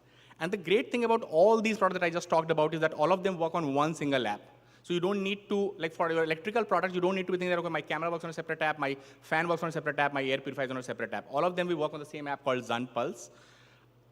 This technology, we have developed in-house all three aspects of it. There's firmware, software, and hardware piece of it. Of course, hardware, we are not going to claim that we can make better hardware than the leading companies in the country already. What we are trying to do is keep the hardware at par with everybody out there. On the software and firmware piece is where we differentiate, right? Where we ensure that the chips that go into it, the firmware that gets written is most optimized and ensures that it consumes the least amount of electricity in your home. The one more category mentioned here, which is the metering one. I talked about all these products. Yeah, so now the way this has been growing across the country, we are close to hitting 0.5 million homes. In the next quarter, I think we should be in 0.5 million homes. Our aim was to have 1 million homes smartified or solarified by 2025. I think we will reach that target before time. And then the aim is to go into 10 million homes by 2028. During this journey, we have been awarded by the National Startup Award by the Startup India team. And we have been backed by Godrej Family Fund during the journey. Mostly we have, like for the first 4 years, we stayed bootstrapped. We then raised a couple of rounds of funds from the Godrej Family Fund, and that's been our story. Thank you, everyone.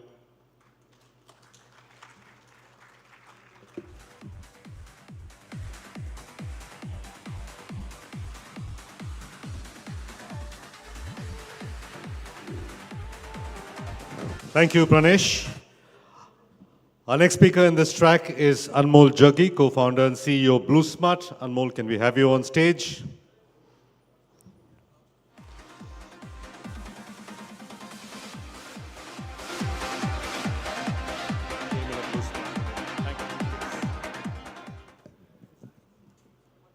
Hi, good afternoon, everybody. Thank you, Pranav, ET, for inviting us and sharing our story. What we have tried to build here at BlueSmart is something which is extremely simple, trying to build a more humane face of mobility. We've always believed in the principles of people, planet, and prosperity. So we want to do good for our driver partners. We want to do good for our customers. We want to do good for the planet by operating an all-electric ecosystem. And of course, be more prosperous while doing all of this, being very true to our shareholders and being very true to the business that we are trying to build. So that's a little about us. So we started this journey in a slightly more difficult way than what everybody else had anticipated. We thought that we will not go in for the aggregator model. Typically, ride-hail companies are aggregators, wherein a lot of driver partners come in, they deploy their cabs onto the platform, and then there is these two large giants who kind of mix and match how rides will happen. What we did was that we said, to ensure a great customer service and to ensure that our customers are always delighted, we need to own the entire ecosystem end to end. And while doing that, we will all be 100% electric, because going electric is good for the environment. Two, it's good for our own profitability. Electric fuel is 7-8 times cheaper than diesel fuel and 5-6 times cheaper than CNG fuel. So it makes sense to go 100% electric, and we'll do it the full stack way and not the aggregator way. So that's been the founding tenet of how BlueSmart formed, which is we'll be full stack, we'll own all our cars, we will own all our charging stations, and we will have driver partners who come to work for us without owning the asset. And that will mean that the driver partners come without the hassle of asset ownership, and they drive better, they look after the customer better, because the driver partner at the end of the day doesn't have to bother, how will I pay my EMI, how will I pay my fuel price, etc., which just means a better customer experience for our customers. So that's been the founding tenet of what we did. It was a decently difficult problem to solve for. And kudos to our tech team, the charge team, and the operations team who actually pulled it off. When we started pre-COVID, electric car ranges were just about 110 kilometers.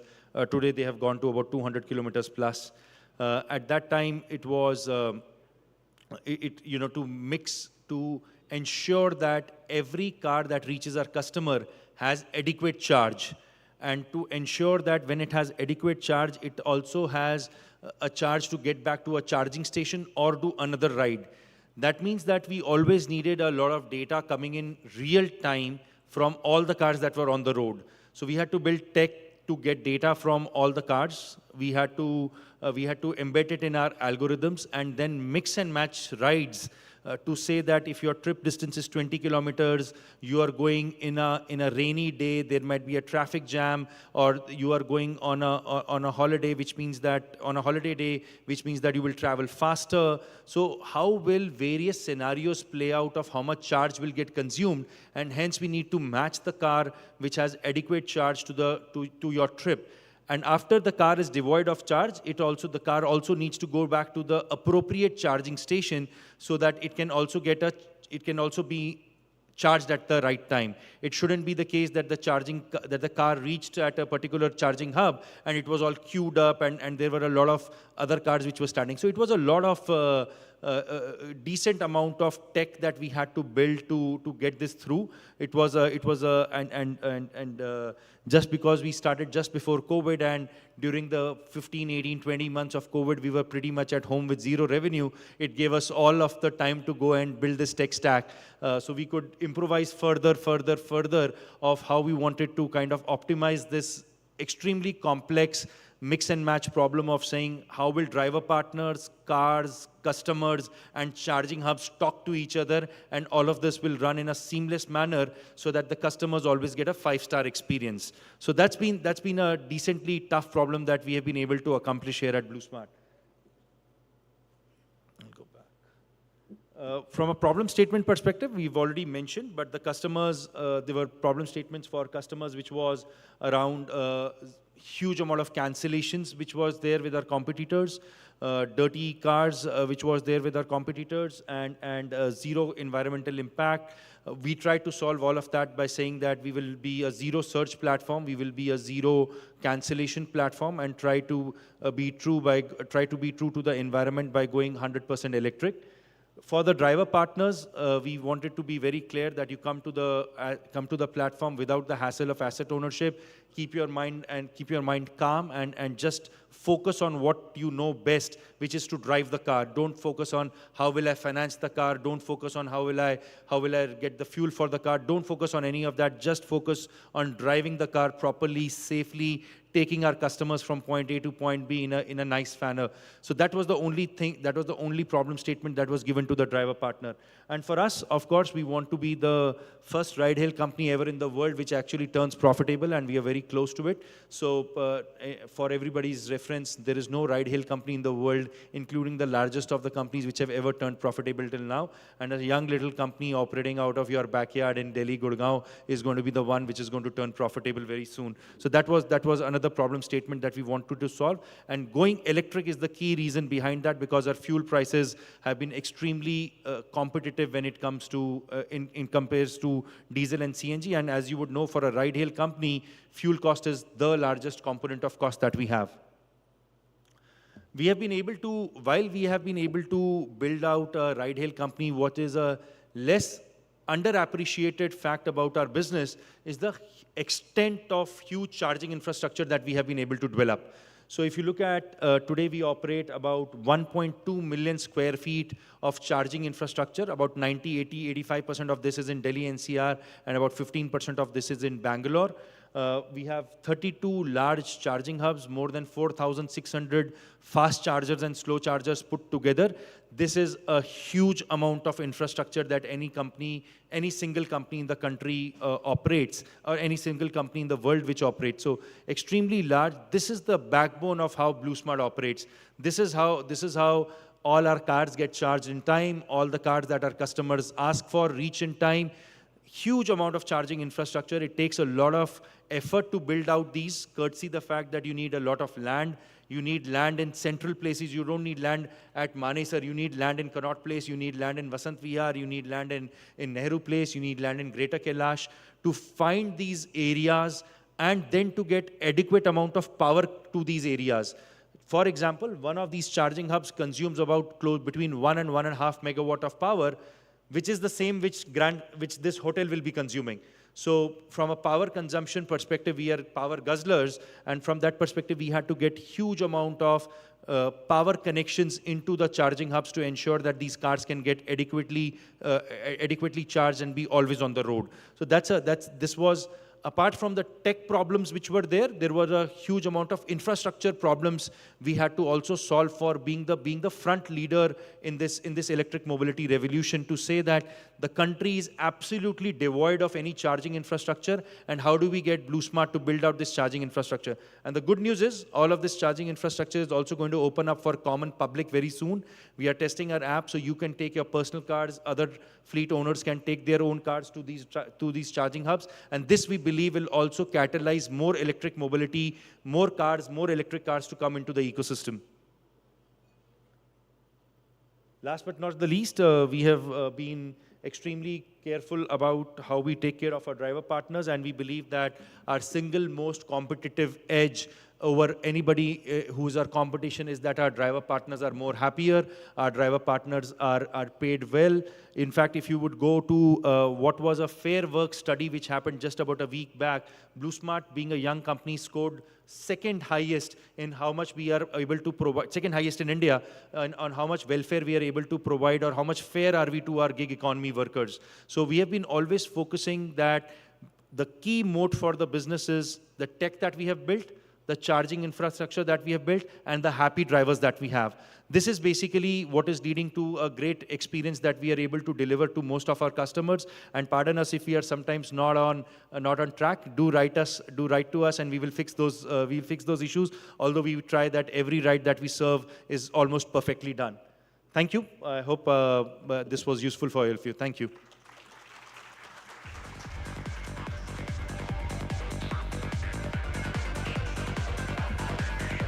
Thank you, Anmol. That presentation was as efficient as a BlueSmart ride.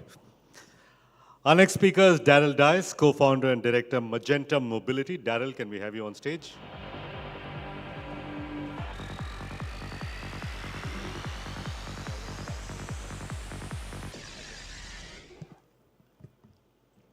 Hi, good afternoon, everybody. My name is Daryl, co-founder at Magenta Mobility. We are building India's largest and safest the clean mobility platform. Before we go on to the technology and data in electric vehicles, I want to take you through how the industry has evolved over the decades, right? It's very imperative that we go through it. I've tried to squeeze in 100 years into a slide, compartmentalized it over 6 mini slides here. Right before independence, the theme or the focus of logistics, the goods transportation, was foot to hoof. Right? So there used to be a lot of bullock carts, hand carts, rickshaws. This is how the transportation of your goods used to happen. Post-independence, we focused on building infrastructure. Right? So we focused on building railway networks, highways, and making sure that there were basic and semi-trailers and motorized vehicles that were getting used. Couple of decades from there, we came across economic liberalization, and the focus moved to building cargo handlings at ports, airports, integrated systems, and using advanced vehicles and trailers, containers. 2000s, all of us, it's our favorite. We saw an economic boom that was largely due to e-commerce, digitalization, and dot-com boom. Right? So you could track, trace your parcels, maybe your clothes, or anything that you ordered from e-commerce. Right? So a lot of automation was happening at the warehouse levels, at the tracking and tracing of the parcel levels. It also had seen GST implementation, which means that a lot of paperwork and quick and faster back-end at the transportation and movement of logistics could happen. 2020s, that's where we are. You would have heard about the term sustainability, clean logistics, green transportation. That is the theme today, right? So a lot of principals and clients in humongous organizations, their focus is to bring down the carbon footprint, reduce environmental impact, renewable energies, electric vehicles. These are the buzzwords doing the rounds this decade. Upcoming decades or the years, You look up, you'll see drone doing the deliveries. You look at the sides, you'll see driverless vehicle doing the deliveries. And you'll see blockchain technology bringing clean energy and all the automation together. This is how the industry has evolved over the years. This was imperative to bring into picture before we move on to how technology has evolved over the years. But unfortunately, no matter how much we have evolved, the whole transportation, the whole logistics industry is marred by 4 characteristics. Just close your eyes and visualize a truck in front of you. Do you see it polluting? Yes. Do you see it being expensive? Yes. Do you see it being unsafe? You're scared of it when you see it at the rearview mirror? Yes. And do you see it sub-optimized? Yes. The reports tell us that only road transportation, not even the passenger segment, road transportation for cargo deliveries in India emit close to 220 million tons of carbon dioxide. I'm not talking about particulate matters, nitrogen oxides also, right? It's expensive. 13% of our GDP, we spend, the logistics, we spend only on GDP, right? And we have close to 5.8 billion tons of oil equivalent will consume over the next 5 to 10 years. It's unsafe. By the time you go home, there'll be 67 deaths caused due to truck accidents alone. And it's sub-optimized. As per reports, we lose close to 45 billion US dollars only due to inefficiencies in logistics. That's a huge number. These are the exact problem statements that we are solving. Oops. Right. What are we doing? What are the solutions we offer? We run an electric vehicle fleet to move your goods, to move your transportation to, that's what we do, along with setting up the charging infrastructure for self-consumption. All of this is, all the charging infrastructure sees our own chargers that we've built in-house. And there is a layer of technology that sits on the vehicle, the chargers, and the charging infrastructure all together. That's the technology that we've built. In the interest of time, I'll skip the video. I'll take you through some snippets, some snapshots of the dashboards that we use to monitor to make sure we are solving those 4 problems, right? Now, on the left side of your screen, so, okay, this is our dashboard, a live screen that if the time permits, I'll show you a video demonstration of it. So on your left side, you'll see the vehicles, and there are some rounds, there's some circles that you see. That denotes the charging, the live charging status of the vehicle at this point in time is. Just imagine you have your parcel being delivered and there's 0 charge of the vehicle, or your parcel does not get delivered. Can you imagine the back-end work that it requires, the reverse logistics? We've been able to optimize, monetize the charging, and make sure that the right vehicles do the right sort of deliveries, right? So it also, if you go down, it also, we've been able to see electric vehicles are nothing but technology and data on 4 wheels, right? Every inch the vehicle moves, it throws in hundreds of data points. Every second the charger is on, it throws in another 100 set of data points, right? There's a lot of data which comes. We have a problem of plenty. How do you use it? How do you optimize it? Right? So similarly, not only do you monitor the charge, you also monitor the battery temperature, the battery voltages, what is the distance to empty? Right now, this is a digital twin of one vehicle that you see, that's KA0914, and that's the battery percentage that you see, and the distance that it can travel over there. It shows 80 kilometers more it can travel. It has that much juice in it, right? Not only that, as you move ahead, go down, scroll down, you'll see that there is safety being one of the non-negotiables at Magenta. We've been able to monitor and track all the alerts that hits our dashboards. Overspeeding, harsh acceleration, harsh braking, and a lot of other such battery-related heating issues, and all of these get monitored. But the best feature that we've built, and probably the only one in this country at this point in time, is a video dashboard, right? So there is a video dashboard in each of our vehicles, or rather a camera, that has the outside and the inside both. On the outside, you see all the lane disciplines, harsh accelerations, brakings, and cutting the lanes, etc. On the inside, you're able to monitor the driver partners as well, right? Whether they're yawning, they're on the phones, is there somebody else sitting along with them, the number of blinks, the number of yawns, drowsiness, dizziness, all of these features gets monitored. While this is on a pilot stage, but I'm sure this is working very well for us. There's also the speeding and all the alerts that can be monitored, tracked, traced. These are the basic cliches, but these are the basic features or the best features that we've built in-house. This is how you've not only monitoring the vehicles now, you're also monitoring the charging. The same vehicle which is operating in Mumbai and giving me 100 kilometers of range, the same vehicle, if you put it in Hyderabad or in Delhi during the summers, won't give me 100 kilometers of range. You've been able to monitor and monetize the tracking of the charging that happens, right? So city-wise, you're able to see a vehicle which is taking how many units to charge from 0 to 100, the same vehicle, what happens when it's in other parts of the country, right? So that's the amount of data that it throws. You also get to see the heat maps of the charging units, right? So which is the time when there's more traffic, when can you optimize your charging, which vehicles should be sent to charge and which should not be.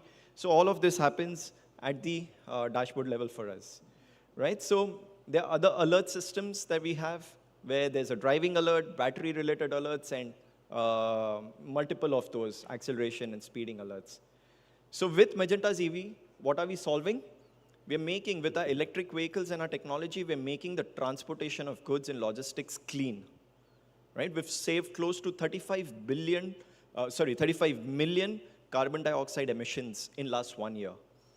We've been economical, as my previous presenter has also mentioned, because you're an electric vehicle operator, the costs are 4 to 5, 6 times cheaper than your diesel and petrol compatriots, right? It's safer. Touch wood, we've had 0 fatalities till now. The country rate of accidents, we are much, much, much more lower than the country accident rates. And we've been able to optimize our operations due to the technology that the vehicle and the charging infrastructure both throws at us. We've been present in close to 13 cities, 1,500 vehicles owned and operated, and our vision to become India's safest and smartest EV ecosystem is backed by HPCL, British Petroleum, and Morgan Stanley. Thank you.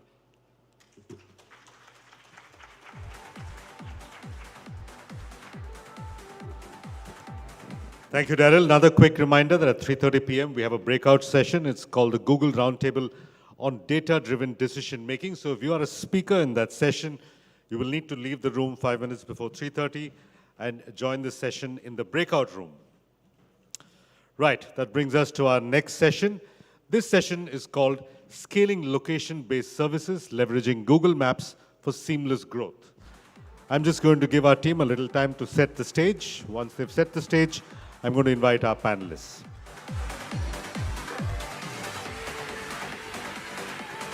May I invite Manjeet Dahiya, Vice President and Head Machine Learning and Data Science, Ecom Express, Himanshu Sharma, Senior Sales Consultant, Location Analytics, Persistent Systems, and Ravi Bhaskaran, Head of Partnership, Sales and Growth, Google Maps.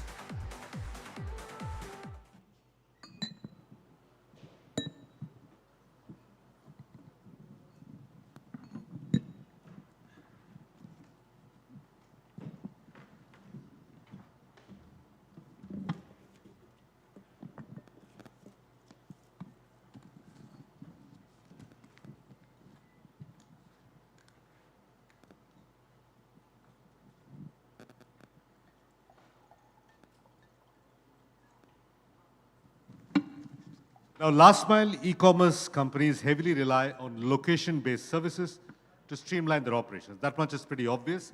They also do this to enhance consumer expectations. Now, these services provide real-time tracking of deliveries that allow customers like you and me to monitor the progress of their orders and receive accurate delivery timelines. For businesses, location-based services optimize route planning, ensuring the most efficient and cost-effective delivery routes that are chosen.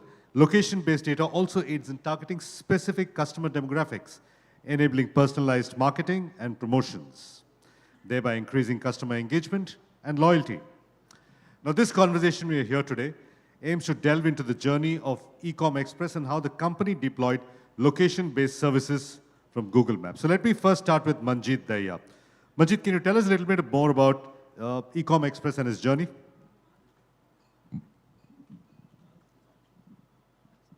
So let me introduce a bit about Ecom Express. So Ecom Express is a leading logistics service provider to e-commerce and retail industry in India.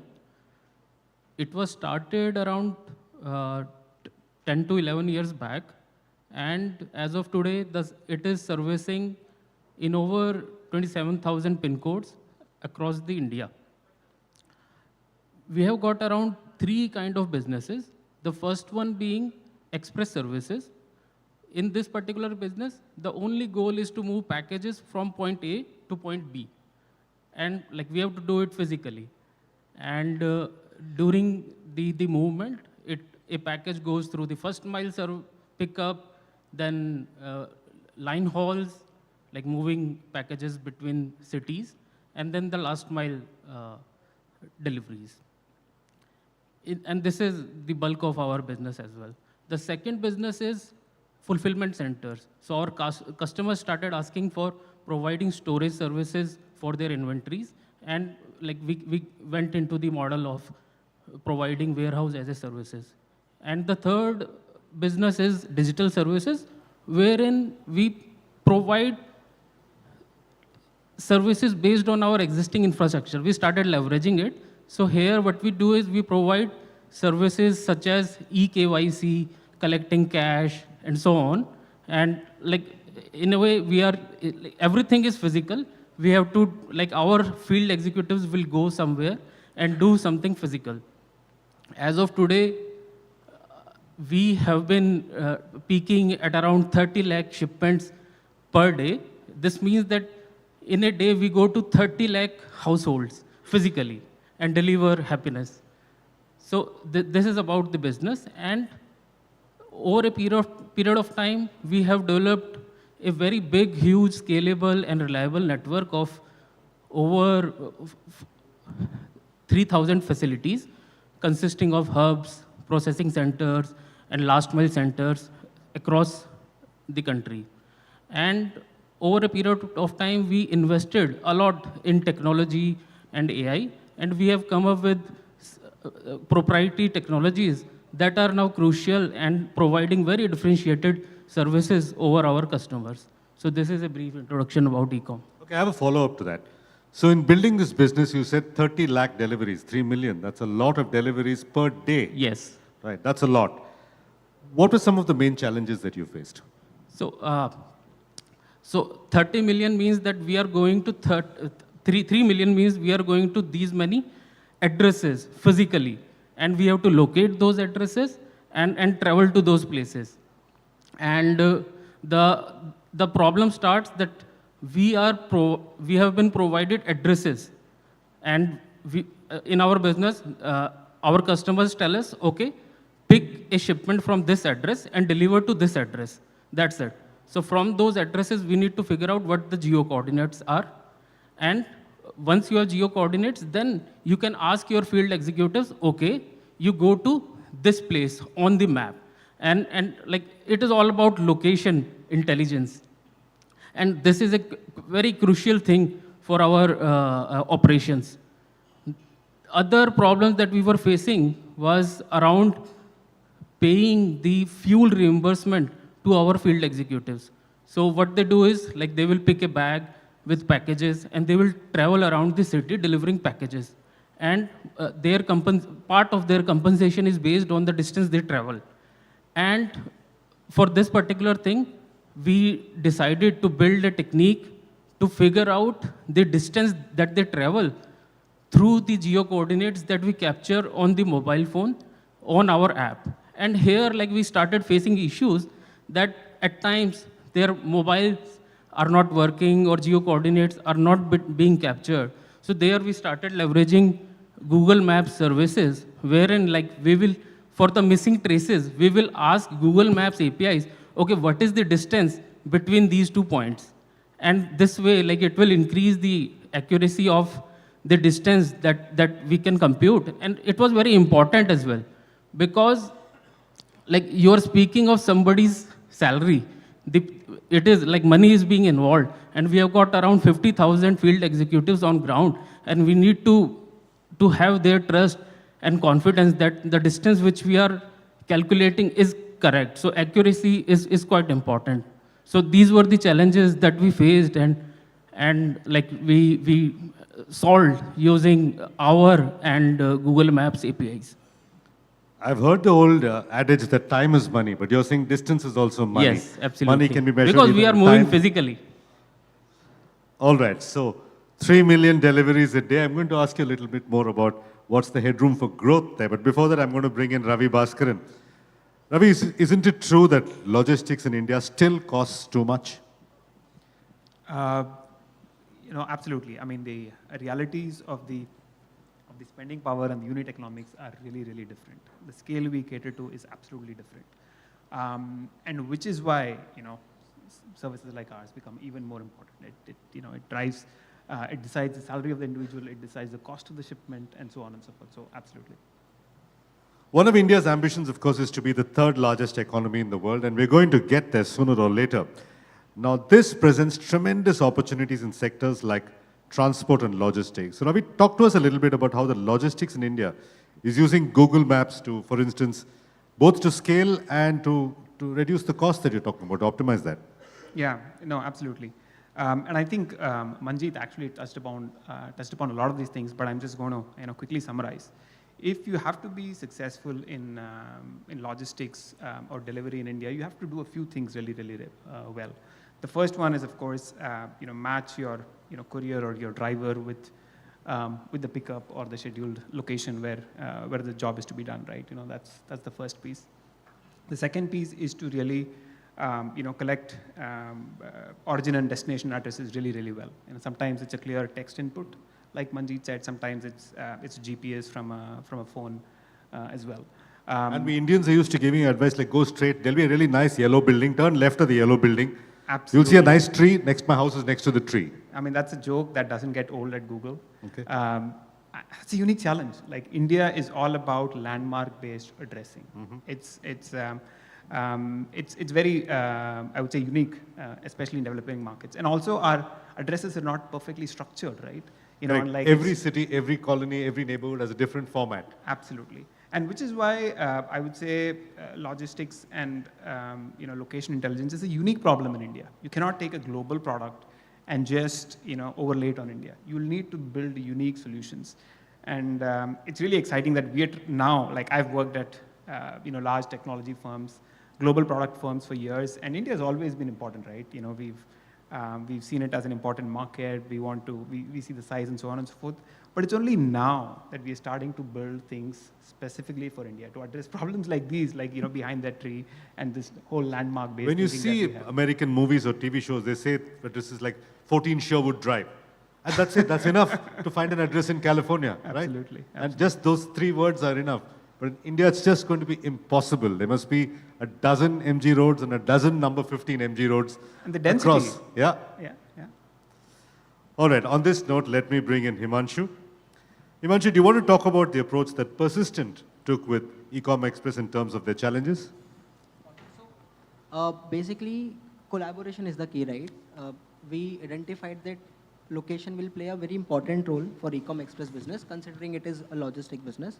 So our team of experts on Google Maps, they had a chance to work with them closely and identify those major pain points which Ecom Express had, and then come up with the detailed problem statements and with the right set of solutions in terms of right set of API combinations, right?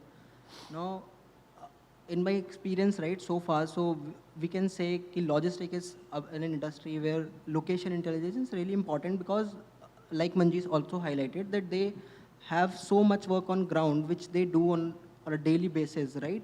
3 million addresses on a daily basis itself is a huge number. So you cannot do it manually, right? Location intelligence then comes into the picture. Now, if I also give you an example, so a failed delivery is also an additional cost to the company, right? Which no one wants, because if I am going and visiting your house address and you're not there, or maybe I am at a wrong address and the delivery is failed, then maybe it will be another 20-25 rupees cost for me, right? So that is one.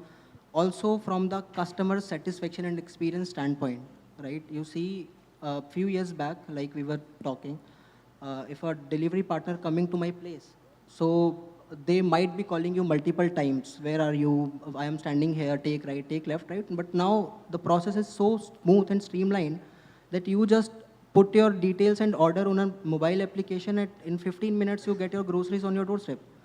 So also it's not only related to logistics. I mean, so many industries, mobility, food delivery, groceries, everyone is on location intelligence and leveraging it like anything. All right, let me come back to Manjeet. Now, like Himanshu said, the role of persistent systems is crucial in this context.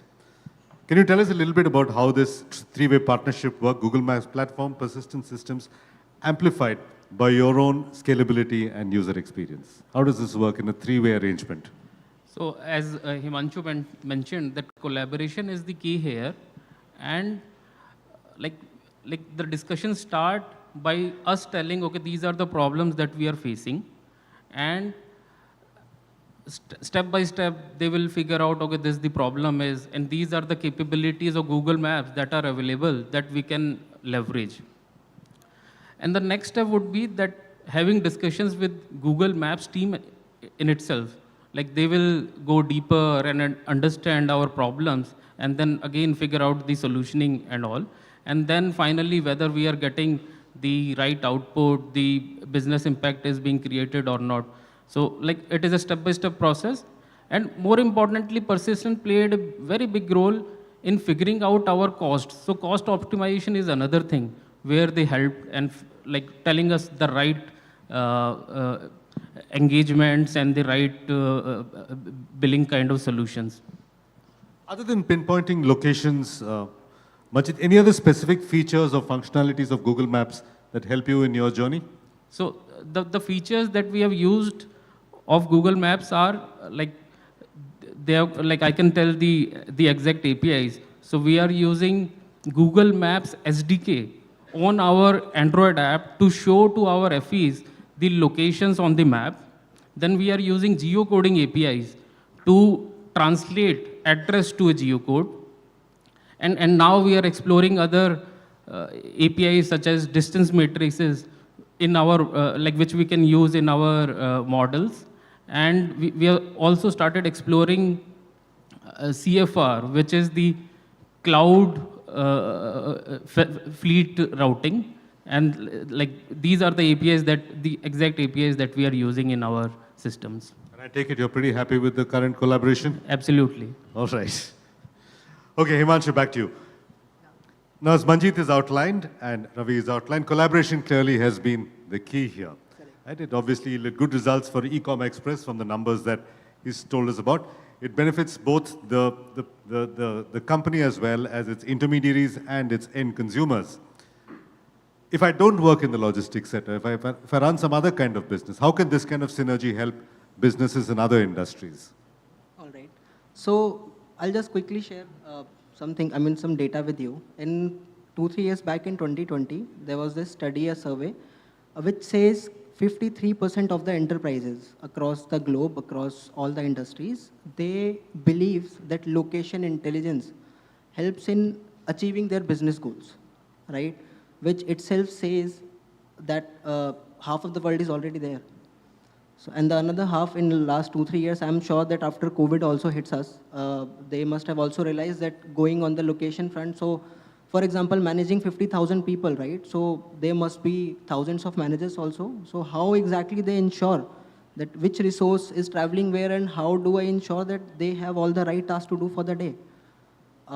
Now, one more thing. So basically, I don't see it industry-wise. I see it as in 3 categories primarily. One is customer-facing applications and platforms. The second one is you can call operations and admin jobs. And the third one is analytics, right? And all these categories primarily fits into all the industries. And I'll also give you an example. So if I talk on customer-facing platform, so there are food delivery applications. Again, not logistic companies, right? Grocery delivery applications, and then banks. Now, while sitting at your home or at your office, you can just simply open a bank account by doing those all eKYCs, they verify your address, take your location, match it with your Aadhaar and all, right? So it's a quite simple process if we compare it to few years back. Now the second one is operations, where when someone is placing an order, they should be going somewhere, right? So it comes to our back office, where I have a job to find the right resource for that particular job, who is nearest guy available, whether he is 3 kilometers far or 5 kilometers far, the best optimum route, because traveling an extra mile is also in cost to me. So those kind of stuff I can do, right, utilizing Google Maps in a fraction of seconds. Now, sorry. No, go ahead, yeah. finish. The third part was analytics, and I think quite important for the leaders which are here today. So how do I decide, how do I expand my business? From a bank per se, or let's say any fintech company also, if I am planning to enter into a new territory, so let's say there are 3 options, Delhi, Gurgaon and Ghaziabad. How do I ensure that, should I go Gurgaon first, Ghaziabad first or Delhi first? It all comes from Google Places data. Cash-rich businesses, manufacturer, traders, so right, accordingly the relevant people or the relevant demographics I find on Google Maps, I take my business call. So it makes the decision-making process so easy. Okay. Sorry, do you want to add to that, Himanshu? Okay.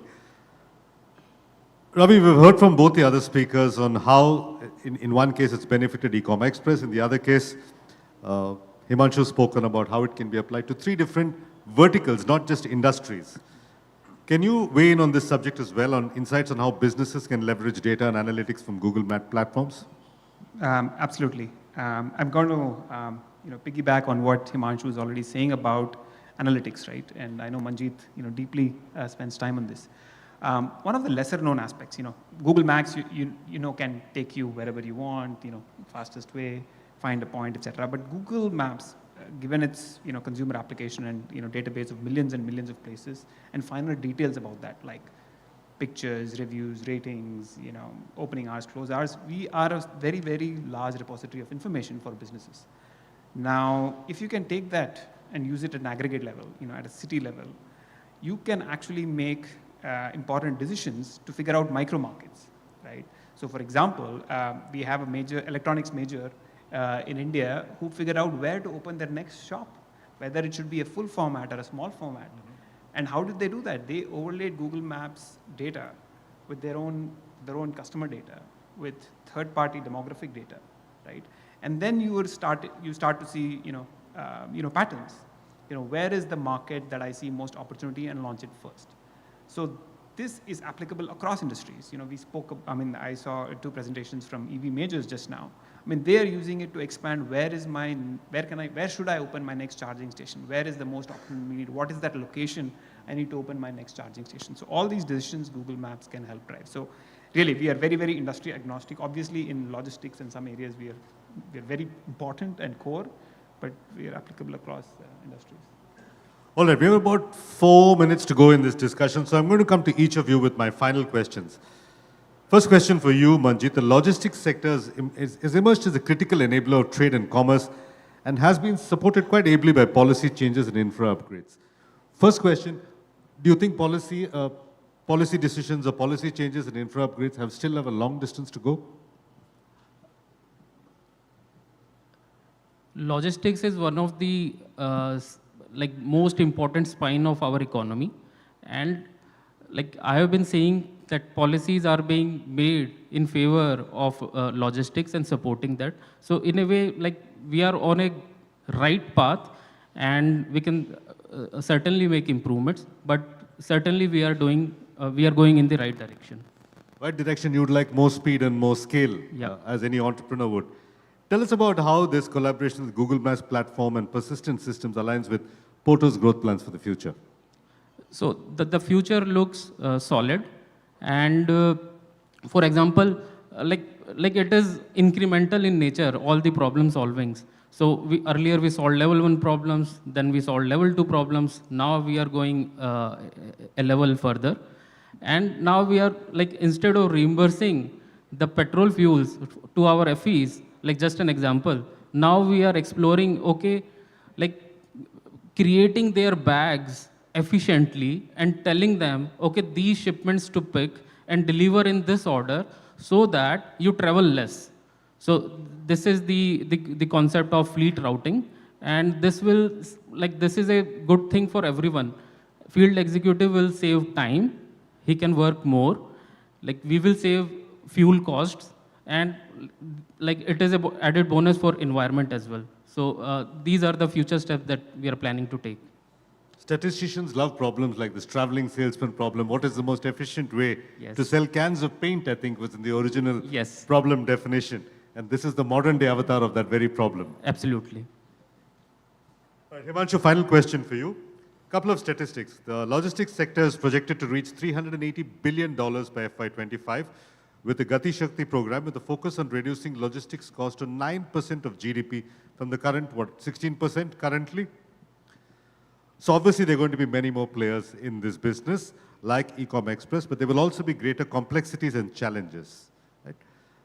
Now, your expertise in integrating Google Maps platform, tell us how it will tackle the emerging complexities and challenges. So considering, like Manjeet rightly highlighted, right, that logistics is one of the backbone industry, right, here in India.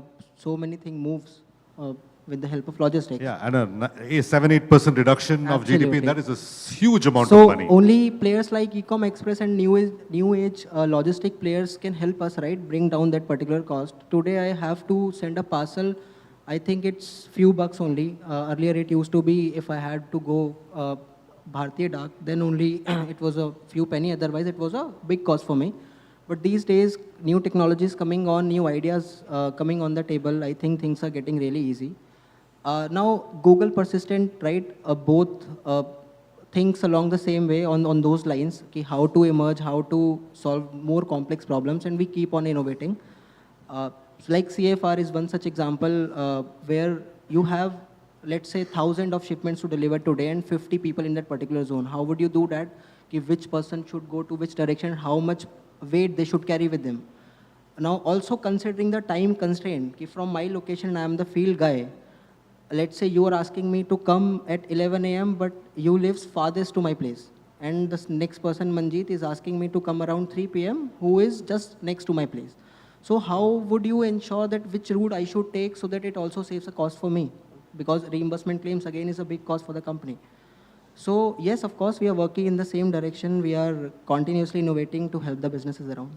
And will the introduction of delivery drones and self-driving cars complicate your life infinitely more? Hopefully you'll see us doing that as well. We're already seeing early signs of that. Our logistics players have presented Yes, delivery by absolutely. drones and self-driving cars. So It much can potentially- wonderful work, yes, going around the market.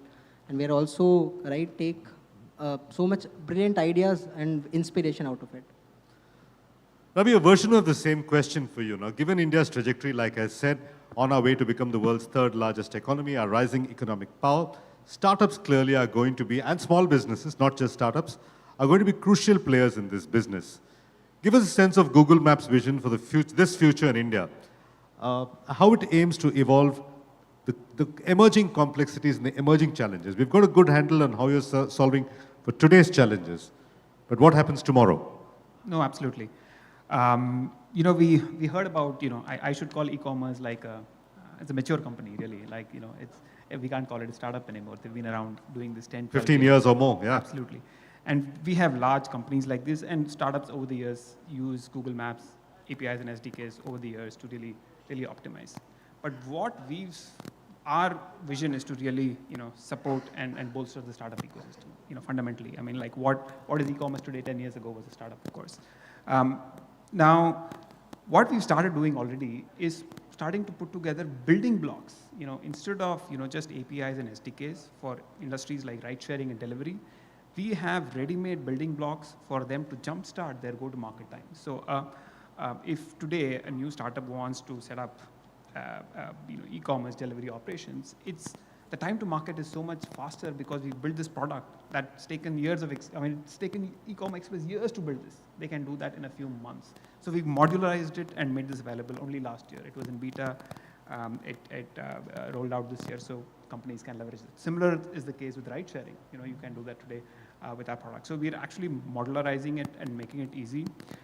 We're also, I referred to earlier, we are solving specifically for India now, instead of just superimposing global models. It won't work. Which won't work to start with, yeah. Work. And finally, and this is how we started, the realities of unit economics in India are very different. So we need to work with startups to figure out what are the commercial models that really work for them. So we started to do that as well. All right, final question for all three of you. And I'm going to start with Manjeet. You know, the theme of the ET Soonicorns Summit is resilience, reset, and results. What are your 3 words for entrepreneurs in this room? All 3 of them. Any words to add to those? Absolutely. I think the trajectory that we are all going on is commendable. And the hard work that everyone is putting on, and very excited about the next 10 years that we are going to have. So absolutely. All right, more than 3 words. But Ravi, 3 words from you. 3 words that everybody in this room should remember. ROI, return on investment. All right, 3 very good words. Your turn, Himanshu. So I think identifying the right technology partner would add a lot of value to your business, in my opinion. All right. No plug for persistent systems here. Just find the right technology partner. All right, gentlemen, on that The right note, technology partner is persistent system. All right, thank you very much for being part of this panel. Manjeet Daya, Himanshu Sharma, and Ravi Bhaskaran, thank you for being here.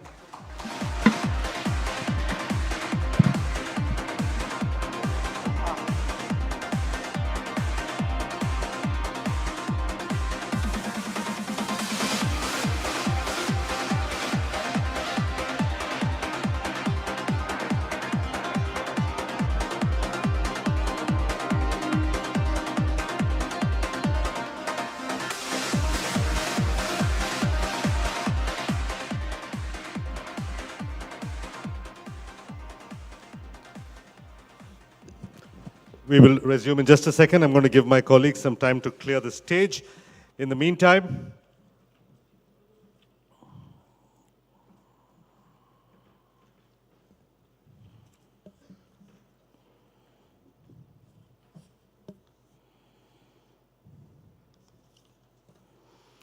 quick word of thanks to our sponsors and partners. The ET Soonicorns Summit is co-presented by Persistent and Google Cloud. Our scale-up enabler is MyBiz by Make My Trip.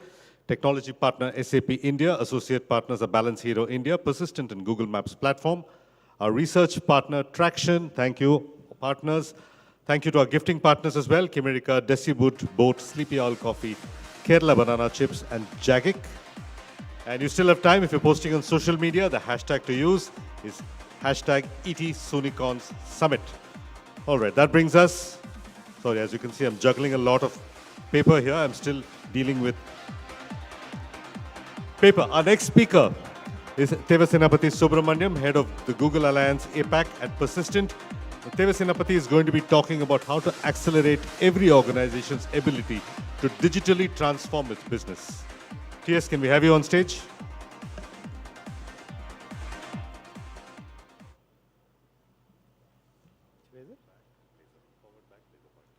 Forward, which is forward?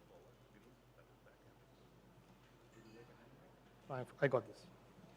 Can you hear me loud and clear? Yeah. Good afternoon, everyone.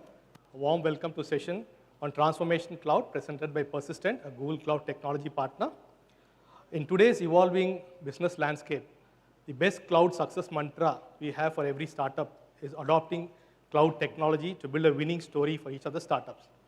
So in this session, we're going to figure out what are the business challenges that startups face in adopting a public cloud and how they can overcome these challenges and accelerate the digital transformation. So when we look at every startup, there are 3 business drivers which is very important for them to look at adopting a cloud platform.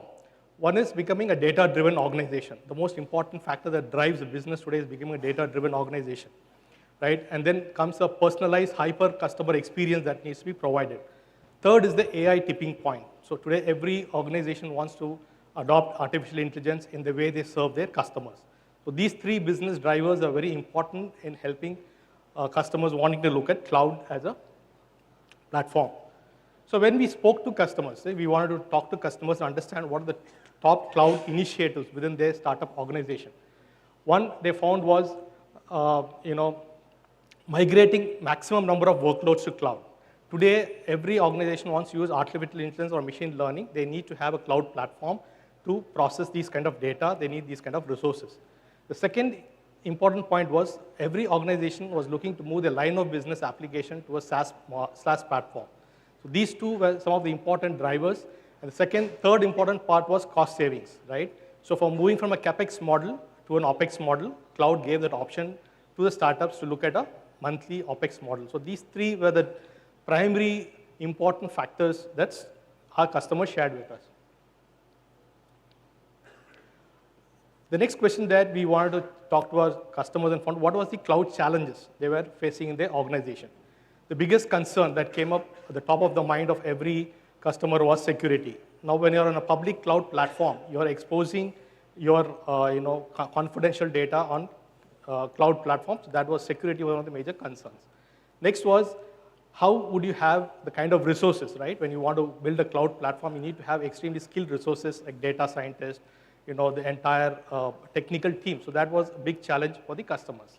Third was managing the cloud spend, right? There's a lot of leakages in cloud revenue. So you open VMs, you start doing POCs, and then you don't shut it off, or you take a wrong-sized VM, you operate a different network platform. These all lead to cloud leakages in the cloud revenue.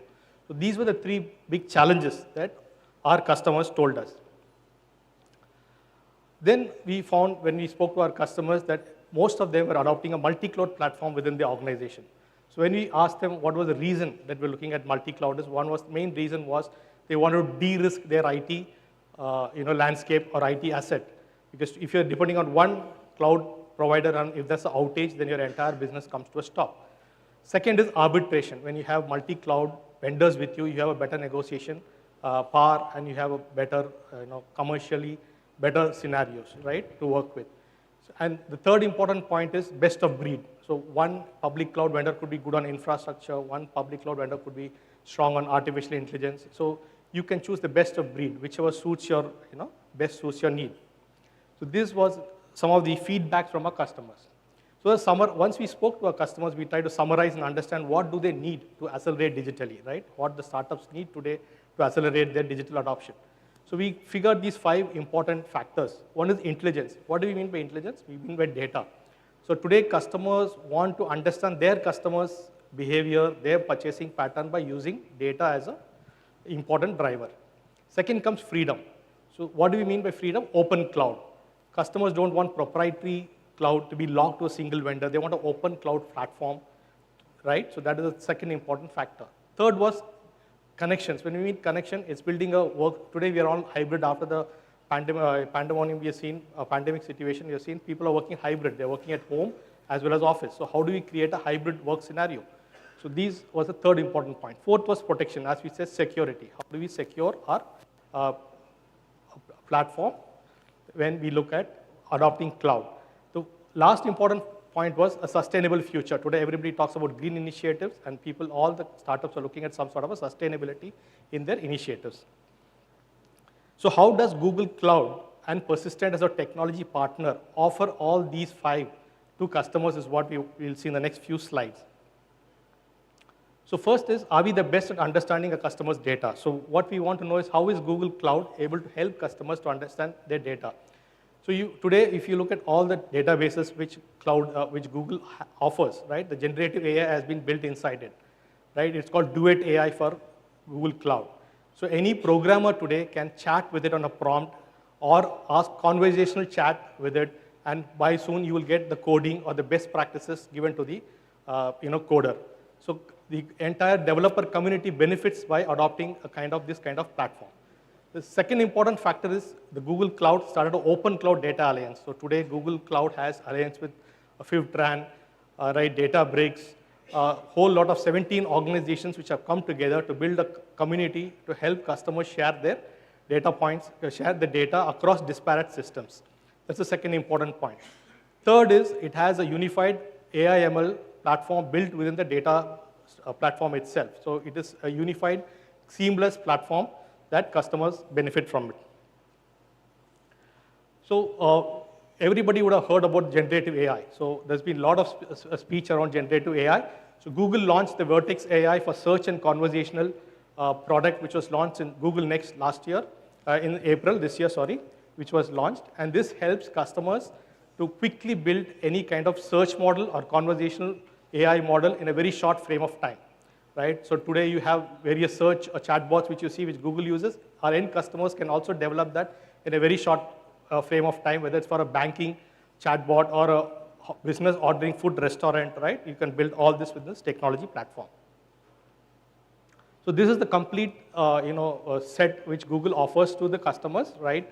Which if you look at contact center AI, today any banking customer, if you look, they have a artificial intelligence chatbot which can talk like a human interface, right? So we have that ability. Document AI. So this is used for any type of loan processing, right? You can automate your entire loan processing using document AI. Discovery AI is for any retail section where you have search, right? Which you want search algorithms to be done. You could do discovery AI for all your retail companies where they could search and find the best personalized products for them. And healthcare AI, Google has built a complete healthcare AI like a large language model on which all the medical domain related documents are maintained, on which the healthcare team can do their entire search activities. So this is the end-to-end platform on Google Cloud from a Vertex AI perspective. Some of the industry leaders which are using it is SmartShift, Pizza Hut, Genomics are some of the major customers who are using Data Cloud. We will take one use case. This is a SmartShift, one of the largest transportation companies, which is basically into helping the end users as well as the transport companies work through a mobile app, right, and do the transportation of their goods to one place to another. So we built a mobile app within a short period of time, right? It takes 3 minutes to book a cargo on it, right? And right now 1.5 lakh people are using it, using the app, and every day the footage is increasing. This is one of the benefits of adopting cloud and scaling it up in a very short form of time. So one, we spoke about data. So we said how the data platform helps the startups. Second is about having an industry-leading technology infrastructure. So do we have the technology-leading infrastructure? Yes. Google Cloud has about 39 regions, 200 countries, and 118 network zones, which are spread across the globally, right? Helping customers, any startup want to do global operations, it is available in all the 200 plus countries, right? And when you look at the latest announcement that came, NVIDIA and Google have done a complete arrangement together, by which you get all the technology required for doing generative AI on top of Google Cloud. So these are some of the customers to whom we have done service, eShopBox, ID5, MoMagic, Purple. These are some of the customers for whom we have served.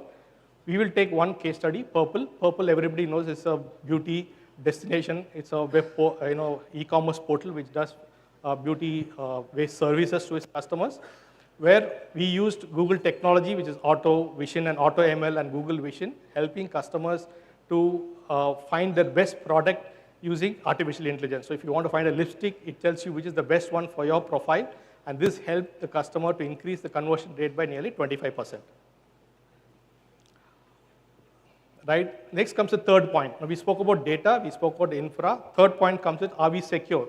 Is the data point secure? So you always need to find you need to find a partner, cloud partner, who has a shared fate, right? So they have the skin in the game, and they're also working with you in the shared fate, because you're exposing your customers' data, your employees' data, as well as your services on a public platform, and you need to ensure it is secure and safe. So Google Cloud has done a recent buyout of Mandiant, which is one of the leading security packages, which allows security posture, security review, remediation of any cyber attacks, etc., and protects the customers and offers a complete end-to-end enterprise threat program package, which helps customers to secure their data from any kind of cyber attacks. This is how Google helps you to protect your data platform.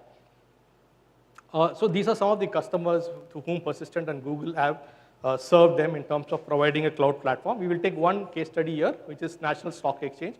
The entire trading data of National Stock Exchange is now on Google Cloud on BigQuery. So earlier they wanted all the traders and researchers to come and search this data, and from which they could come out to some kind of analysis and results. So they hosted this entire trade data onto Google Cloud Platform, and from that we formed a data room called Cloud NSE Data Room, and now people can query and get enough sort of information that they require in a secure, robust manner, scalable manner. Just imagine the data is growing at 1 petabyte a day. So these kind of data is securely on cloud.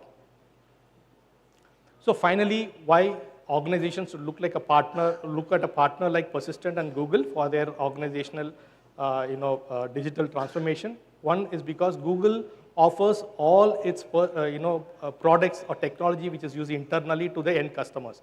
Like whatever the platform YouTube runs on, whatever the platform Gmail runs on, which is 10 billion plus users, it's the same IT infrastructure that is given to their customers.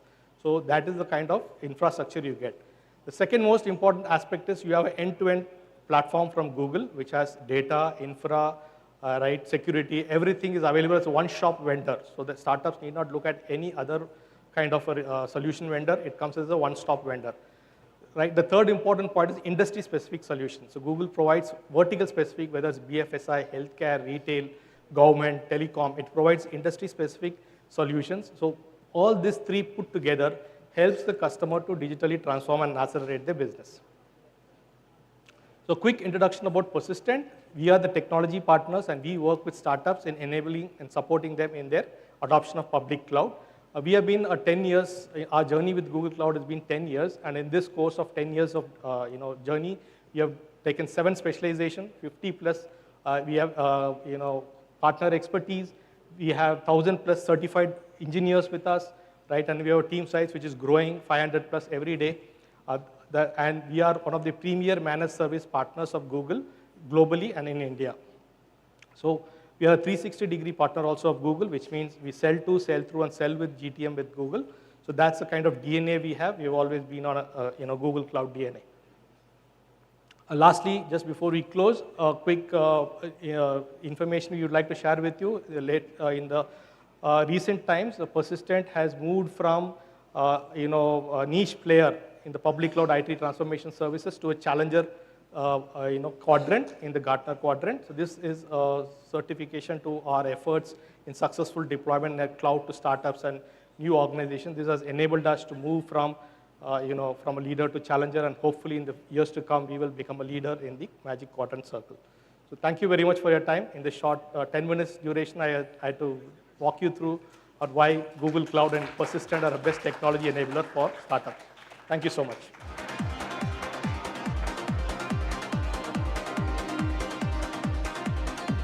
Thank you, and that was bang on time as well, TS. Thank you for that presentation. A couple of quick reminders for those of you who are joining us only for the post-lunch session. Later today, we have a session with Abhirat Singh Bahal, co-founder of Urban Company. We also have a networking dinner. If you have questions for our speakers, you can catch them during that dinner, and you can also enjoy your food, drink at the same time. This brings us to our next session. It's called the Fintech and Future of Money track. I'm just going to give our colleagues a few seconds to set the stage before I call on our moderator, Tarush Balla. So Tarush, stand by to come onto stage, and I'll be inviting our panelists shortly after that.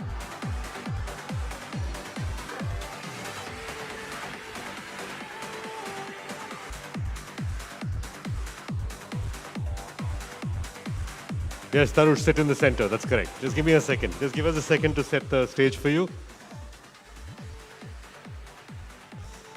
Journalists always occupy center stage. That's the rule. That's the rule.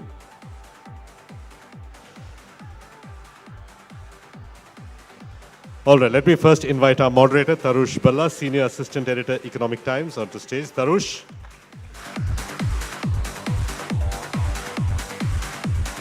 May I also invite our panel of speakers, Pallavi Srivastava, co-founder ProgCap, Swati Bhargava, co-founder Cash Karo and Earn Karo, Tushar Agarwal, founder and CEO Stashfin, Manish Kumar, CEO and founder Credex. Last but not the least, Suparna Bagchi, COO Balance Hero India. I think we can have a round, like a louder round of applause. That would be correct. Please. All right, Tarush, you have 40 minutes. So I was ensuring that everybody is sitting by the faces that were coming up, and now they're all gone behind, so it's okay. We have a very diverse panel today, and this stretches across, obviously, to somebody who just looks at a fintech just from the outside, it might look like, oh, credit, payments, distribution. But each one of our panelists today is doing something so niche, yet disruptive, yet massy, that it's a very interesting combination. What I'll do is I'll let the panelists just do a quick round of introduction of themselves, like just introduce yourself and just a line about what your company does. Maybe Pallavi, we can start with you first.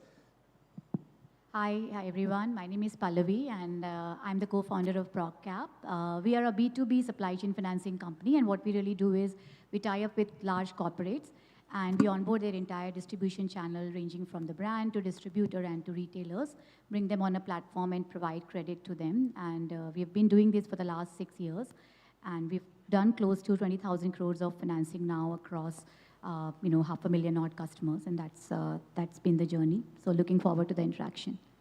Thank you. Swati. Hi, everybody. My name is Swati. I'm the co-founder of Cash Karo and Earn Karo.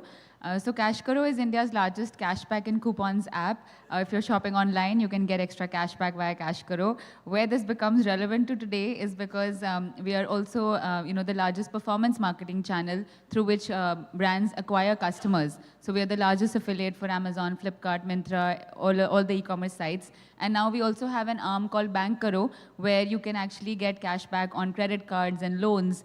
So we've also fast becoming the largest affiliate for SBI, Axis Bank, all different cards, and foraying into fintech with that. We have about 20 million users at Cash Karo, so we are able to see data of who's shopping where and which financial instrument will be most relevant for them, and that's how we bring finance to the masses. Tushar? I'm going to be buying something of Cash Karo soon. I heard the deals are pretty awesome. My name is Tushar. I'm the founder and CEO of StashFin. We are a consumer lending business. We provide a product which is similar to a UPI and credit card. And we've been around for now close to 6.5 years. Manish. Hi, my name is Manish. I'm founder and CEO of Credix. We are into domestic and cross-border trade finance. We started as a domestic trade finance. We recently moved one of our unit to Gift City, and we started a cross-border trade finance also out of Gift City. Yeah. Very good evening, everyone. Thank you for having me. I'm Suparno. I work as the CEO of a company called Balance Hero. We operate with the consumer name True Balance. We are possibly the only fintech which have a PPI perpetual license. So we are into payments as well as in lending. On the lending side of it, we are in the unsecured STPL space with a primary focus of Tier 2 plus. So 85% of our business comes from Tier 2 plus. And that's kind of in alignment with the mission what we have, that's finance for all. Thank you. Sure. So, I just wanted to start with, it's FinTech 2.0. I think we're in 3.0, 4.0.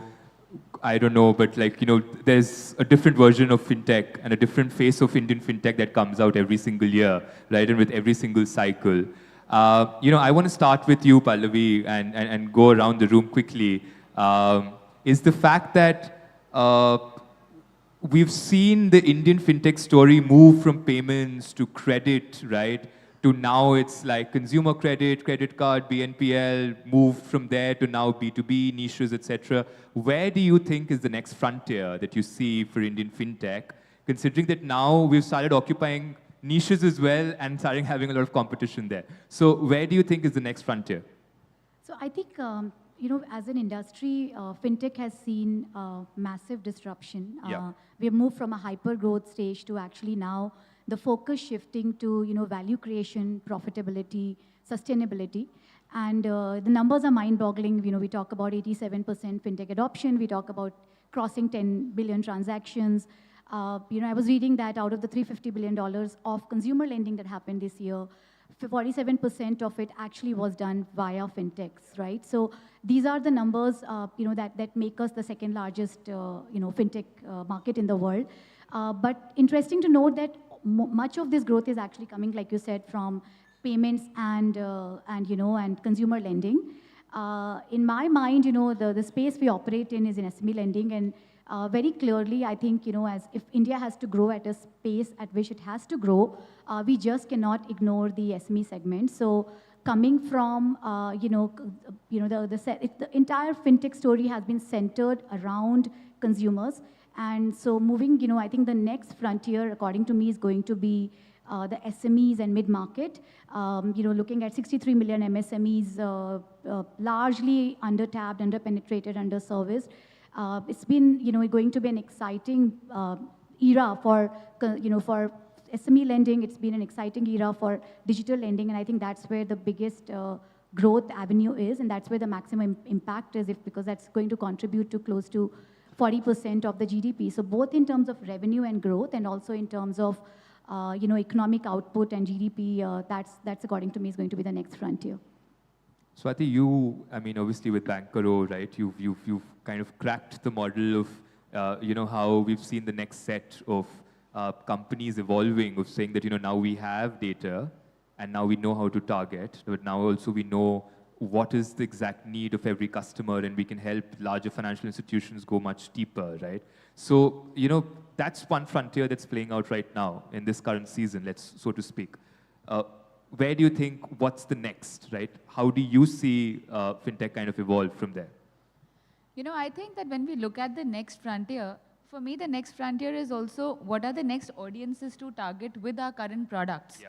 Because I think that there is so much more to do on credit and loans. And neo-banking, by the way, is my answer to what you're asking, sure, right? But, the other thing I want to add is that, like on Cashkaro, when we started giving cashback on credit cards recently, it is the fastest growing category for us. There are so many people today, including me, who have applied for my first credit card now, right? And there are tons and tons of people who, when they see Amazon, Flipkart sales are coming, 10% SBI pe mil raha hai, 10% ICICI pe mil raha hai, they're coming and applying now. So there's just so much to do. Plus, a couple of years back, we launched something called the Cashkaro Store Network, where we have Kirana store owners placing orders for walk-in customers via Cashkaro in rural India. So from that segment also, we are seeing so much take-up on finance, because rural India today is, it's hungry for credit, it's hungry for financial instruments, yeah, and someone needs to go and explain how it works. So I think the next frontier will come from going deeper into what we have. Number 2, solving for education of current products. This is a massive gap that we see.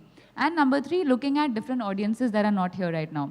And neo-banking is one way which is actually addressing some of these new audiences. Yeah, and I think what you're essentially also doing with Bankaro is earlier people used to find deals on, let's say, e-commerce websites, etc. Now you're saying that people are also finding credit card deals, right? And what's the best for it? Yeah, if they apply for Access SBI credit card, they're getting 2,000 rupees cashback from us. Yeah. So they're like, okay, this is great. I'm getting a credit card and I'm getting a reward for getting the same. Yeah. So it's a win-win. Tushar, you're not right. I'm sure you're not buying that solution. Eh? You're like, I'm going to do my own solution. He might, because when he compares our cost of customer acquisition versus Google or Facebook, Stashwin will become a client. We don't do much performance marketing, but I think it's a great idea. Look, I think we're still scratching the surface, so I don't think there is a need for 2.0. I think, just speaking about credit cards, the card penetration is pretty low, 3-4%. The number of POS terminals are about 10 million or so, I think maybe 15. There are two sort of observations from the business I run. One of them is that we think UPI, for the reasons Swati mentioned, because it's low cost, we will see a massive demand for credit card type solution on UPI, which will not be submitted by merchant discount rates. We're seeing that happen in our business, and we see that trajectory happening just year on year, month on month, 30% growth for the most part. The second area we see kind of happening would be embedded finance. I think the data arbitrage between bureaus, bank statements is kind of like over. So we see that a lot of platforms, let's say perhaps like Cashkaro, would have a lot of insights into consumers, which we need to now use to price products better, to make it easier, better. So we think that embedded finance would be another way to kind of grow in the categories we are in. So you can start seeing the differences of the panel, right? We've started with SME lending to neo-banking to UPI on credit. Now I have to ask you, you've been one of the first Gen 1 companies of invoice discounting in this country. So please tell us, where do you see the next frontier? You're not allowed to push for your own... I think two things. One is B2B payment and another is cross-border payment. These two things I think is really which is basically, forget penetration, we haven't done anything. So, and if you see recently, I think 2 days back, RBI came up with payment aggregator for cross-border payment. So I think they realized it early. And India is heavily regulated on the export-import side, right? So which makes it, I think, maybe India and Malaysia are the two of the biggest regulated in terms of it, right? So it makes very complex for any exporter to work on it, right? Now, similarly, if you look at UPI, yeah, we claim B2C, we are the best and decades ahead of the world. But as soon as I move to B2B, we are still into checks, right? Still, we are giving checks, still we are giving the usual 90 days payment, 60 days payment, right? And this has a huge difference between B2C and B2B, because in B2C, you are the end consumer, you are consuming, and that's why you are paying immediately. In B2B, you are not the end consumer. There's somebody else who is going to consume the product. You have to do some value addition, and then there is somebody else who is going to actually consume it. So until unless the final consumption is not going to happen, everybody in the line is not going to get paid, right? So which makes it very difficult. That's where your ProcCap is doing the supply chain in terms of the distributor are not consuming, right? In consumer is consuming, so he has to keep the inventory. So it creates a lot of problem in the B2B payment space, which is not solved. Now the adjoining area is also the cross-border trade finance, right? Now if you see the some of the data that you have, we do almost around $35 billion of export every month. Guess how much we are doing the financing out of it? 2 billion. Right? So this is per month. Almost $33 billion is free for anybody to catch, and it's not getting, nobody is taking care of it, right? So, and we are talking about $5 trillion economy, $25 trillion economy. Until unless you finance these export, you can't become that. So I feel these are the two which is very much going to come very soon. So the panel is tied it on B2B versus B2C. You have the... No, I'll not create a false binary around it, so that way it's there. I think the point which you make, and I keep emphasizing this one thing, the first principles never go away. Like you might have evolutions around it.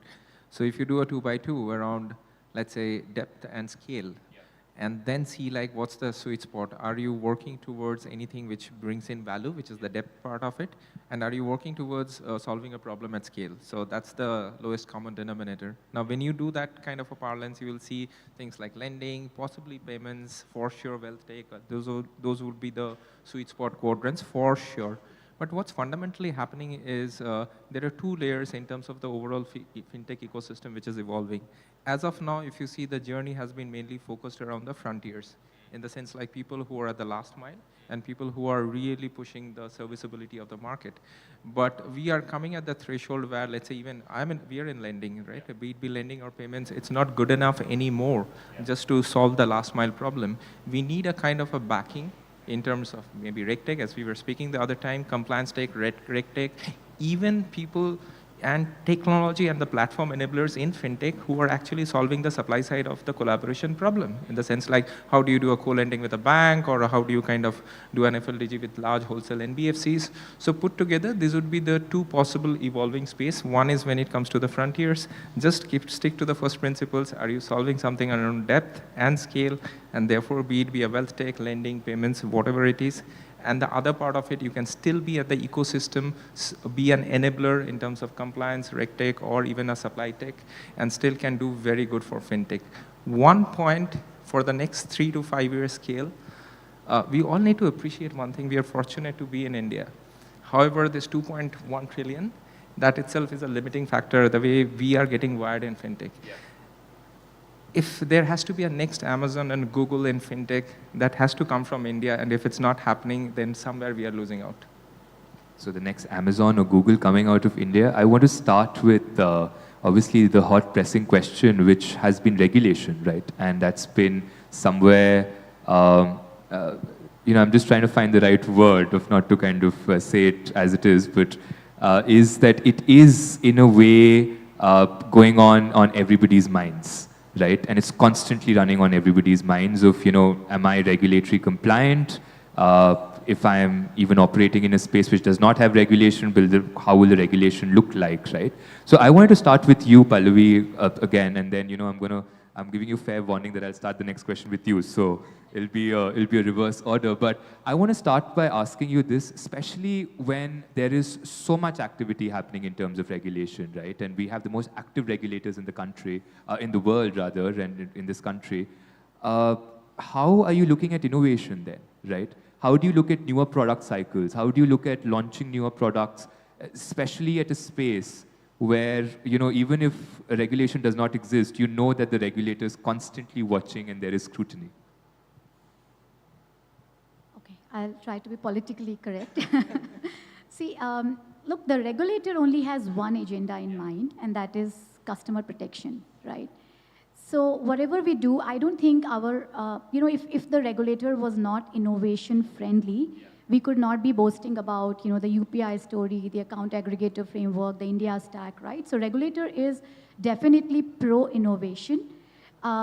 We talk about regulations constantly evolving. I think regulations are following the innovations constantly evolving. We are all trying to do all sort of things, and then regulator is trying to catch up to say, okay, let me find out if there is some loophole. But the other side is that the regulator is only coming into play when there is a certain level of scale and maturity. So the innovation, like I think we saw a decade of innovation, not only in terms of the broader infrastructure from the government, but also, all of us. And I think the regulator has been pro-innovation so far. The only time where we start to see, okay, now the sector matures, I look at it in a very positive light, because now there is a recognition of what you're doing, right? So there is more trust in customers' mind. You are regulated, so you know what are the guardrails under which one needs to act. And as you will see players mushrooming because the sector or industry is working well. It gives a level playing field. It sets up the regulations. It sets up the guardrails on how to make sure customers are not shortchanged, etc. So I think, there is more collaboration required between fintechs and regulators in terms of, being open to sharing, what exactly are you doing, whether it is under the guidelines. The last, at least the space we are operating in SME financing, it's been a beautiful journey over the last 6 months. While it's been challenging, but I think if you look at the longer term, it's a short-term pain to move to digital lending guidelines, figuring out FLDG, etc. But I think the regulations have made it crystal clear on who will do what. If you're into co-lending, then what will be the role and responsibility of the regulated entity or a bank? What will be the LSP do? So there is a terminology. There is a very clear, absolutely no ambiguity on, what needs to be done and how. So I am, at least, I think, and I speak for most of the digital lending companies, I think the way we are looking at it is that we have a lot more clarity, a lot more conviction on what we are building. And I think, there is a gap between fintech, which are not yet regulated entities, and, regulated entity NBFCs. I think there is a little bit of a swaying towards REs, which is expected. But there is also a cognizance of what fintechs are doing. So there is a talk about forming a self-regulated body and self-SRO, which is into works. And we saw this beautifully playing out with the microfinance in 2000. So hopefully, if that comes in, then there'll be a lot more clarity on the code of conduct for both REs and LSPs. So I think that's kind of good. Going forward, yes, there's more maturity, more stability. So the barriers to entry are increasing. But that's what we are seeing in the fintech sector, that, that's more stabilization and regulation coming in. I'll just put you on a spot for that, because you kind of mentioned on the SRO, and obviously like the regulator is constantly talking about the fact that there's also a need for it.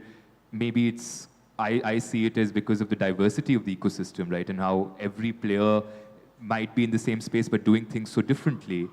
Do you think that the fintech industry can come in together with the differences that they have in terms of their business models to kind of create an SRO? Like, for example, lending is a classic case where there is a need for an SRO, right? Because credit is so large. You are working in a space which is mission critical for banks, which is mission critical for the economy, right? So do you think that players can come together and create a fully functioning SRO, because, and I quote the word fully functioning there, because that's what's the need for the industry and also the regulator. So what's your thoughts on it? Look, if you followed the microfinance sector, there was a similar question, and then we came up with Sadhan and MFin as two SROs, and they've been quite helpful, when the situation. So I think we have a playbook that needs to be replicated for fintech industry. Payments SRO is also something that's been recommended. So I think it's in the interest of fintechs, both regulated and non-regulated, to actually work towards it and follow that code of conduct where you are yourself looking at following the guidelines before it comes to regulators. So I think it's imperative, and it's a sort of a responsibility as a sector that we all hold, that we should work to build that and work together, come together, despite our competitive spirit, to really contribute to this and make it a fully functional SRO. It's only going to be defined. It's by the fintech industry and the players. RBI will have a limited role to play beyond the blessings. So I strongly believe that if we all come together and there is a focus, it should be a huge benefit for the industry as a whole. Sorry, please go on. So if I may add on, I think what Pallavi you mentioned, right? The keyword is the guardrails, right? Somewhere or the other in the industry, there is a rewiring for sure. It has happened. One is like you see the regulator as speed bump, but if you have spent time and your life in the FS industry, you will appreciate that they are more like guardrails rather than speed bumps. So that rewiring in the industry and within the leadership has happened for good. That's for sure. Now, to the point on SRO, and as you said, like why it is imperative, because even in the lending space, if you look at it, like we have gone from the 1.0 phase, in the sense like the digital lending guideline, etc., has actually given the foundation in terms of the taxonomy, and therefore the recognition that it's not only the REs, but the non-REs are a material identifiable entity. So that baseline has been set. Now what it matters from here to there is a dialogue-driven regulation. And for a dialogue-driven regulation, you need a representation and you need conversations where you can actually address the elephant in the room. So therefore the imperative of SRO, we have a playbook from the microfinance industry, but at the same time we have good playbooks also otherwise, where it has been a lot more tech-driven. And if you see even in the North American market, the SROs have been a very, very pivotal stance. Also the question therefore is like, hey, is it like one size fits all? The answer is no. Yeah. And you mentioned about the payments, it's already in the works. And the best part is the regulators have given out the framework. Now the framework is becoming the premise for actually having the construct around SRO, be it be on the lending side or be it be payments or otherwise. So, yeah. I'll come to you, Swati, but before that I want to come to you, Tushar, right? In your own personal view, right? Because as you said, the constructs are very different, right? But they serve the same purpose in a way of sorts for the entire industry. When you're looking at just the credit SRO, for instance, right? Do you think that there is a need now for, because we're very deep into the ecosystem, right? We're not talking about just the, the super apps of sorts, and like, companies like yours who've raised money and the valuations that you've raised shows the fact that there is enough depth of, where the opportunity lies. Do you think that when you're talking about a self-regulatory organization, and because there is a certain sense of maturity in the ecosystem, a consumer and a B2B credit will have different SROs, and there will be maybe a need for the regulator to look at multiple SROs and not just have one for each industry? Yeah, sure. Look, so from our perspective, we are pretty regulated. We're regulated by RBI. We have listed debt. We're regulated by SEBI, and we also have some regulation oversight by RDA. And candidly, it's been a blessing because, as some people mentioned earlier, there are a lot of bad actors in the space too. Yeah. And by regulation, we actually have a common level playing field, which was not the case earlier. Yes. So I think I agree with you that there'll be maybe 2 or 3 different kind of flavors of the SRO. Maybe within credit, you feel also? Yeah, possibly SME would be, has different needs. Consumer credit would be a little different. Payments perhaps a little different. However, I feel that it's not so much to interpret the guidelines. They're pretty clear. It's to probably keep sort of the bad sort of players out. Yeah. So I think that's the larger role which the SROs will play. Yeah. Because in order to be part of the community, you got to adhere to certain guidelines. Yeah. You can't be like fly-by-night operators. So I think that's really the value which the SROs will drive a lot more than perhaps advocacy or framing the guidelines. Sure. Moving to you, Swati, of course, new vertical altogether, right, that you're kind of dabbling with. And this is something that we've seen, like a lot of different companies when they're going into their Gen 2 or Gen 3 era, what they're doing is we have data, but we now want to target it better. We want to help financial institutions improve their ROIs rather, right? How are you looking at innovation and regulation as both things moving around? Because let's accept it, there's not enough regulation also on distribution if we see, like there is a scope for more. So how are you thinking about the business when you look at it? See, fintech is more complicated because RBI, SEBI, and IDRI, all three have a right for some regulation in this space. But if we look at something like data protection, now, my only request to the regulator is to think of three things, right? One, that think of how everything is impacted and not only one thing. Very often what happens is that, when you look at the regulation on its own, there's nothing wrong with it. It's for the better. And, we probably need to think of those things as we are developing products in the interest of the, consumers and everyone else. So absolutely no problem. It's just that sometimes you realize, oh, but because of what about this? Or what about this aspect? Oh, there's no clarity there. Then what happens is things go into a limbo. This part was made clear, but this part was not. So therefore, my second request is clarity. Right, where you clarify everything totally, and thirdly, define the timelines properly. Sorry to cut you off, but what do you do then as an entrepreneur? You take opinion from the big four, then you go different places, then you go to the Indian startup group and you say, hey guys, how are you all dealing with this? And then everyone comes back saying, oh, same boat. And then you just wait around, really. So, and that's not always fun because, you get scared. You're also doing the right thing. You're also trying to do what's right for your business. But tomorrow you don't want to be in that hole where somebody said, oh, but why didn't you think of this part? And you're thinking, yeah, but there was no clarity. So what to do?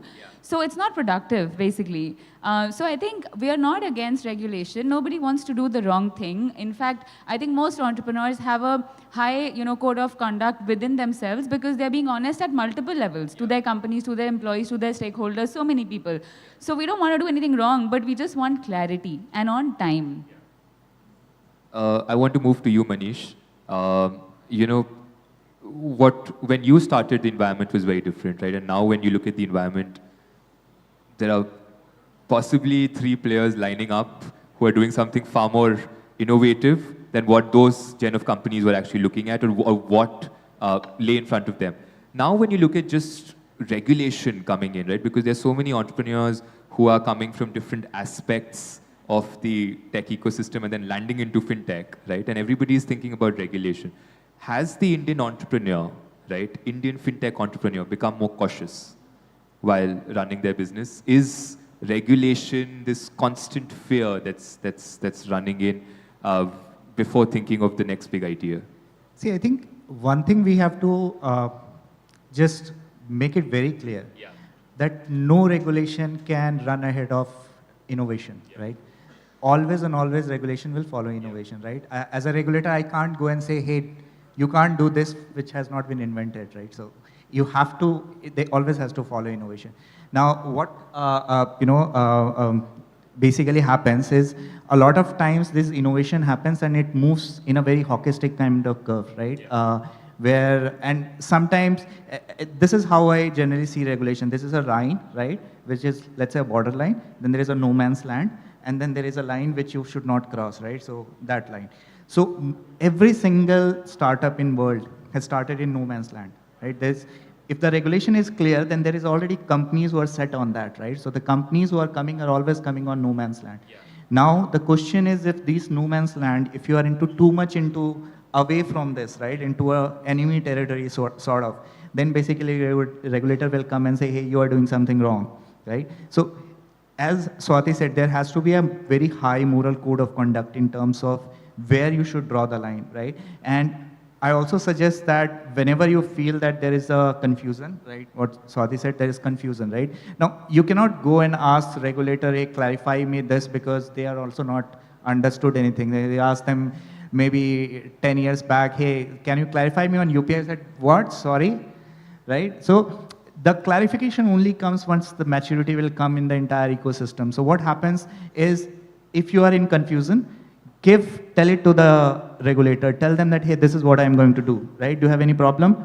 most likely they are going to be silent because they don't know what's going to come. So, it's a tacit approval. You can continue till the time they will come back and say, hey boss, you can't do it, right? And that will happen mostly when you are going the hockey stick curve, when you reach a position where they think that either the customers are not taken care of or the financial stability of the country is somewhere in danger, right? So unless these two things are not happening, they are mostly fine with you doing whatever you do within that no man's land.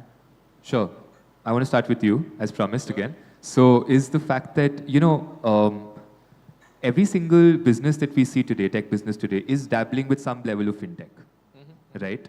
And then there is also businesses which are fintech, right? And then there are businesses which are thinking of now veering into and starting up different journeys of how we would attack it.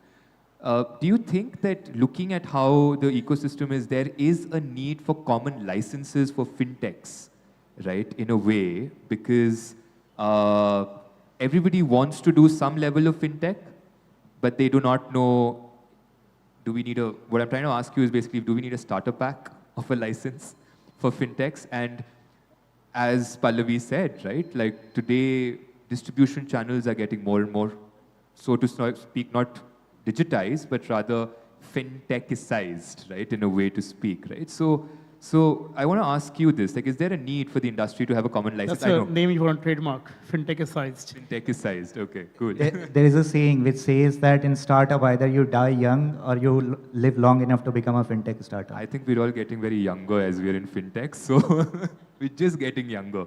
But please, on the thing on the license. Yeah, no, sure.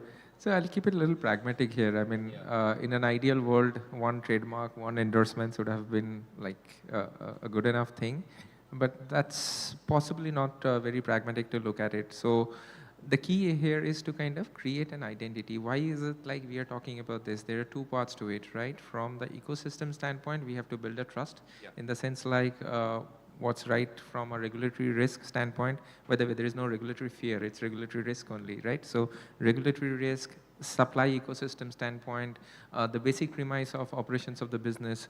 So as Manish was mentioning, right, if you keep the primary ethos right, that for the consumer, doing the right thing, by and large, you are okay. So that one part of it, why do you need a license? Do you need a license to kind of do the business? The answer is no. Yeah.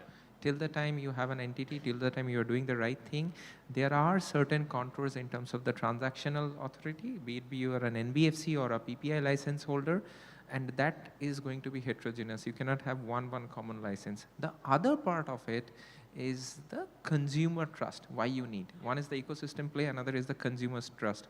From the consumer trust perspective, is there something common which is going to build their level of confidence? It's very difficult to envisage one common license or anything. So it is possibly going to evolve in that space where if it is an NBFC or if it is, let's say, regulated under IRDA, and that endorsement and the awareness on the, for the consumer should be good enough. Today, if you see an RBI ad where Amitabh Bachchan is saying NBFC, that's good enough.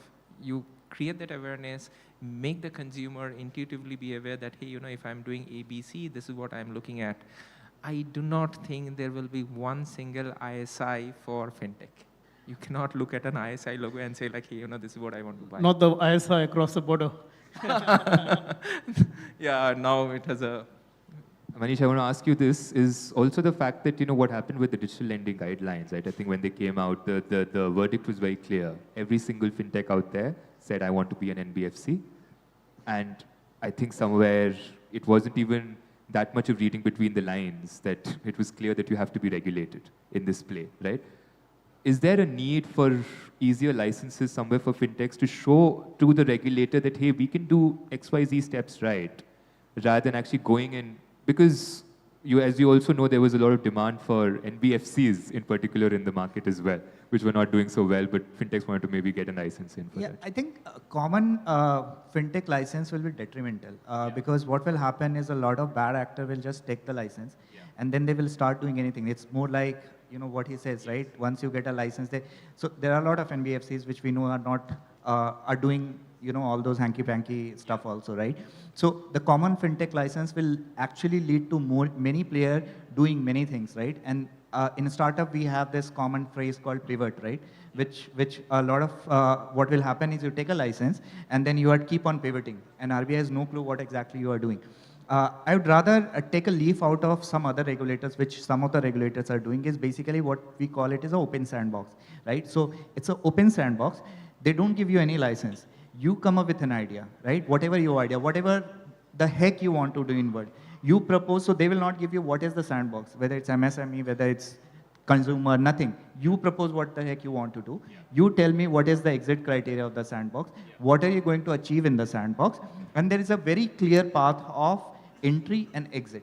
The only suggestion is make it super simple, right? It should not be a red tapeism and it takes 6 months or 1 year to come, but make it like online, tuck, tuck, tuck. I applied, got a license, this is the entry criteria, this is the exit criteria, and you come out of exit. Now, RBI can take a call whether they want to continue or not continue.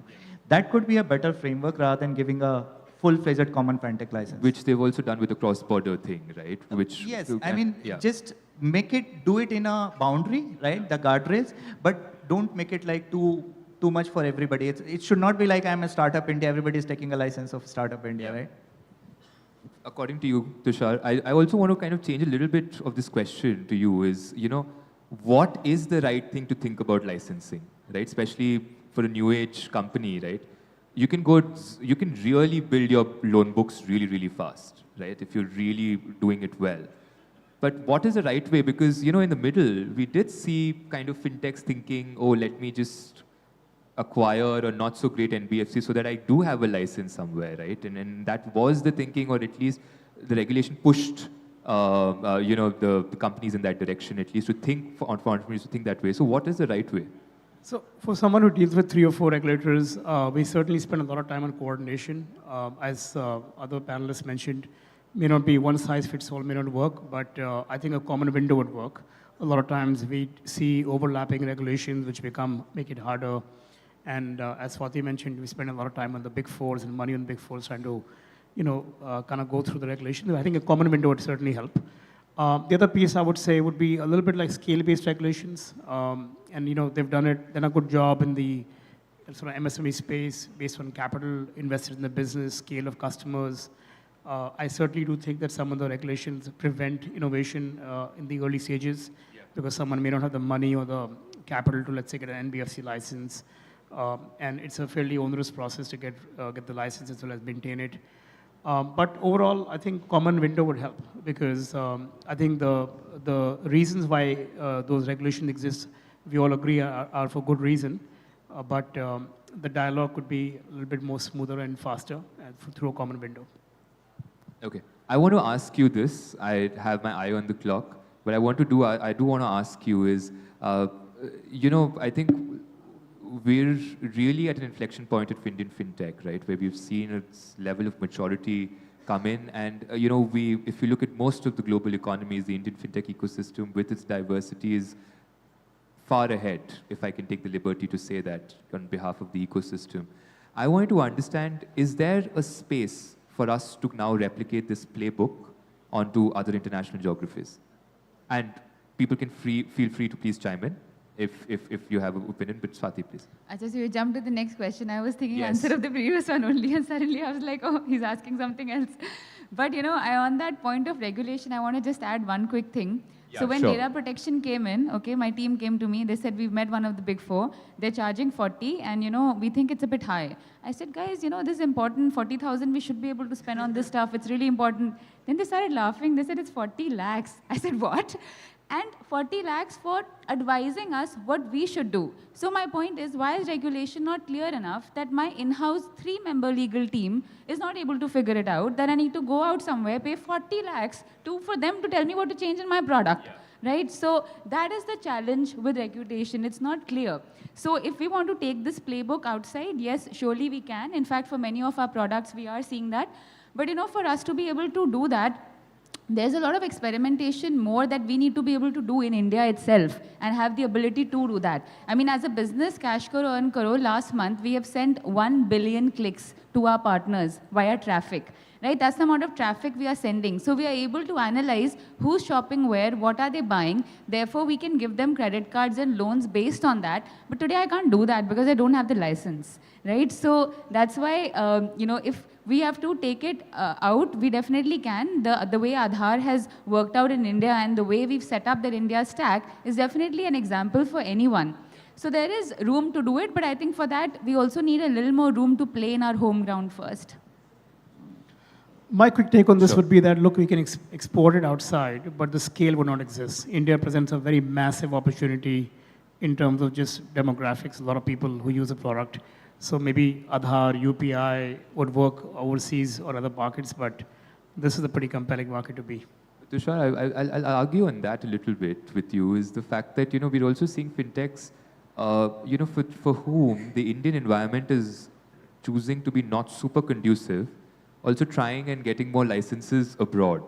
And I think that that's becoming a trend for some of the guys, right, where they are trying to see maybe in international geographies until the Indian situation is, I don't want to take names, but Indian situation is getting better. Let's kind of see as an operating model for outside as to how that works. Look, I mean, my thought on this is that obviously the Indian consumers are very value conscious. Yeah. If it works here, it'll likely work somewhere else. Yeah. But we also have a very heterogeneous base of consumers. Yeah. A lot of the low-cost solutions also are because people have lesser incomes. So, look, I personally feel it's still a very compelling market to be in. And if you can make it here, you can make it somewhere else. Pallavi, your view on licenses, and I think we'll have to move to, we have another 2 questions, guys. Like, we're like really running out of time. So what's your view on the licenses? On the fintech license, on a common fintech license, or a common, I mean, Manish said about sandboxes. We'll switch back to the previous question. Yes. All right. We're playing tiptoeing around, so like, yeah. You wanted to skip Swati on that? Okay. I don't know, if I'm really not able to, give a very concrete answer on where, because I'm not able to understand what a common fintech license really means in a heterogeneous space that we work with. There is lending, there is payments, there's insurtech, wealthtech, regtech, and I don't know what all. So there is a lot going on, and I think to my mind, fintech is not a terminology, or it's a very broad brush, and also it's a way of doing business. It's I think a lot of things that now the banks are doing can be classified as fintech. They're trying, right? NBFC fintechs. So I personally don't think there is a common license to apply, because at least understanding from the regulator side also, there is a question going on. What is the definition of fintech? Someone can please educate us. Can we make a list of all the fintechs? That's been the question. So we really, like collection as a service, is that a fintech really? So I think the definition is not clear, and that's what everybody is asking for, what can be classified as fintech. And before you come to regulate us, like, can we really get a sense of what is the ambit under which we can operate? Is there a open platform, like to your point, Manish, you said that, can we get a quick answers to some of the questions we have or dilemmas we have in terms of, can this be allowed or not allowed? But it's a tricky one in my view, because unless you have innovated, you've tried, you've scaled up, it's hard to be able to regulate unless you know what it is. So I don't have a very, very clear answer to, fintech and license, thought process. But I do think it's very heterogeneous, and I don't think we can arrive at a common terminology and common license. I was thinking something, and I think all of you will just look at me in a poker face, is that if that's the case, then how do we think of an SRO? That's where multiple will be there. I would react to that. So basically, on the SRO, it's on digital lending, or it is on payment. So again, it's not. Theme, it's not. Quickly, I wanted to kind of have everybody's view on this. We've run out of time. So the request to the panelists is to make it like quick. Is one thing that also comes up now is we have regulations coming in, we have compliance costs coming in, we have competition coming in, right? And there is a lot which is happening at the same moment of time. There is newer frontiers of business that also you got to go. So today's fintech is not 0 to 1. It's 0 to 50, and how do I think about 0 to 50 while I'm doing 0 to 1, right? I want to ask you, in all of this, how have revenue opportunities shrunk? Are margins under pressure, especially when we're looking at some of these spaces which are so fiercely competitive across the stream? Though we say depth of the market, depth of the market, depth of the market, but to be honest, there are fintechs who are making big valuations only on focusing on the top 50 million as well, right? So, and if you look at it, there's only the top 400 million that we've reached over the last 4-5 years. We've just been talking about 400 million digital users, 400 million this, 400 million that. So, is it finally that we are inching into a bubble where there might not be enough margins for fintechs moving forward? And is there a digital bubble that we have now created and India is not moving the needle more than that? Because margins are not making sense. Yes, you first. No, I have a little more optimistic view towards it, to be honest. Yes, there are pressures. There are things around compliance and Swati, as you mentioned, there are a lot of things which we also have to spend money towards. But having said that, that's not going to be a material dent in terms of, let's say, the P&L, the unit economics, provided you are doing fundamentally, which is asset creation. Yeah. In the sense like, if you're doing something which you qualify as fintech because there is a money trail, but you're not delivering value plus asset. There are two parts to it, right? There is value which gets delivered by something which is like a short-term benefit. Yeah. And then there is a value which gets delivered in terms of like someone at the end of the day, someone being able to create an asset, be it through MSMEs or be it individuals, whichever way. Till the time that is taken care of it, always, even in a price-sensitive market like India, we will have enough opportunity to have margins and good P&L for the growth. So there is no two doubt about it.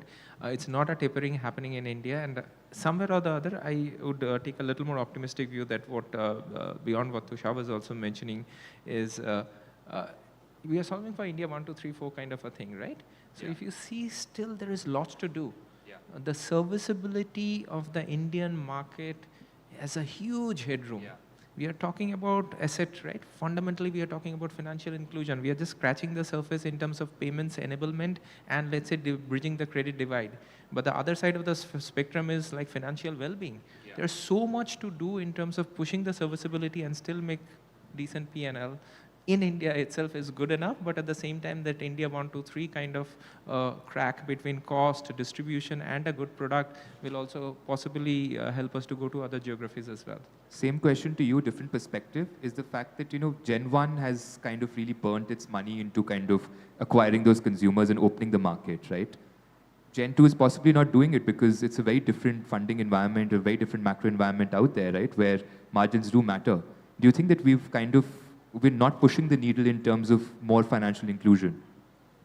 I think, valuation or no valuation, I don't think valuation has too much to do with the margins and all. Finance in general, and not fintech, but finance in general, there's no TAM problem, right? There's nobody will ask you ever that what is the TAM of this, right? You're talking about insane amount of TAM, right? And then you are talking only about margin. So even if you see payment was always like few bips, 1-2 bips, right? Personally, I also believe that India is a duopoly market. Take any sector in India, there are only 2 players. If there are more players, the sector has not matured. Yeah. This is pretty much anybody.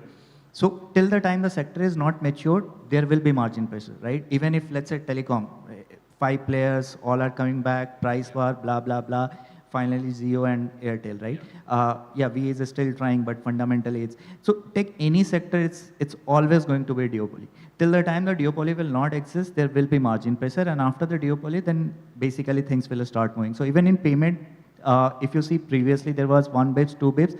Now we are seeing Razorpay is profitable, Pine Labs is profitable, right? So, and not profitable by EBITDA, blah, blah, adjusted and all those things, but actually profitable possibly, right? So these things will go through that cycle of it. Every innovation, there will be competition. The competition will push you to the corner. And then there will be whoever is left in the field is going to start making money. So I will just take valuation out of the margin game. So what is your opinion? Are we tweaking a lot? So from our perspective, it's operating leverage. So you're right, costs have gone up, payroll costs have gone up, compliance costs have gone up. As the scale has become larger, some cases margins have shrunk. But the way you've overcome that is just operating leverage. You just have massive scale now. We grew like 80x in the last 4 years. and that revenue, which is from increased scale, just kind of can offset the cost. So we are more profitable than we were last year and the year before, not because we're making more money per consumer, but because we have a certain fixed cost and we have just more scale in the business. Very quickly, I think there are enough margins, while there is squeeze, but still there's enough. And I think why it remains attractive is because there are so many people still to address, so many people still who need financial instruments. And like I was saying earlier, if we invest in education, we'll be able to recoup the cost that we are spending, because more people need to understand how these products work versus being scared of them, which is the same curve that online shopping went on. Educate versus saying ki nahi, online payment nahi karna, sirf cash on delivery. We've come up that curve in shopping. The more we do it in fintech, the more adoption we will see. Pallavi, are we really going behind the Bharat story rather, right? And the new gen fintechs really going behind the Bharat story or not? Because Radhika is here, and I think ShopClues and so many of those companies were actually in a way market creators, right? So are we seeing the fintechs today of market creation? I'm not talking about PropCap, but just the outside of it. Yeah, I mean, I speak for PropCap and the other fintechs. That's where the market is. We haven't scratched the surface, at least in terms of SME lending. The urban market is fairly okay. At least for us, most of our customers, 90% of our customers in tier 3 towns and below. So the market is there, the margins are there. If you go to a shopkeeper in Delhi, you will find that they will have certain options of credit, right? But if you go to a tier 3, tier 4 town, they really don't have any avenues to get access to any form of formal credit. So that's where the demand is, that's where the margins are. But having said that, the margins are shrinking because there is high cost to acquisition to be able to make that reach happen. I was reading that, RBI report which talked about it in the last 5 years, I think, if I'm not wrong, then there's a 10% shrinking of interest rates, reduction in interest rates for consumer lending. I don't know how correct that number is, but I just got to look at that. So there is constantly increasing pressure of reducing the rate of interest. Cost of funds are not going down by any means. There is high cost to customer acquisition. There is high cost to compliances, and adhering to compliances is something that you have to bear that cost. Not adhering has a huge cost. So, there is pressure in all directions, but at the same time, that allows us to become operationally more efficient, find out, what are the levers. And despite all of that, there is margin, and we are seeing that most of the fintechs that have reached their stabilization phase are now gearing towards profitability despite all of this. And to Swati's point, I think that's a result of the sheer volume and the Bharat story that's allowing us to be able to access a large customer base. But do you think that with all that you said, there are enough fintechs which are actually now saying, let me still go to Bharat? Or are they taking the route of saying, you know what, let me not think about this right now, let me just move into this small bubble of very monetizable users that we have and cross-sell and monetize more, rather than actually opening up the market for more and more people to kind of come? Are there enough fintechs that are actually thinking like that, like you, for instance? I think we need to separate out consumer lending fintechs from SME. I do believe that, at least in the SME space, the space which I operate in, the Bharat story is where the market is larger, more, that's where the demand is higher, right? So on the consumer space, I think we are still looking at the urban elite, salaried professionals, and, that's where, and we are able to underwrite them better. So I think we need to look at these two separately, and, specifically if we talk about lending. So I think more and more fintechs in SME lending are looking at the Bharat of India, to address. But then even on consumer side, we are definitely looking at Bharat. All our clients who are financial are focused on Bharat. They're willing to pay us more and more if we can get customers from there. Because there, if you get one family member, they also act as mini influencers who, attract others around them as well. So it's worth investing in Bharat for sure. Well, I think we can continue going on, and it's a never-ending saga. So ladies and gentlemen, thank you so much for actually joining us. A big round of applause for the panelists for doing this treadmill of a run of this discussion. Thank you so much.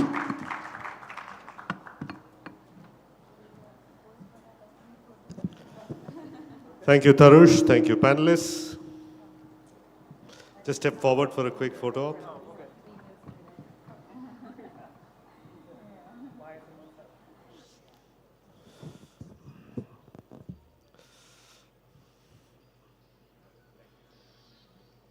Thank you, ladies and gentlemen.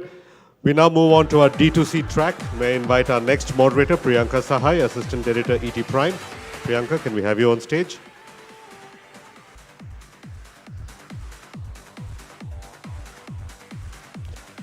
We'll just let them refresh the water bottles and we'll restart again in just a minute.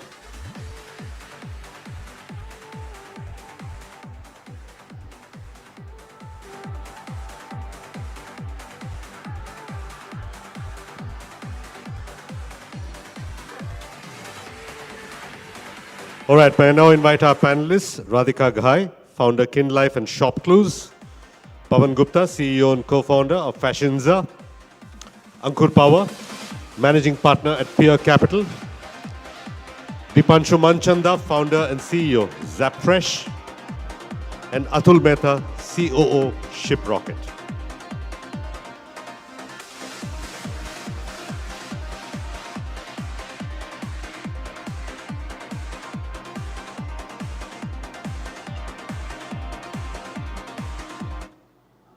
All right, if you're all set, Priyanka, you have 30 minutes. I know it's a bit of a challenge, but all the best. I was told it would be 40, but okay. Sometimes things change with time. You've got to adapt on the fly. Okay. All right, all right. Go ahead. We are geared up for that. So thank you so much, Suresh. And thank you so much for having the patience. And we have a stellar panel with us. This is, of course, as you know, it's a D2C panel. But just to keep you all posted, and we were having the conversation at the backstage also, what exactly is D2C? So D2C is not a sector.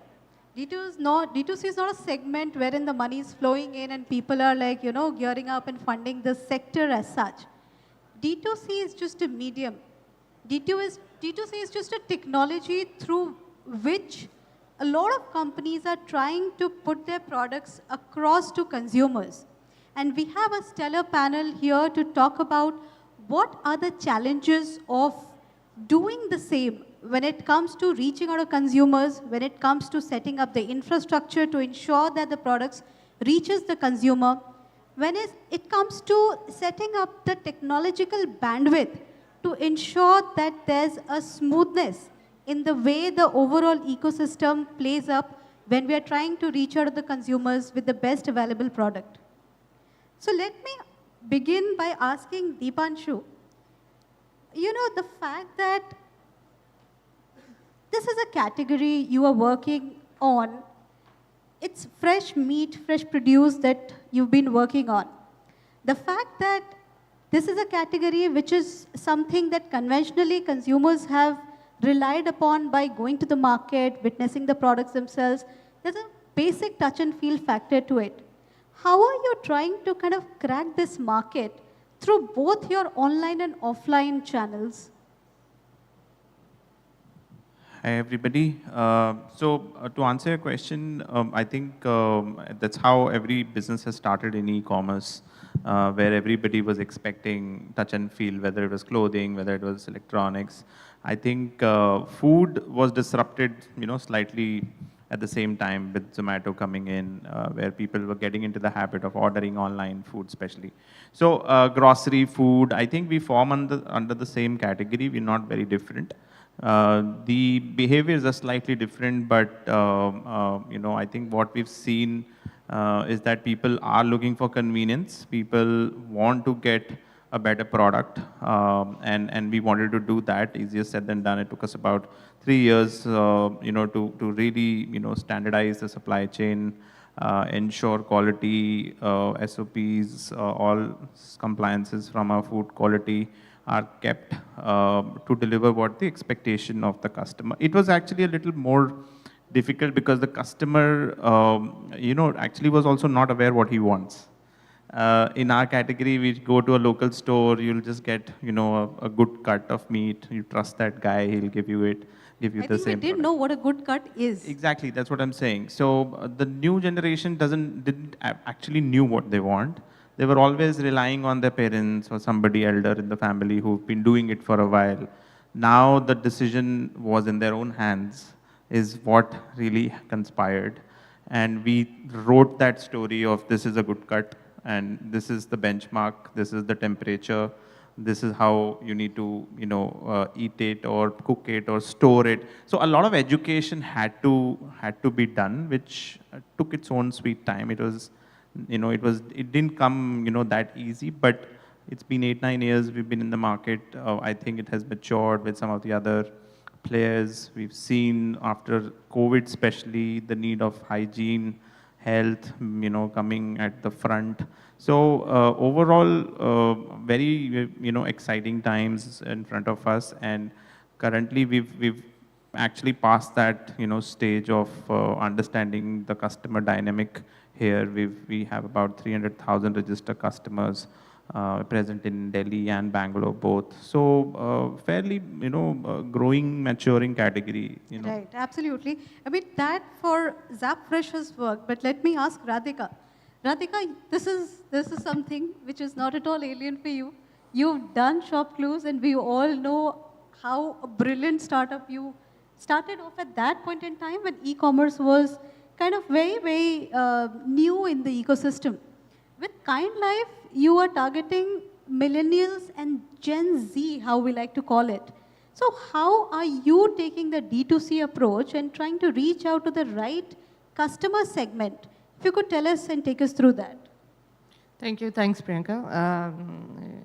It's good fun to be here, back again. And, I heard the previous panel and they were talking about Gen 1 entrepreneurs and then Gen 10 entrepreneurs. And I no longer know where I fit, somewhere along that line.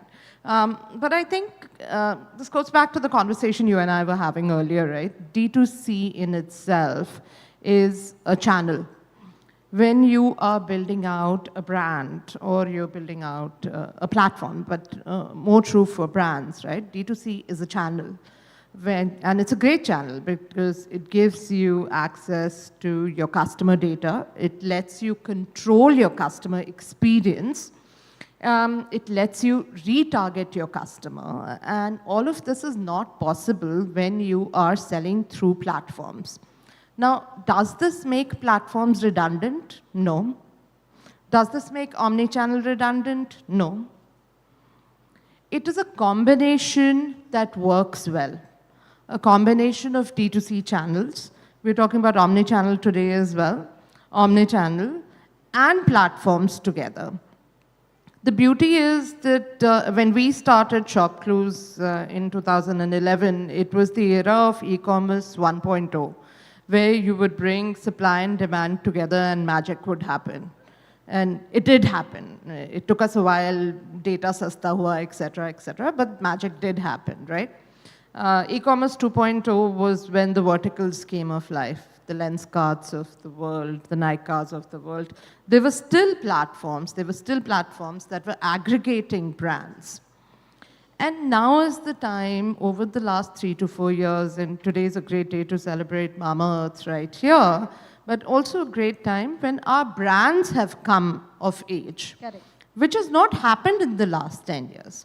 Of course, we've had the classic legacy brands from Hamdard and Tabar and so much more, but the new age digital brands, even Mama Earth in its red herring had to say that they are a digital first brand. For a reason, right? They are more than D2C. And what we are building out with Kind Life is very, very similar. We are building out a platform for brands that are digital first. Right. ShopClues was a platform for brands that were offline first. So the way they are built out is very different. And none of this could actually take place unless and until we have a robust logistics infrastructure. And with that, I would come to Atul just to try and understand as to what exactly is ShipRocket doing to ensure that the D2C space grows in India. I'm told ShipRocket has dedicated channels, dedicated resources to look into this. So what exactly are you doing and how big an opportunity do you think this is? I can hear you.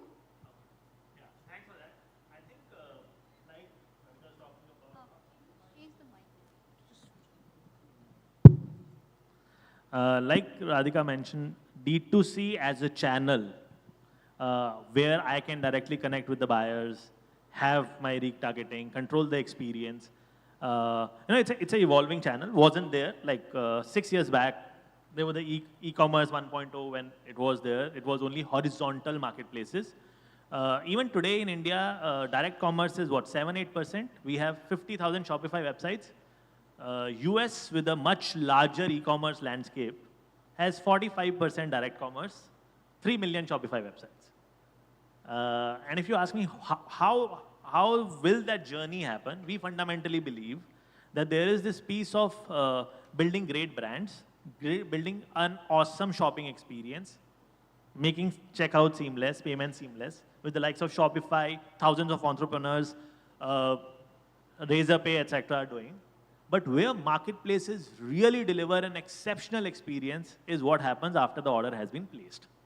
And we have been spoiled of late with the likes of Amazon, Flipkart, and everyone upping the game there. I come from Amazon. I've worked with Amazon for around 5 years. There the delivery experience team is bigger than the customer experience team. Prime, fulfilled by Amazon, everyone rolls up to delivery experience. True. And at ShipRocket, we believe that if direct commerce has to succeed, there needs to be a post-checkout operating system in that sense. Right? There are multiple systems in Amazon delivery experience or any other big marketplace delivery experience coming together. Nobody can manufacture it themselves. So we have proudly 200 plus integrations. We are a collaborator. We don't have our own fleet. We work with the logistics partners. We don't have our own WMS, but we work with all the WMSs available. We don't have our own payment gateway. We work with all the payment gateways to create a single view for a small SMB merchant or a D2C brand to come and access host of services. And that's fundamentally what we're trying to build. Saying post-checkout experience is where there's a scope for a lot of improvement, a lot of stitching together. No one can manufacture everything together. So we don't say we manufacture things, but we proudly say we collaborate, and we want to be the biggest enabler, so to say, for all the entrepreneurs, everyone and anyone trying to do direct commerce. You're responsible for the products that actually reaches us on time. Yeah, it's about product reaching. It's about how can you have faster delivery. It's about you shop on Amazon, you see order within X minutes and get it by tomorrow. Why isn't that technology available for every D2C brand? Right. You are able to get the order next day. Why is it not there for everyone? When the order is shipped, you get regular tracking messages. Why isn't that there for everyone? The tracking page experience, you are able to, with a couple of clicks, create a return request. Why is it not there for all the 40,000 Shopify websites? So yes, there is this element of delivering the order, but the experience on top of it, which we are very used to on Marketplace, how can we ensure that when you shop from any direct commerce website, that's par or better than what you have on Marketplace? Right. And ShipRocket comes after you've placed an order. So once you click, you made the payment, and then ShipRocket comes and ensures that it brings the order to your home in a safe and effortless manner in the right sort of packaging. But what happens, and somebody who helps some of these companies set up the backend, set up the infrastructure in the right manner. So somebody like a Kind Life, somebody like a Radhika, she's done this before. She has a brilliant team of engineers and people from tech background who can help us build the backend. But what happens to some of the D2C companies who've just started up, who do not have perhaps that much of venture capital funding? Or even, more challenging is the fact that the kind of resources or networking which is required to set up a company. That's where fashions are come into play. And I would like to understand from you, from you, Pawan, as to how are you helping a company, for that matter, a D2C company, process and facilitate seamless omni-channel supply in a market like ours?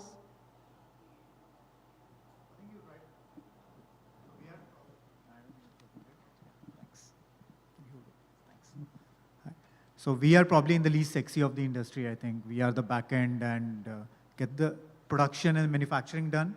But the backbone. I mean, you can call us a backbone for sure, but I think what we realized was that there's a lot of innovation required when you're launching a new product, and that innovation does not end, especially in the industry which we work, which is the fashion industry. The innovation is not just about getting one product innovation right and then scaling for next 10 years on top of it. You have to continuously build on new products. You have to continuously do, like, for example, in clothing, get out new designs, get out new fabrics, do a lot of product development, and do that every month, every quarter, every season. And I think this is where we put ourselves in, that we help you do that product innovation. We help you also get those products manufactured so that you can give your customers what they want, rather than just relying on something that you are, let's say you specialized in 5 years back. I mean, for example, it's very hard to find a brand nowadays which only does one product. Like earlier you would have a shirts brand. Earlier you would have somebody who's specializing in blazers. I mean, we all like grew up thinking Raymond's was a suits brand. But nowadays, especially in D2C, where you get so much data from the customers on what the customer wants, you want to be able to supply that product to the customers, and hence you want to increase your product base. You want to offer new things to your customers every new season, every month, every quarter. And that level of innovation required to constantly churn out new products is something that very, very few companies can actually muster those kind of resources. And in fact, like, we work with some of the largest retailers or brands of the world. Even they are not able to really handle that level of fragmentation on the back end. So this is where we come in, and we firmly believe that, like, because we help you get, now we work across 15 categories across clothing as well as footwear, and we'll be starting accessories also very soon. It just gives you a whole lot of gamut, especially if you are a D2C brand. Because like Radhika mentioned, like D2C gives you data on the customer. Right.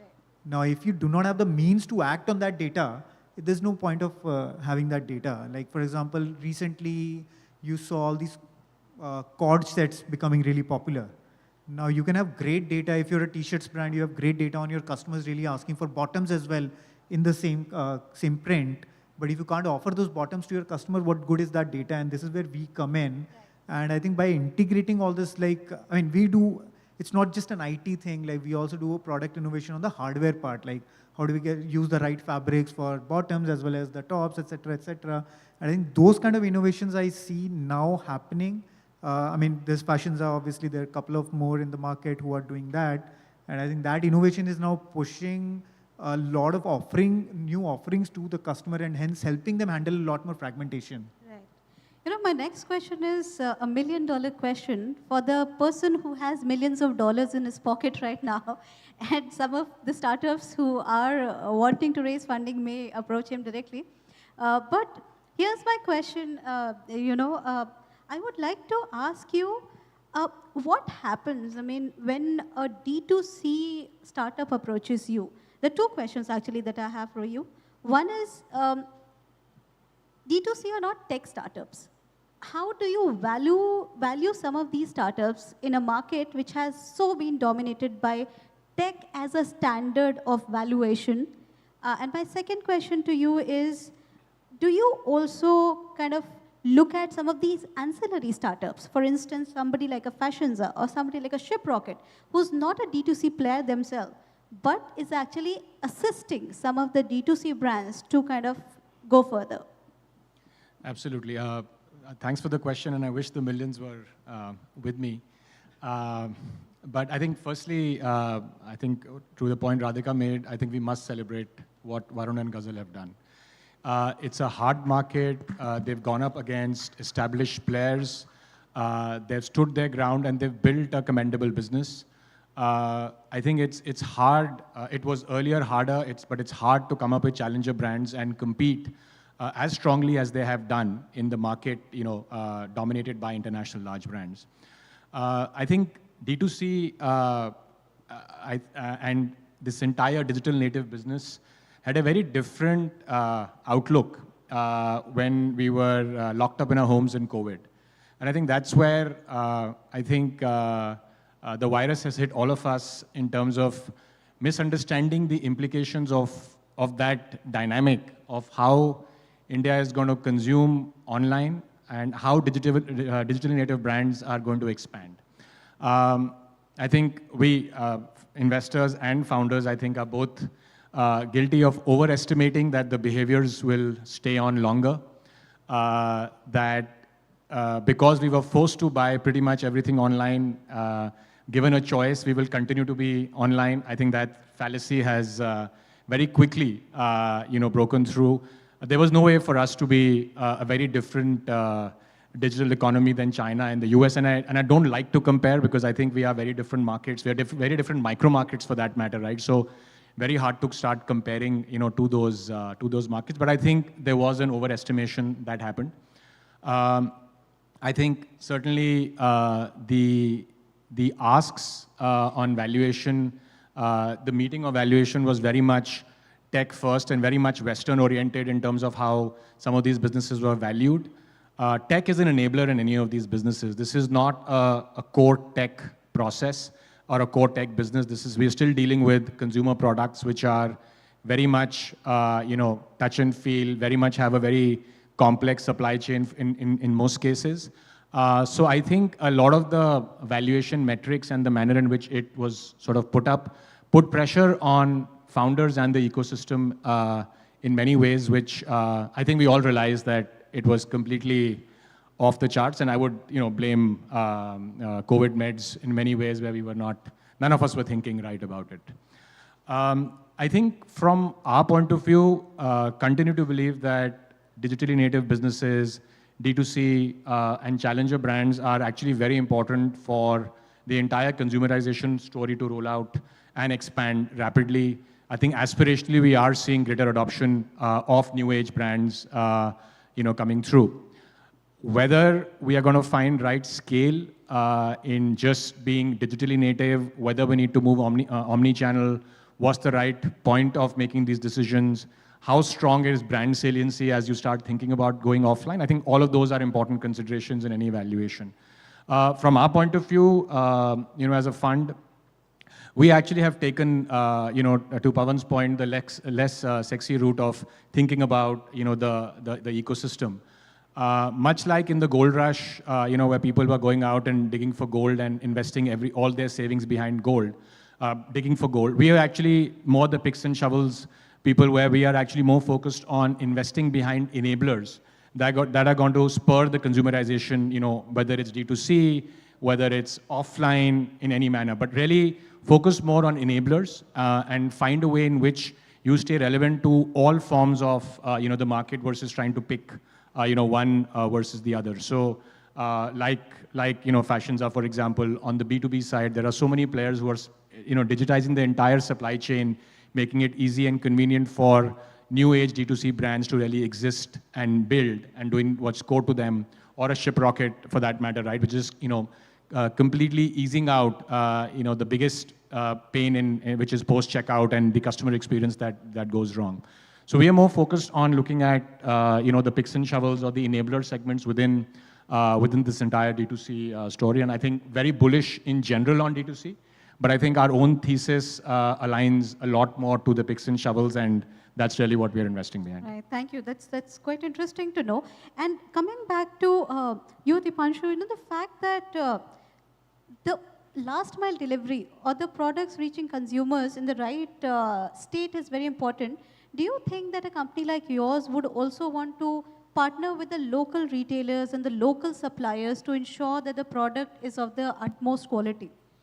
So, okay, there are two questions actually, they're not related. So first of all, we don't want to, pass on our, delivery to a local guy. We want to control as much as possible of the entire supply chain because of the perishable nature. The locals, meat retailers are actually not following much in terms of quality, hence we exist.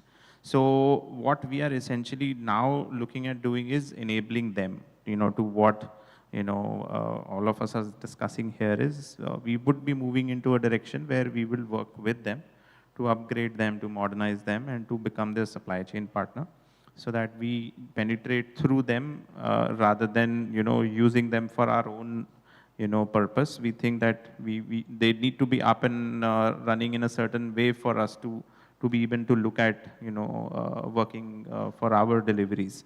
So I think that particular, retail segment in meat is still primitive. And it's come up of age, but it's still very, very, unorganized. So I think we want to work and collaborate with those guys for sure, but not for our own deliveries. All right. And coming back to you, Radhika, backstage we were talking about how your website is being assisted so much by artificial intelligence. For that matter, you have a collaborators diary of sort of things wherein you help with a lot of these creators to kind of create awareness. Tell us a bit about, how are you creating a robust technology infrastructure to ensure that you could reach out to the consumers and the right set of consumers for the right set of products? So, when I said earlier, when we built our shop clues, it was for offline first brands, right? Now what we're building out is for digital first brands.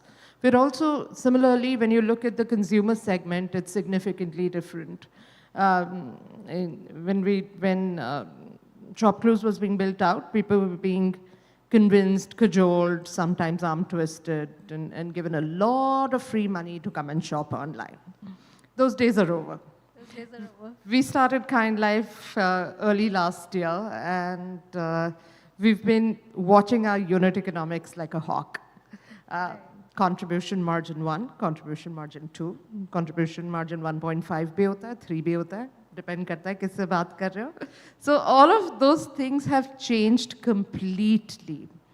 So what does that mean? If we are building out a platform now that is for a highly digitally savvy consumer, that is for brands that are digital native brands, we have to use a very strong technology backbone to be able to build that out. Something to be said about the fact that we are all sitting here talking about D2C, and in a way, each one of us is an enabler for multiple D2C brands, including Ankur. He shells out the capital there, so that works. But we are using AI on multiple fronts. One is to be able to discover the right product for the consumer. The ability to just have the search bar is gone now. It needs to be more than that. And we've built out a Gen AI product that sits on top of our content, that sits on top of our product, and enables you to find the right product on that. Another big discovery channel for us is also creators. We work with creators and influencers a lot who go on and talk to their own segment. The way we work on that is that we've built out an AI tool for them to be able to create what we call their collections without having to go in and individually add each of the product to their page. So it's completely AI built. They tell the tool who they are, and the tool pulls out the collection. It also pulls out the collection for their different target audiences as well. And then, of course, the most obvious, do we have an AI bot that supports customer support and completely, that supports merchant support, etc. So the new platforms being built out are being built out in a very, very different way. AI is not just a good investor term to have, it is a reality. Pawan has been nodding profusely, and let me ask him that, when it comes to data analytics, at what point do you actually help brands make more informed decisions? I mean, there's a lot of maths that goes behind what a consumer buys and how he gets to buying it. Give me an anecdote. Tell me more about how you help the companies make these decisions and consumers to end up making those purchases. So to be honest, I think we don't capture the customer data because brands do. We work more on the back end. Now, there are two ways we help them. One is we help them really, number one, capture the data of which is going on around the globe. Like, we were one of the first in the country to capture the trend of sleepwear becoming more popular. So we helped multiple brands launch sleepwear when COVID just hit. And some of the brands, sleepwear ended up becoming like the key category for them now, even 2 years from now. We were one of the first brands to launch cord sets or like oversized tees. So we use a lot of such data generally around the world, and that's where we also position ourselves that we allow you to capture the trend. Also, given the fact that we work across the world, And now we have a great data around what influences what, like Europe influences the US influences India, which segment of population influences which segment of population in which country. So those kind of data is something that we build upon, and hence we are able to capture trend data at a much faster level compared to even some of the brands, like even some of the direct-to-consumer brands, because they're looking at the data of their own consumers. Right. So It's a more holistic kind of a data juggling, so as to say. I have two concluding questions, one of course for Atul and the other for Ankur. And just so that we could understand, it's not an easy journey to kind of look at. And when it comes to D2C, these are like almost an unorganized set of companies that you have to work with. What are some of the challenges that as a logistics service provider you've been facing so far and your plans to overcome that? And given the paucity of time, if you could just be a little sharp.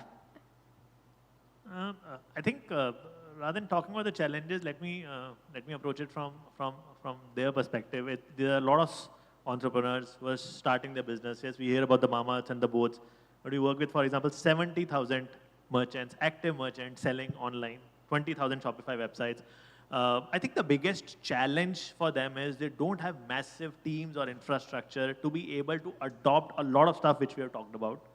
So we take that back as a challenge, saying, how can I make it simple for everyone to be able to adopt the beautiful experience which I talked about on the post-checkout experience. When we talk to these merchants, the first thing, a common theme, what they keep telling us is, okay, fine, you're taken care of the post-checkout experience, theek hai, logistical deliver experience ho gaya. What I want is business, right? I don't know which marketing agency to go to. What do I do? How do I reduce my CAC? What can I do to improve my business? And I'm not coming to potentially forums like this. I don't network. I don't know where to go. Who do I reach out for insights on business? So we have started thinking from that perspective. Can I build simple tools for them, simple enablers for them? How can they access ONDC? Everyone hears about ONDC. Can they easily access? So we have a single-click integration with ONDC for a seller if he wants to be available across the ONDC network. 2-day integration, somebody calls, enables you to do that. We talked about influencer marketing. The bigger brands are doing it. What about a small guy who's doing 200 orders a month? Imagine somebody doing 200 orders a month. I do want access to influencer marketing platform. There's this brilliant platform, One Impression. We collaborated with them to create it, to launch ShipRocket Amplify, which is SMB backwards influencer marketing platform. 3 clicks, you'll have an influencer campaign. You don't have to figure out where to go, how to go. You just give your requirements like you were talking about for the influencer to create their catalog. This is more for the SMB merchants. So I think, yeah, it's more, I won't call it challenges we face. You have to look at it from their perspective, be empathetic, understand they are based in Agra, Ludhiana, Ambala, doing their business. How do we build for them along with building for the bigger guys is what we think of. How do we enable the MSMEs and the SMBs in the country to succeed by building tools for them which are accessible, simple, and deliver delta. So one-stop solution for sure. Ankur, I'd like to kind of conclude this by asking you. Today we are all talking about rationalization, how there should be limited amount of money and the companies need to know where to spend that money in the most effective manner. But if we go back to say like 2020, 2021, we saw how a bunch of D2C brands, so as to say, had abundance of capital. Unicorns were created overnight and the companies just came up from nowhere. Some of them exist and have grown, but some of them are no more there to be seen. I want to ask you about the curse of capital. How bad is that? And given the time we are sitting do you think that this is something which, as an investment firm, your firm would completely be kind of avoiding? There will be limited amount of money, funding in very select few startups. What's going to be the strategy like? Sure. Radhika, you'll remember you spoke about CM1, CM2. 13 years back, we were struggling sitting together. How do you define economics that makes sense for a business and what's North Star for us? Life has obviously changed significantly, since that time. But look, I think, much like anyone who likes music, when you're in a happy mood, you listen to the beat, you listen to the tune. and once you're sad, the words have meaning, and that's what you listen to, right? And that's what you understand.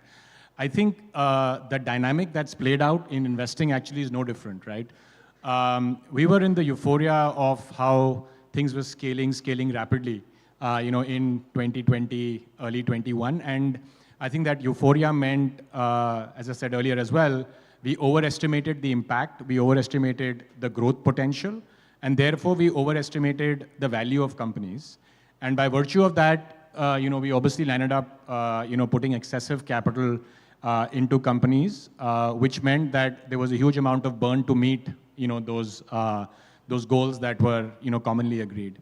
I think we all realized that was a time that we wish hadn't happened in both the founder journeys and also in the investor journeys, right? I think we are both singed and burned, by that time. I think the frugal use of capital, I think we've all known all along. I mean, that's really the economies that we've all built. I think we forgot that quite importantly for that period, given the free money that flowed and the abundance of capital, that was there. That tourist capital is no longer available, will not be available for a reasonable period of time. And I think that DNA of founders has already changed, right? We are building in the last 18 months as a fund, and I don't think we've seen anyone talking about, pump money in to build a business. They obviously need to do that to build a brand. I mean, I think performance marketing and spending on that is history to a large extent. People are still talking about building a brand, building customer love, building customer experience, and then using that as a way, to grow, and build on. So I think those habits are no longer there. But we certainly focus a lot on, defining what's North Star for some of these companies. And in different stages, there is a different need. I don't think there is a one-size-fit-all metric that's important, right? I think in the journey, everyone needs to start looking at very relevant metrics to them, and they evolve, in the journeys that they have. I think that's the last thing that we focus a lot on, and sometimes this entire D2C, omni-channel, offline, etc. I think a lot of it actually comes back to figuring out, as a brand, what do you stand for? What's the consumer segment that you're trying to build for, and who are you within that consumer segment, right? And I think a lot of decisions need to be made with that first principle in mind, financial and operating decisions. I think what we are trying to do is make sure that we avoid tunnel vision on both sides, founders and investors. We are not, no longer living in an echo chamber where we are believing TAMs that exist, markets that exist. Markets need to be created, and the product creates that market. So where do you sit in that journey, I think, is the most important question that we all are collectively trying to answer and build on. Financial metrics are a follow of that. So really building businesses that make sense, sitting in personas that you have a meaningful presence in, and you have the opportunity to be different yet relevant in that ecosystem is really all that we're trying to work with. Metrics will evolve, metrics will change, but founder mindset is very different than what it was 2 years back. And I know folks on this panel will agree. They may not have been bitten by it, but they've seen enough people around them building in their same ecosystems who've burnt a lot of money with limited results in the longer term. Correct. So you do not understand the lyrics unless you've had a broken heart, or in this case, have burnt your fingers. And the rest of the time is just the tunes that get into your ears. So I don't think we could have ended the panel on such a beautiful note otherwise. Thank you so much for this brilliant explanation. And thank you for being such a wonderful audience. A big round of applause for the panelists, please.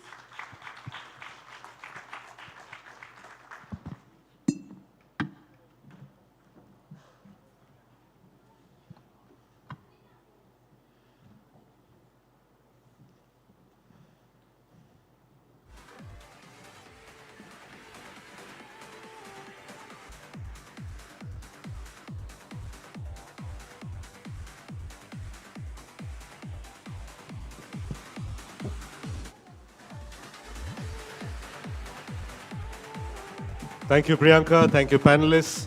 We went all the way from valuations to broken hearts to back to valuations again. Thank you very much. I'm just going to give my colleagues a few seconds to clear the stage. And this brings us to the next session in the ET Soonicorns Summit, Delhi-NCR edition 2023. We now come to another startup showcase, and this time we have fintech startups. Our first speaker is Vinod Kumar Singh, Chief Executive Officer and founder, Finheart. Vinod, I'm just going to call you on stage in a minute or two. We're just going to give our colleagues a couple of minutes to clear out the stage. Members of the audience, thank you for your patience. I know it's been a long day.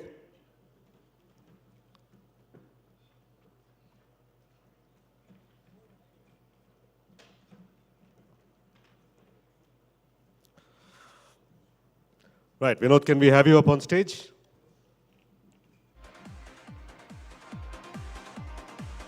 You have 7 minutes.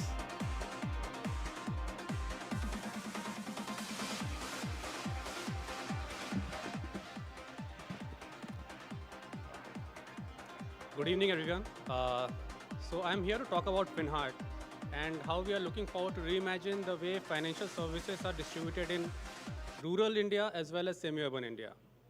And when I talk about financial services, our core focus area right now is insurance. And that's where we are building the platform to distribute. And when I'm talking about services, if you see a lot of the platforms mainly talks about distribution of product. What we're talking about is not only the distribution of product, but the complete end-to-end journey, which also takes care of the claims of the curated products that our partner sells in the rural and semi-urban area. We were set up in October 2021 and started our operations in June 2022. In last 15 months journey, we are now an organization with 65 plus individuals. We have now reached 35 lakh policyholders which are serviced through our platform. And we work with more than 50 institutions who have presence in the rural areas. And along with them, we work on the end-to-end delivery of products and services. So for us, and one of the most known thing in terms of insurance and savings is rural and semi-urban area is under-penetrated. The most common answer is affordability. But once we go deeper, there are 3 key issues that we feel is the key reasons for under-penetration of the products. The first one specifically is the type of products that get sold. Most of the insurance products that today gets built, it's mainly urban focused. We strip down the benefits and therefore reduce the prices, and the same products are sold in rural areas, obviously clearly creating an issue in terms of customer experience. The second issue is mainly the post-sales experience of population in rural India. These products, when they are sold, there is very limited infrastructure that is available, or even the product construct which is built for urban, there is no infrastructure available for post-sale servicing. I'll give you an example. Most of us take a health insurance indemnity plan. If you go to a urban area in a metro city, you'll find hundreds of hospitals where you can go and have cashless. If you're an individual in rural India, you'll have to travel 80 kilometers, 100 kilometers before you get any hospital where you can avail of cashless. So that's the kind of experience I'm talking about.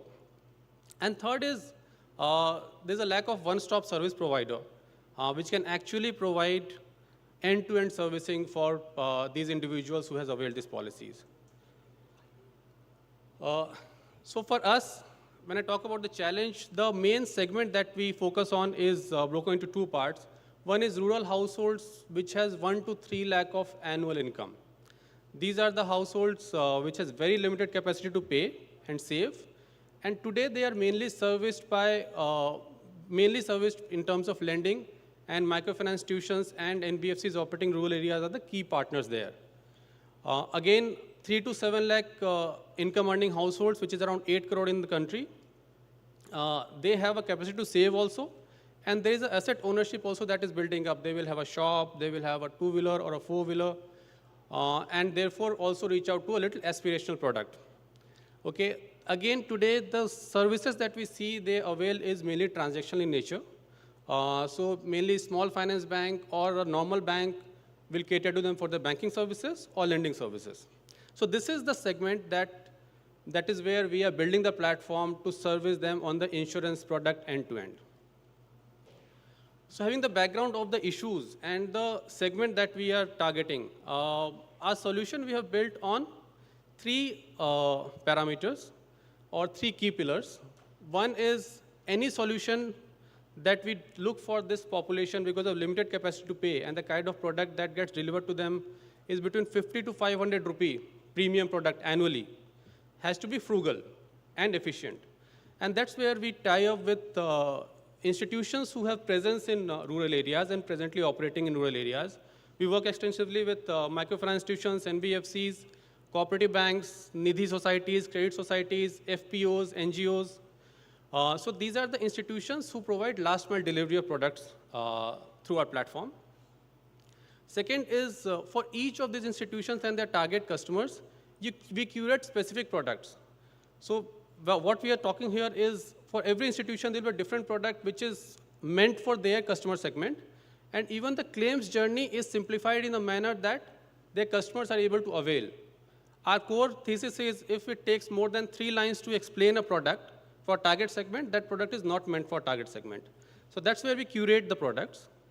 And then we digitize the whole journey end to end, not only for the sale of the product, but also for the claims experience of the product, which our partner institutions and customers can use for end-to-end servicing of the product.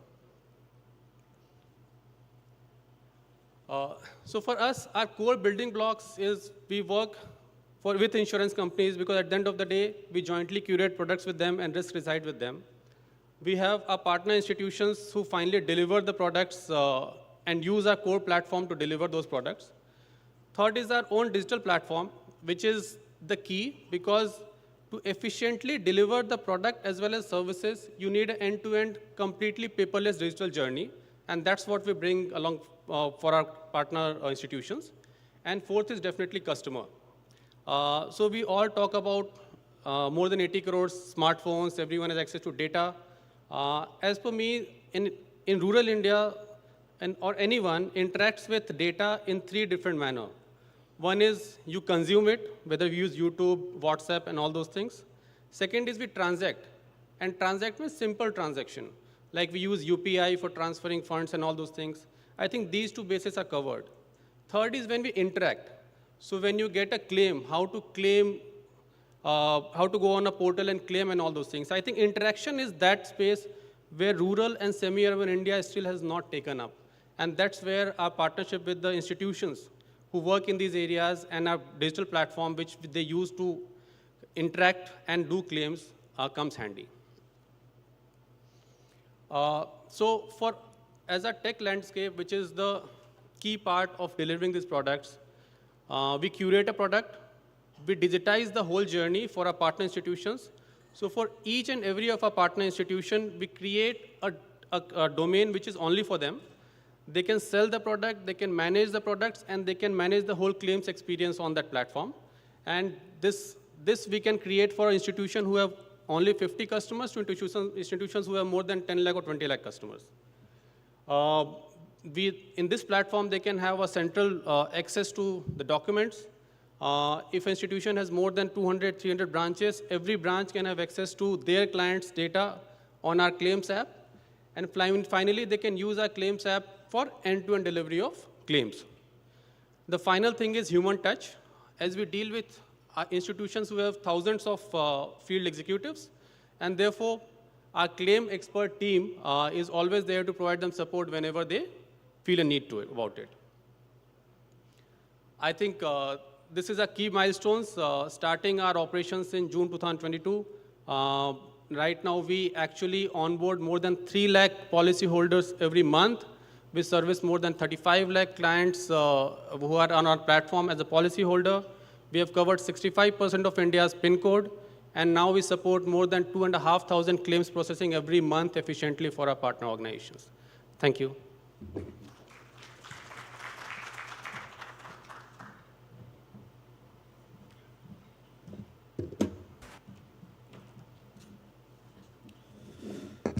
Thank you, Vinod.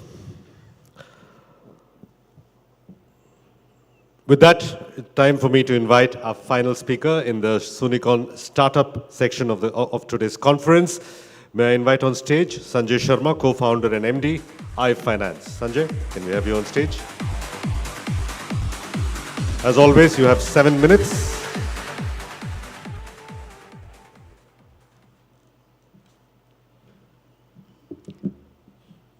Good evening, everyone. I'm Sanjay Sharma, and I am the founder of iFinance. And in the next 7 minutes, I'm going to talk you through in a nutshell, the journey that we have seen over the last 9 years and what we have achieved in terms of impact in our markets. The problem that we started with to solve was that for microenterprises, which are the huge contributor to the Indian economy, and we know that there are 63 million or more microenterprise owners, they generate more than 100 million jobs, and being the largest contributor to jobs after agriculture is an important sector and contributes substantially to the economy. And yet, this has not been addressed in terms of its financial needs. And most of these enterprises, these 63 million enterprises, typically have no funding from banks or from NBFCs. So this is the problem that we addressed on, and this is a large problem. There are $500 billion worth of gap in this segment. And I think this is the segment that iFinance addresses.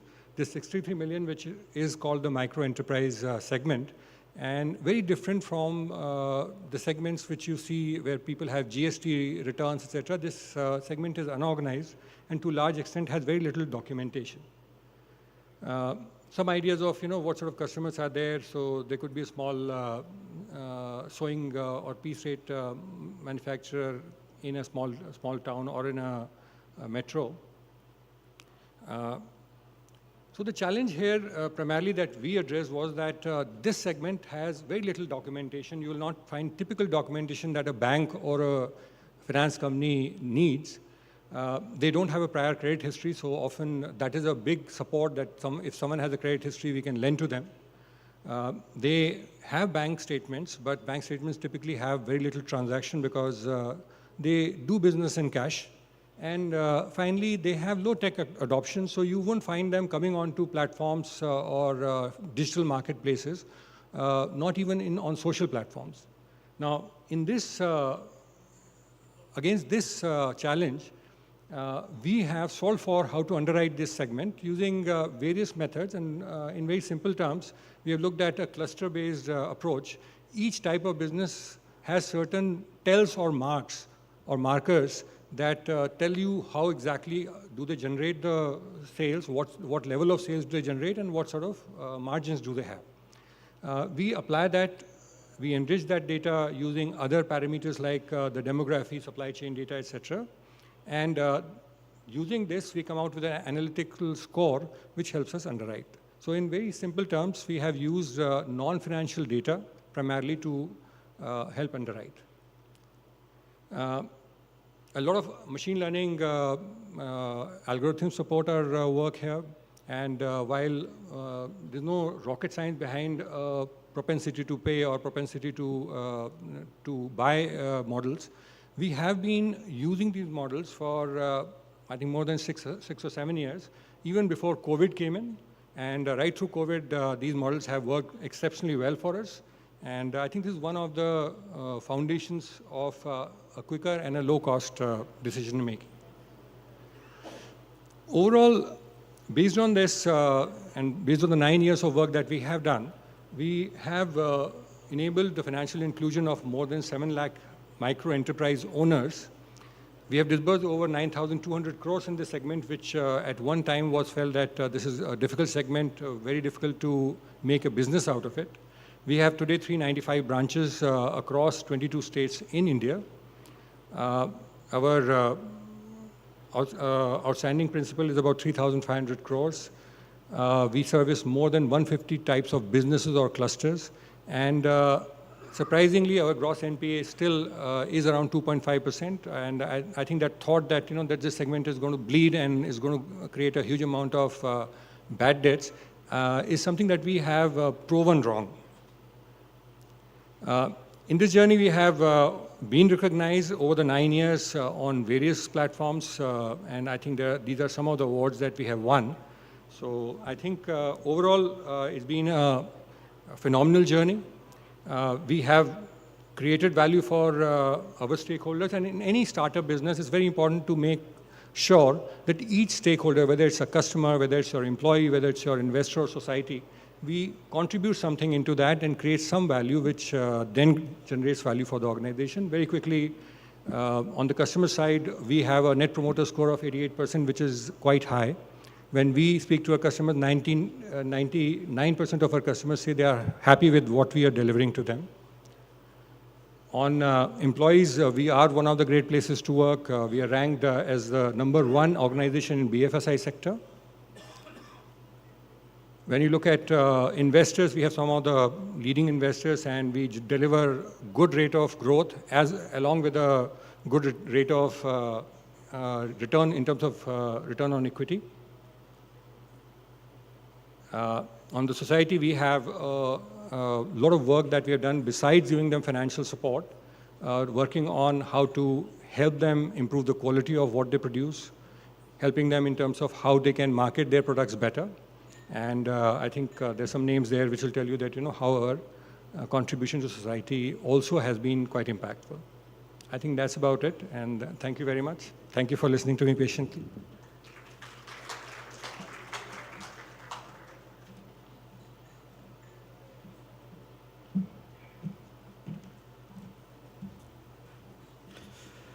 Thank you, Sanjay. Before we move ahead, a quick final word of thanks to our sponsors and partners. The ET Soonicorns Summit is co-presented by Persistent and Google Cloud. Our scale-up partner is MyBiz by Make My Trip.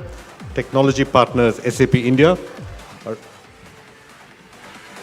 Our associate partners are Balance Hero India, Persistent, and Google Maps platform. Research partner is Traction. Our gifting partners are Kimerica, Desiwood, Boat, Sleepy Owl Coffee, Kerala Banana Chips, and Jagic. Right, just give us a moment to settle the stage. For our next session, may I first invite ET's Miloni Bhatt back onto stage to moderate the next session. This session is called Empowering Small Enterprises, the MyBiz approach to business efficiency. To tell us more about empowering small businesses, may I call on stage Raj Rishi Singh, CMO Make My Trip and Chief Business Officer MyBiz at MMT. All right, Miloni, we're almost at the end of the day. You need to get all the insights out of Raj, and you have 15 minutes to do that.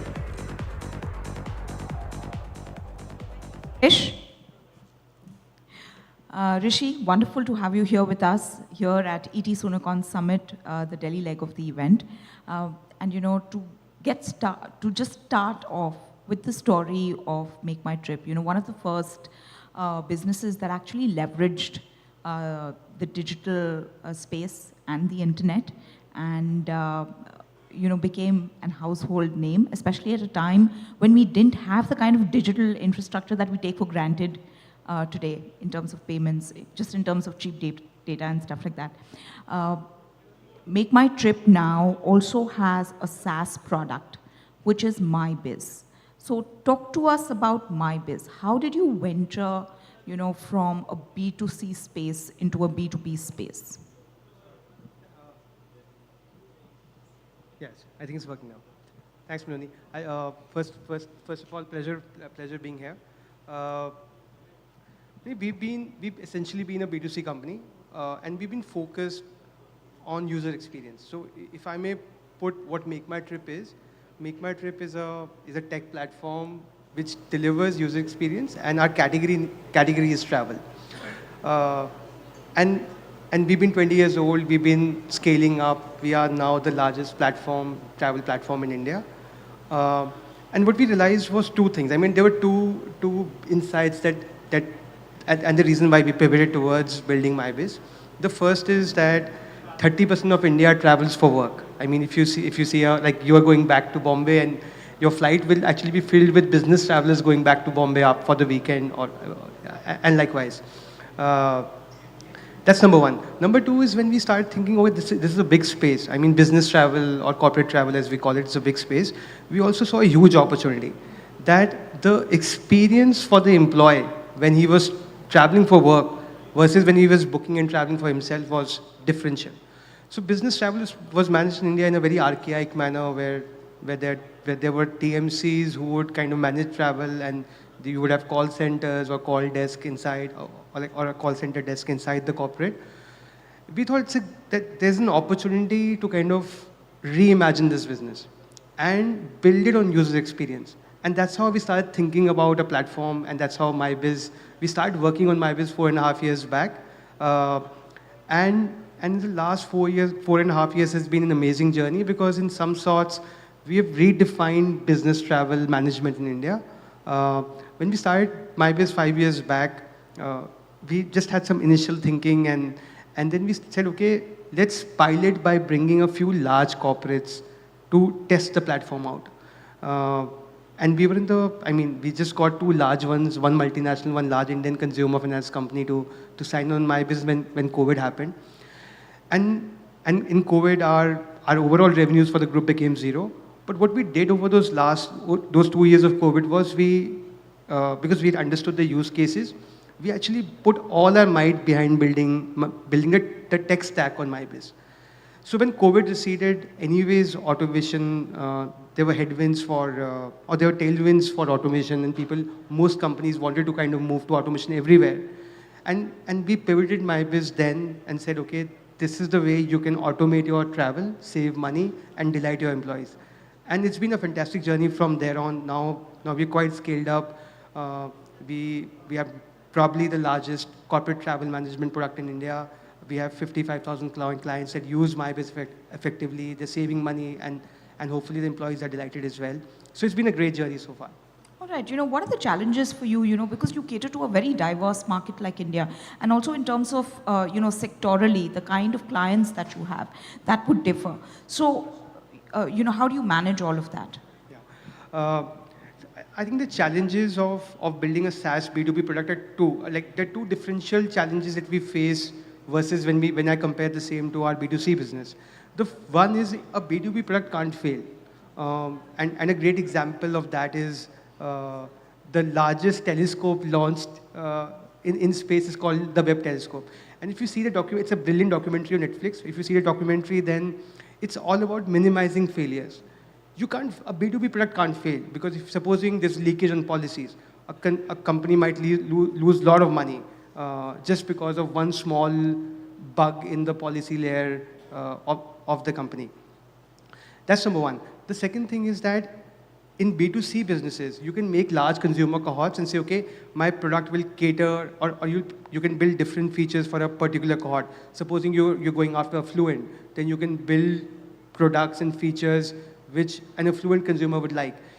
In B2B businesses, every company has different needs. I mean, we do manage your group on one of our products. Your competitor, which may be a replica of your business, will have a very different thinking on policy and the way they want to kind of manage it.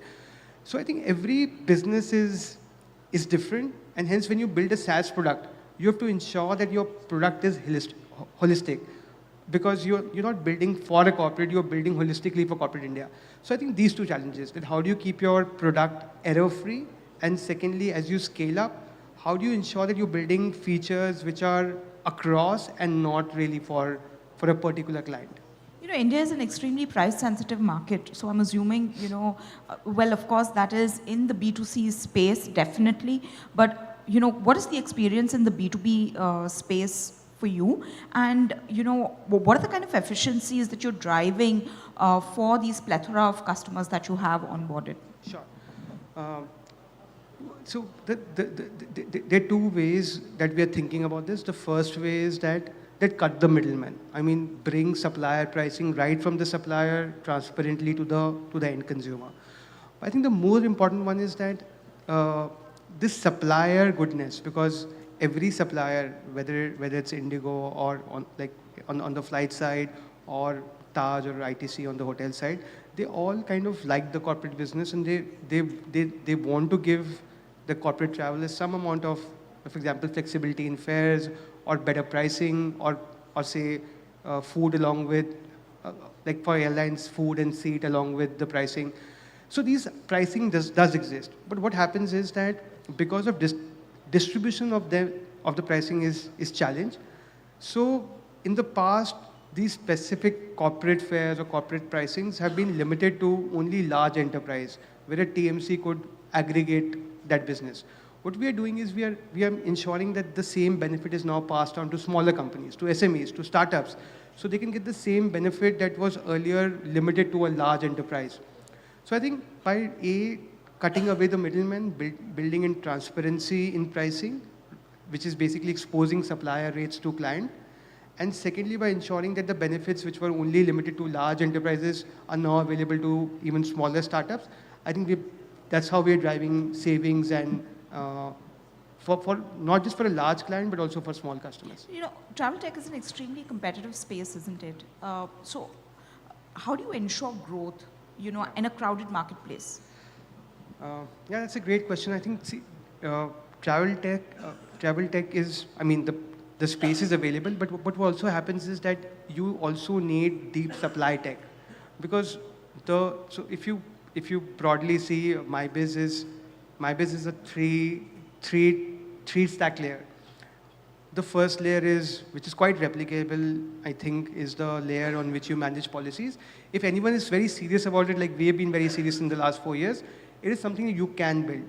The second layer is basically the experience layer, which I think is proprietary to us, because what we have done is we've understood how experience has to be driven because of our rich B2C experience.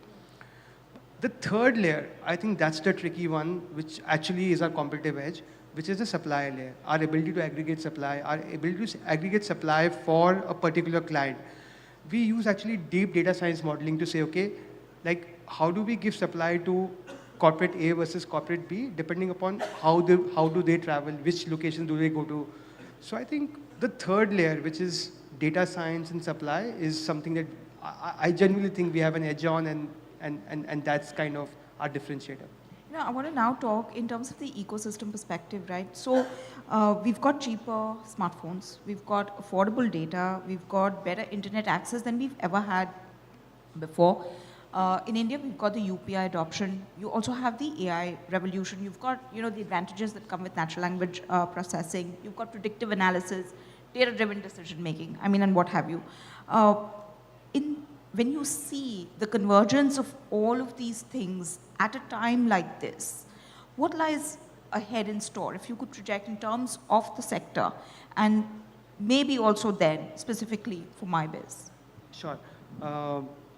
See, technology is changing at a much faster rate than it has ever been. I mean, for example, this entire piece on AI or language learning models, it's there and it's bound to grow. What we keep on doing as a group is that we are quite open to adopting new technologies. For example, we are experimenting in a big way of seeing how do we leverage AI or LLM to make our consumer journeys simpler. So there are a lot of beta projects, and then as the technology scales up, as we see, okay, this technology will now provide differential benefits to the consumer, we are ready with it because we've kind of learned it, invested in it, and are ready with our, for example, right now we're doing a lot of projects with newer technologies, but we aren't necessarily taking them to the consumer yet, because we want to ensure that, see, the consumer does not want a new technology. The consumer finally wants his life to be easier. Unless we find that Goldilocks zone where the technology is now making life simpler, is when we start exposing it. So, for example, a lot of credit on this actually goes to Deep Rajesh. I mean, because they are the ones who actually kind of were ahead of time. They started investing on mobiles far more. They always thought about Make My Trip as an app-based business, not necessarily when that was the, I mean, that was the go-to thing to do in the market. But because of our early investment, when actually mobile phones became popular and data became cheaper, now we are right up there. Like, we are mostly in every traveler's mobile phone has a Make My Trip or a Go IBBO or a Redbus app. So similarly, I think as these technologies mature, we are sure that because we are putting early investment, we'll be mature enough to kind of handle that. But importantly, we have to keep this first principles, that unless we are solving for the consumer, just by introducing one new feature or a new technology or embedding something new might not be the best place. All right. And in terms of, you know, the wider ecosystem, the travel tech ecosystem, you know, how do you see, you know, that play happening in India, say over the short term, maybe 18 months to 3-year period? Absolutely. I mean, tech adoption on, or let's say like a simple matrix of how many bookings are happening online. So that matrix continues to grow. Year on year, we find more people using online modes to book tickets. So, but there's still headroom in India. There's still large headroom in India of people adopting online to book or going online to book. So I think that we'll continuously see tailwinds on number of people booking online. The second thing is that the macros on travel are looking extremely great. I mean, the incidence of travel is going up. For example, in affluent families, if pre-COVID they were doing one large trip, now they're doing 2 large trips plus multiple weekend trips. So I think also the incidence of travel is going up because of smartphone availability, because of cheaper data. The ability of people to look online and search for new destinations, new things is going up. Again, international is a big unlock, and hence the role that we have to play as the leading travel platform in India is keep on ensuring that we build content and inspire people to travel. Secondly, make travel more easier and more accessible. And thirdly, also what we've been doing, Maloney, is that we've been building database products. We are using a lot of data to see, okay, what are the frictions that a consumer has when he's traveling? For example, one of the frictions is that, can I book in advance when I'm still not sure? So we are building products like zero cancellation, so that on top of what is available in the market, so that we ease out consumers' travel experience and also take away any amount of friction that he has currently. All right. Final last question. What lies ahead for MyBiz? Anything that you could share with us?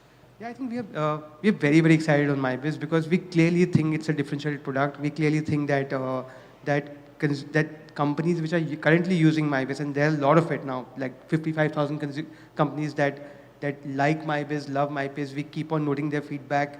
So that's all great. Also, there's this company called G2. I don't know whether you've heard of it. They kind of rate B2B softwares across the world. So they rate MyBiz as a top 5 softwares on travel internationally. So we are proud of what we have built so far, but we need to build continuously.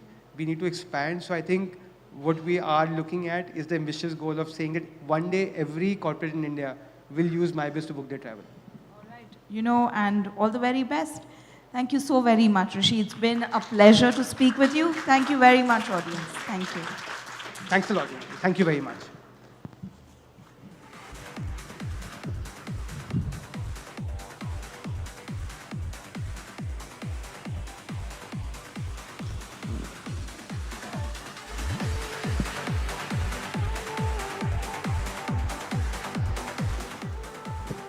All right, that brings us to the final session at the ET Soonicorns Summit, Delhi-NCR edition. Don't worry, dinner and drinks are just around the corner. The final session is called Decoding the Playbook for Building Category-Defining Companies from India. May I first invite our moderator, Digvijay Mishra from ET Tech. And to join Digvijay on stage, may I invite Abhiraj Singh Bhal, co-founder of Urban Company. Abhiraj. All right, Digvijay, you stand between this audience and dinner and drinks, and you have 20 minutes. Yeah, we won't keep you waiting.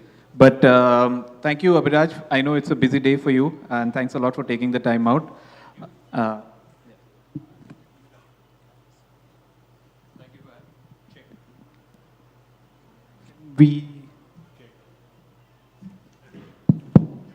Thank you. Thanks for having me.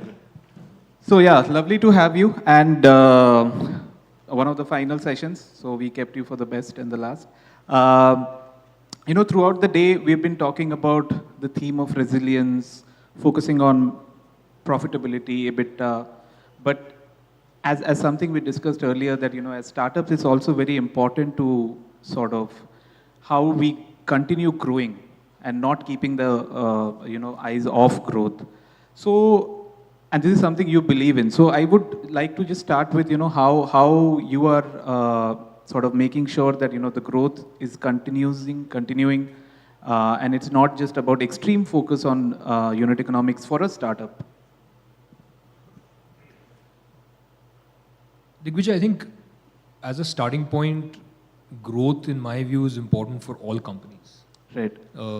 Because if you're growing, it's a signal that your consumer is finding value in the product or service that you offer. Also, if your company is structured well, then growth is your friend in a profitability journey and not your foe.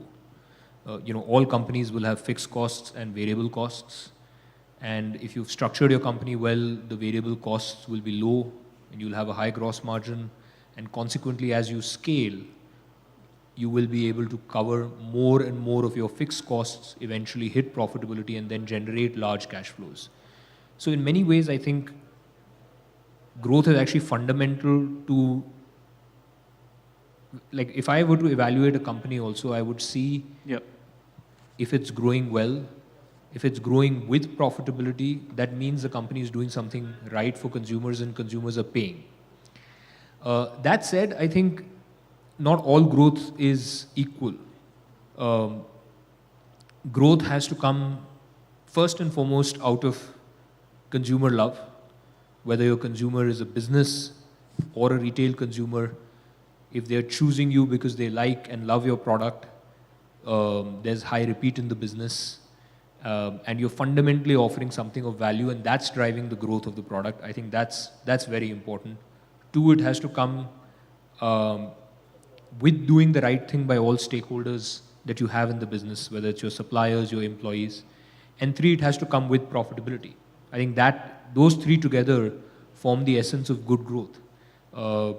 And good growth is never at odds with anything fundamentally right for building the business.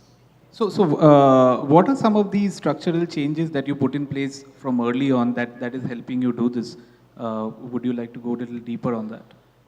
First things first, I think having the right unit economics in place for any startup is extremely crucial.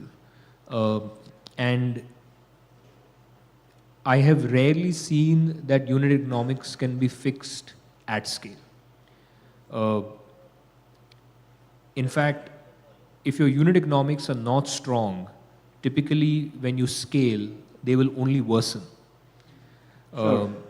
And scale will certainly not solve it. It's known as unit economics for a reason. It's at a unit level. So scale will only magnify the goodness or badness of the unit economics to start with. So fixing the unit economics is very, very crucial. The second is a culture of frugality in an organization, a culture of cost centricity. And since we are in, World Cup season, I really liked something I heard, one of the cricketing captains say recently. He said, fielding in our team is not an aspect of skill, it's an aspect of attitude. Everybody has to do fielding, and fielding is an attitude thing. I think for startups and for the corporate world, the equivalent of fielding is cost centricity. It's something that nobody is in any team because of fielding, and yet every great team that has won World Cups and has been the best team in their time has been phenomenal in fielding. You will never remember a world-beating team that was bad at fielding. Similarly, cost is something that nobody is in the organization to keep cost. Everybody has a day job, and yet you cannot create a world-class company if you're not frugal and cost-centric. So if you have that culture of frugality, cost centricity, coupled with strong unit economics, then you will always scale to be a highly profitable company in the long run. Then it depends on the business model. Some business models will quickly become profitable, some will have fixed costs that need years of investment early on, but eventually those businesses will become highly profitable if these two things work together. That's a great analogy for a country like India, where cricket and startups are the two most passionate things.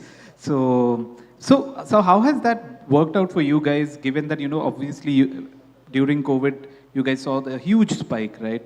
And a lot of transformational changes happened, but obviously COVID is way behind us. what kind of growth you have seen? What are some of the other changes you have made? Yeah.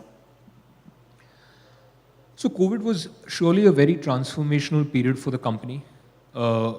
We saw many sinusoidal curves. We went to zero in each of the lockdowns, and once the lockdowns got lifted, the business surged. But net, I think because of the rapid internal changes and responding to the external situations in a nimble fashion, we exited COVID at a meaningfully higher base than when we entered COVID. And the good part is that we've not just held that base, but I think if I look at COVID exit run rate, we are now at about 2x of that. And if I look at COVID entry run rate, we are almost at about 4 to 5 times that. So net, the business has sustained growth through COVID and post-COVID as well. I think the reason for that is, the basics of the business. It's around quality of service. It's around creating, a price point that the consumer sees value in buying. And it's around having selection and availability that's always improving. It's not rocket science. It's getting the basics right every day, improving quality of service, lowering cost to serve and consequently end user pricing, expanding the selection on offer, and making sure the service is available whenever the consumer wants it. We don't get it right all the time, but the endeavor is, keep compounding the business, be better tomorrow than you are today. Talking about basics, Urban Company has always been known as a services company, and now you've just ventured into hardware. Take us through why?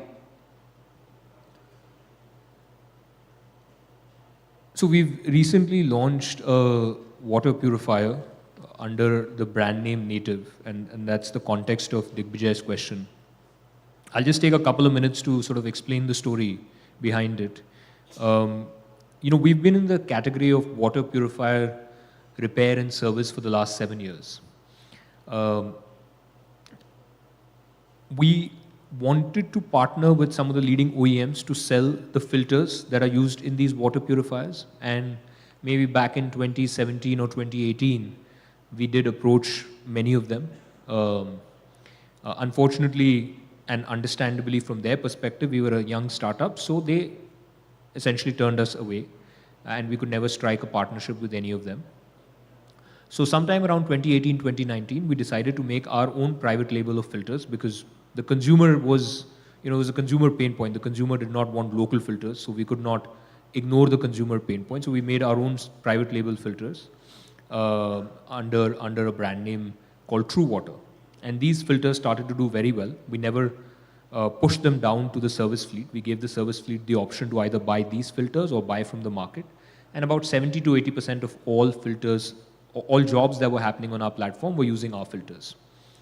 Then when COVID hit, our team was thinking about interesting ideas that we could diversify the business in. And one of the ideas that one of the team members suggested was, we already make filters. We already have a brand around the home. Why can't we launch our own water purifier?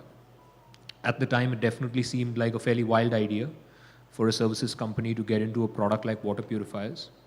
But generally speaking, we don't have a culture of shooting down ideas immediately. So I told the team that, look, I'm happy to consider it, but I don't want to launch a Me Too product. It has to be truly differentiated and truly world-class. And if we're able to create a truly differentiated world-class product, I'm happy to launch it and put our energy behind it. We then started spending a lot of time with consumers who were getting our repair and servicing done.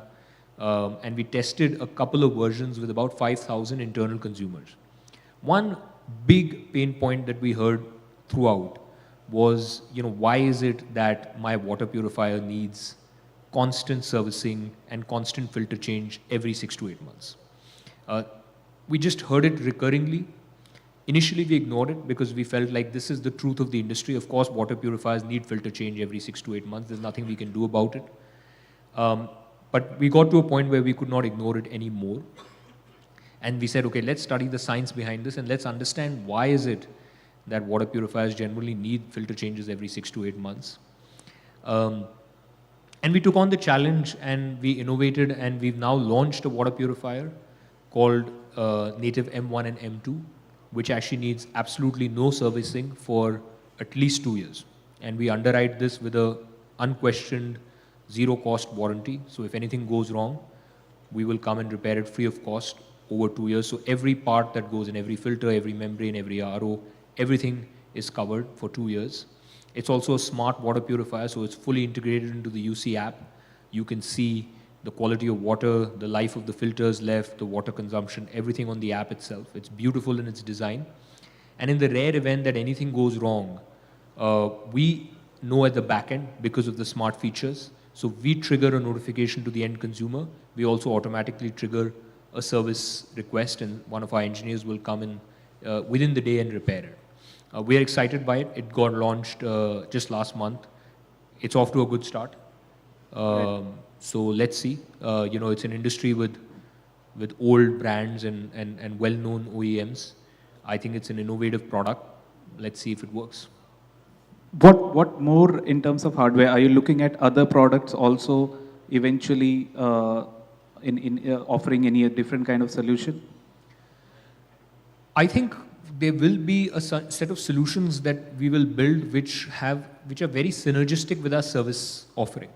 Right. So where either the service gives us a very strong right to win, and or in the end consumer's mind, this is neither a service nor a product. It's a solution. So I'll give you an example of something we're piloting in Delhi-NCR, and that is seeing a lot of traction. Mm-hmm. We have a wall painting business. We have now launched something called wall panels. So these are essentially wooden and polyvinyl chloride panels that get installed in your home. They're new age design. Is it a product? Is it a service? I mean, it requires somebody to come and customize and then retrofit and install it.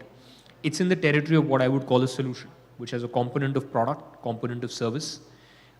Similarly, we're looking at smart door locks, with the capability of a video doorbell installed in it.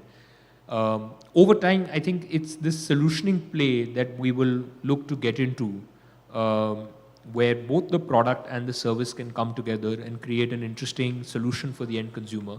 And our right to win emerges from both our understanding of the Indian home as well as our strong service capabilities. That's very interesting. So how big this solutions business could get for you? Like it's a very interesting mix of what you just said, right? Tough to say. I think if we do a good job of the execution, it could be very big. But hard for me to put a number on it. I think right now the focus for us is to really, build like killer products in the 2-3 solution categories that we are in. Native water purifiers is one of them. The wall panels that I spoke about is the other. And we'll take it from there.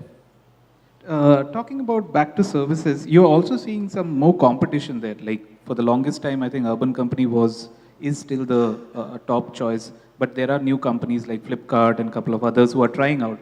What are you making of that? What have you seen so far? I think our space and our industry has always been very competitive. And, outside in, it might appear like it's not as competitive because maybe no company exactly resembles the structure of Urban Company. But the reality is that in every category that we operate in, there is a lot of competition. Like beauty services as a category, which is one of our anchor categories, has so much organized and unorganized competition. Appliance repair has some of the large OEMs which have their own after-sales service fleets. Cleaning has competition from some of the apartment-based, app services. Painting has all the OEMs offering their own painting service.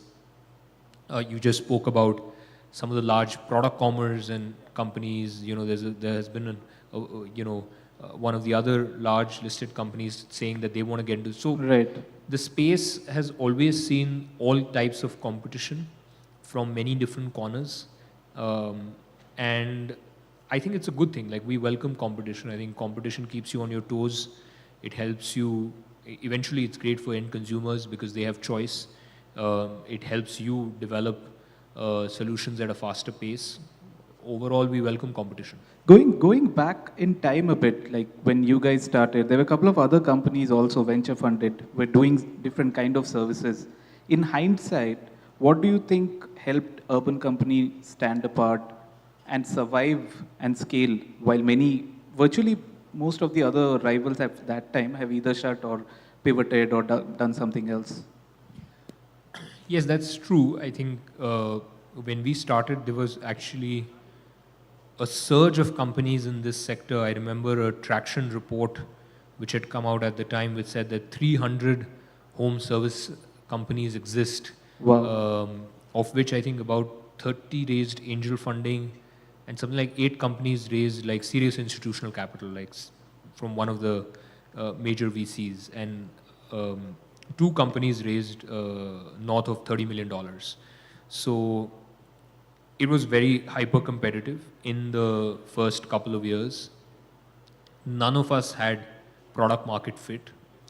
We all started with a light touch, very asset light, technology only platform. And that almost never scales in India, and not just for services. If you look across sectors, the very asset light, low touch platforms have never really scaled, across sectors. It's always been the folks who were willing to get their hands dirty and build a full stack playbook that have been category winners.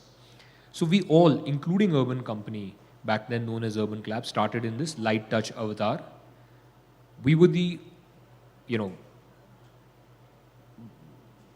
lucky for us and unlucky for some of them, we fully pivoted our model a couple of years into the full stack model.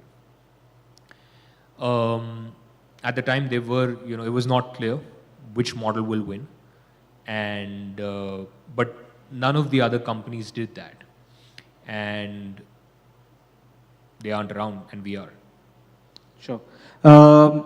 I think we are running short on time, but I still have one more question. I think Urban Company is also expanding internationally. What's the scale of your international operations? What's next there? Yes, so we've been very selective in a few markets in the APAC region where we have expanded, where the structure of the market, the consumer behavior mimics India to a large extent. So our first market was UAE, which of course has about 50% Indian diaspora. Our next market was Singapore, which is also very Asian in its consumption patterns. And very recently, we are at the cusp of announcing a joint venture into the Kingdom of Saudi Arabia. Interesting. I think we're happy with these 3 markets as well as India right now. I think we have our hands full, to be honest. It's hard enough to run India alone and be focused on India.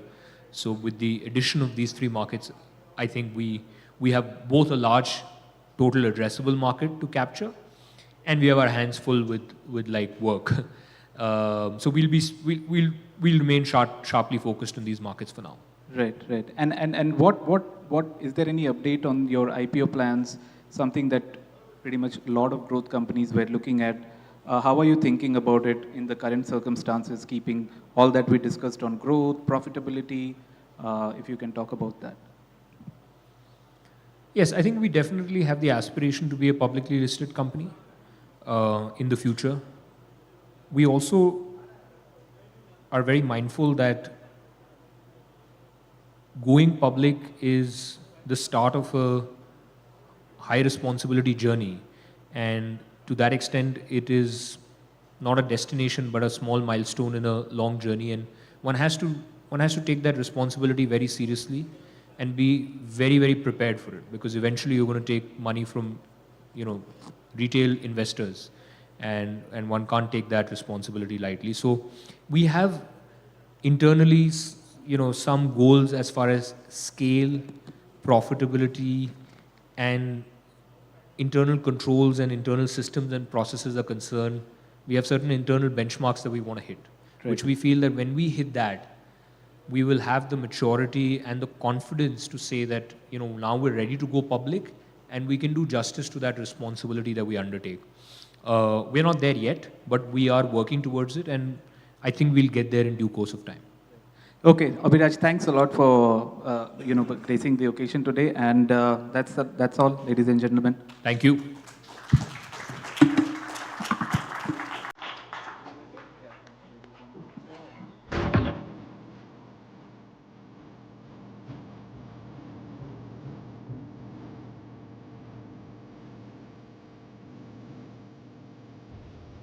Thank you, Digvijay. Thank you, Abhiraj. Thank you very much. Ladies and gentlemen, this brings us to the end of the ET Soonicorns Delhi-NCR Summit for 2023. It's now time for networking, dinner, and cocktails. We welcome all of you to join us in the foyer area. Thank you very much for being here.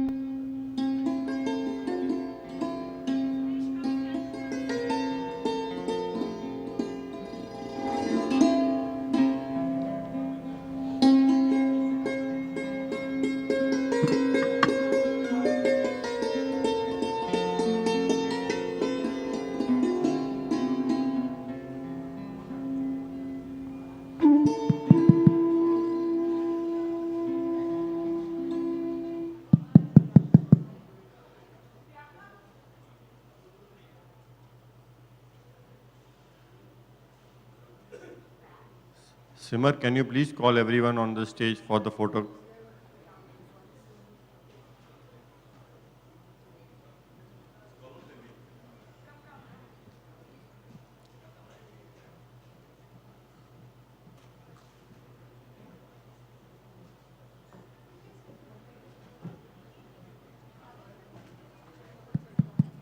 Bhavna, can you please call team members for the photo?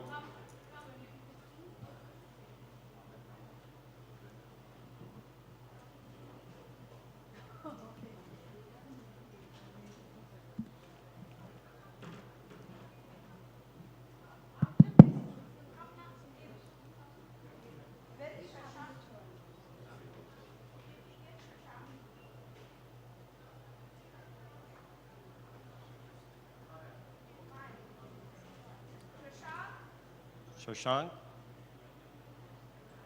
Yes, he, yeah.